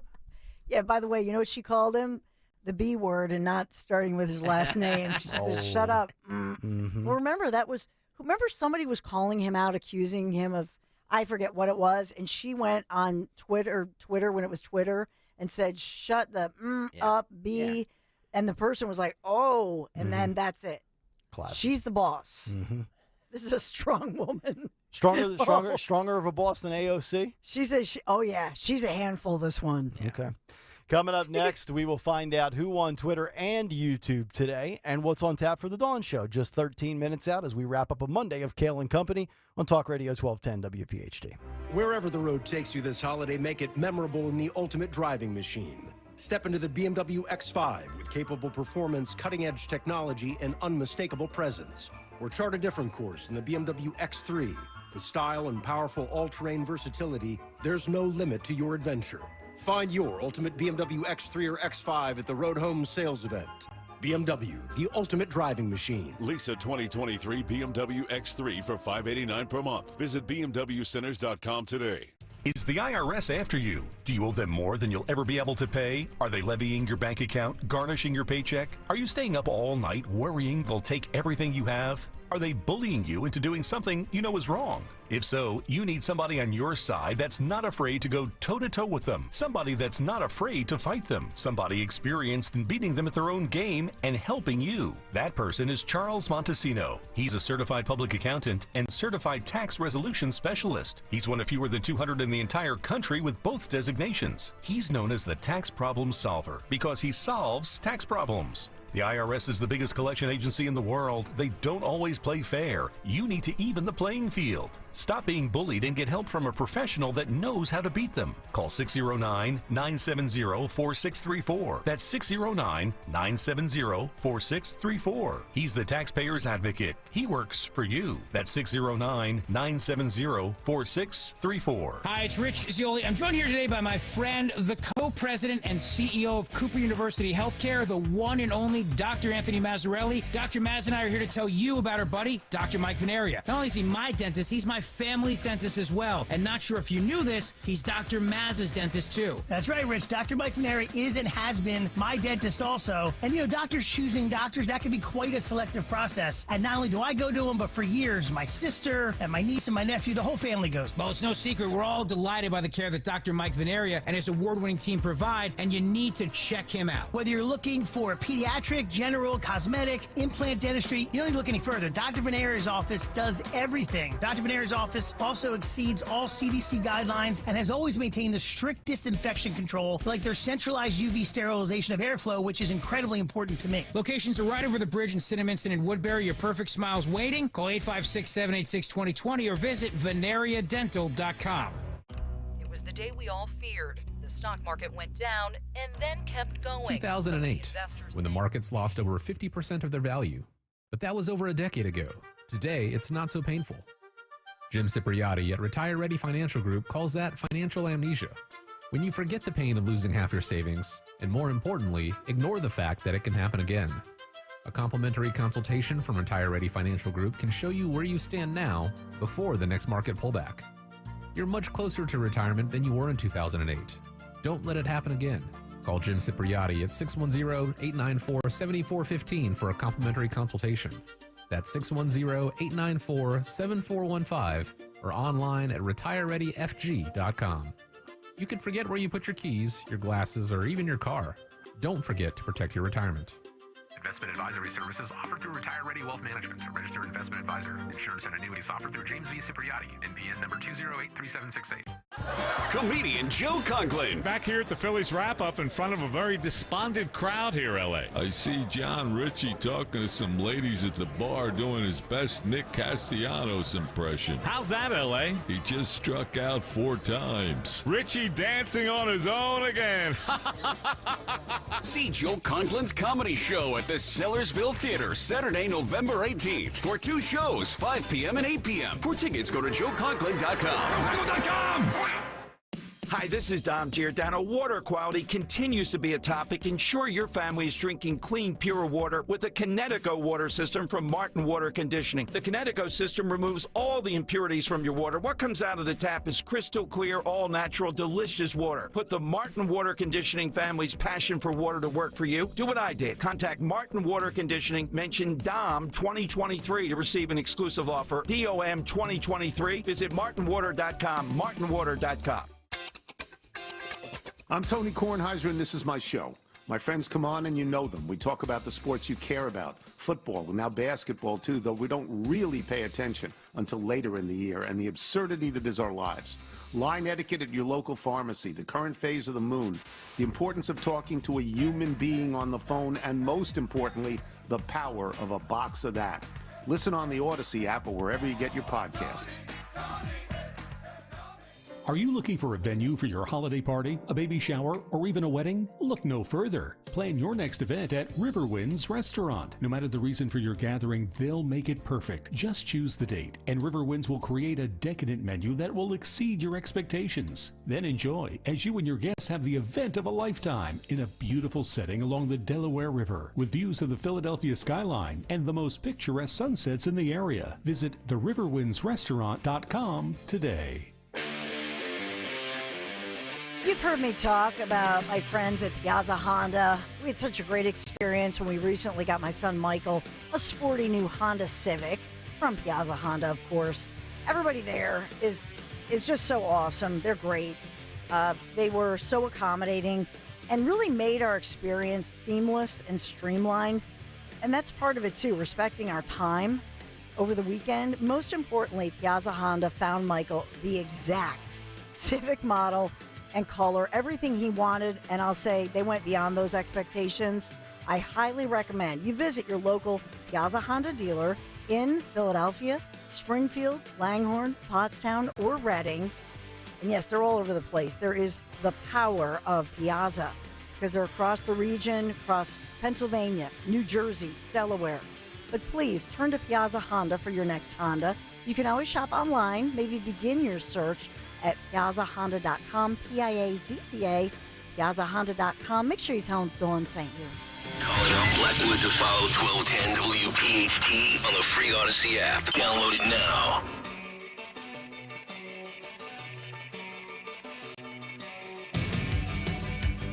Another Monday in the books here on Kayal and Company. The Dawn Show, 7 minutes out. We'll find out what's on tap there in just a minute.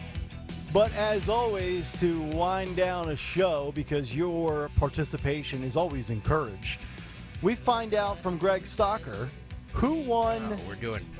Oh, no, you're right. I'm sorry. We're doing this out of order. I got the order mixed up. You did. Oh. Why don't we ask Dawn? Yeah, why don't we ask Dawn? What am I first there? doing? All right. You have 1 foot out the door. I can see that already. Well, Dawn, you know what? Wow. 13 months in, and I got the order mixed up. Wow. Spanking machine in the hallway from Nick Kayal. Pronto. Immediately. I need it. And I need to know what you have lined up so I can get the heck out of here. Yeah, so we have a lot lined up. Coming up, we have a great interview. This is with local law enforcement working with. This is a major break in a case on a national story. I broke the story on Friday.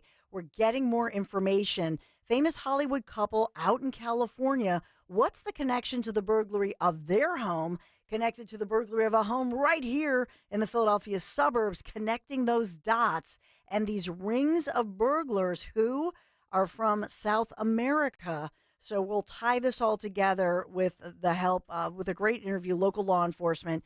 Today, that's at 10:05 after we update some of the breaking news and Veterans Day news that we want to bring to you as well. Then coming up at 11, Dr. Keith Smith, who's a guest columnist as well as a doctor, talking about some of the health issues that you need to know about today. So we've got the doctor on call that's coming up at 11, but a great breaking news story. I think we'll break more news today. Coming up right at 10 o'clock. All right, the Dawn Show at 10 o'clock. Now we find out who won Twitter and YouTube today. Who won Twitter? Who won Twitter brought to you by the Delaware Valley BMW Centers. I'm going to give Twitter to Hugh Jorgen, talking about the Ken Jennings thing that we talked about in the 7 o'clock hour, whether his joke was appropriate or not. He says, I think the difference is the audience. Jeopardy, not the right audience fit for that material. Howard Stern's audience would expect that because I would assume that most people watching Jeopardy are on the older side. Although I would argue today that Howard Stern's audience might be offended by that as well.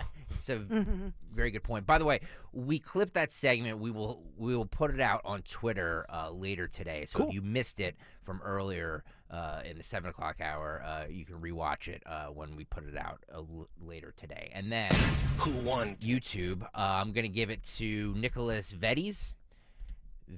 He says, does Dawn know about fakes from experience? Oh, wow. It's not right. Was he talking about eyelashes? Yeah, fakes. Because we were talking about, There you go. Who on YouTube and Twitter, sponsored by the Delaware Valley BMW Centers now through November 30th during the BMW Road Home Sale event. Receive a credit of up to $3,000 on select models like BMW X3 and the X5. For details, visit your local Delaware Valley BMW Center or go to bmwcenters.com today. All right, that'll do it for us. Stay tuned. The Dawn Show's coming up next. We're back tomorrow morning at 6 a.m. And as our favorite senator would say... Uh-oh. Oh, well. Well, he would say good night, everybody. No, say it again. All right, one more time. John Fetterman, take us out like you usually do. Good night, everybody. Odyssey's I'm Listening is our commitment to more mental health conversations. The most decorated Olympian, Michael Phelps, talks about not carrying the internal burden of mental health issues. It's not healthy to carry something like that through life, and that really, I guess, for me, forced me to become vulnerable. Talk saves lives. For more mental health conversations, visit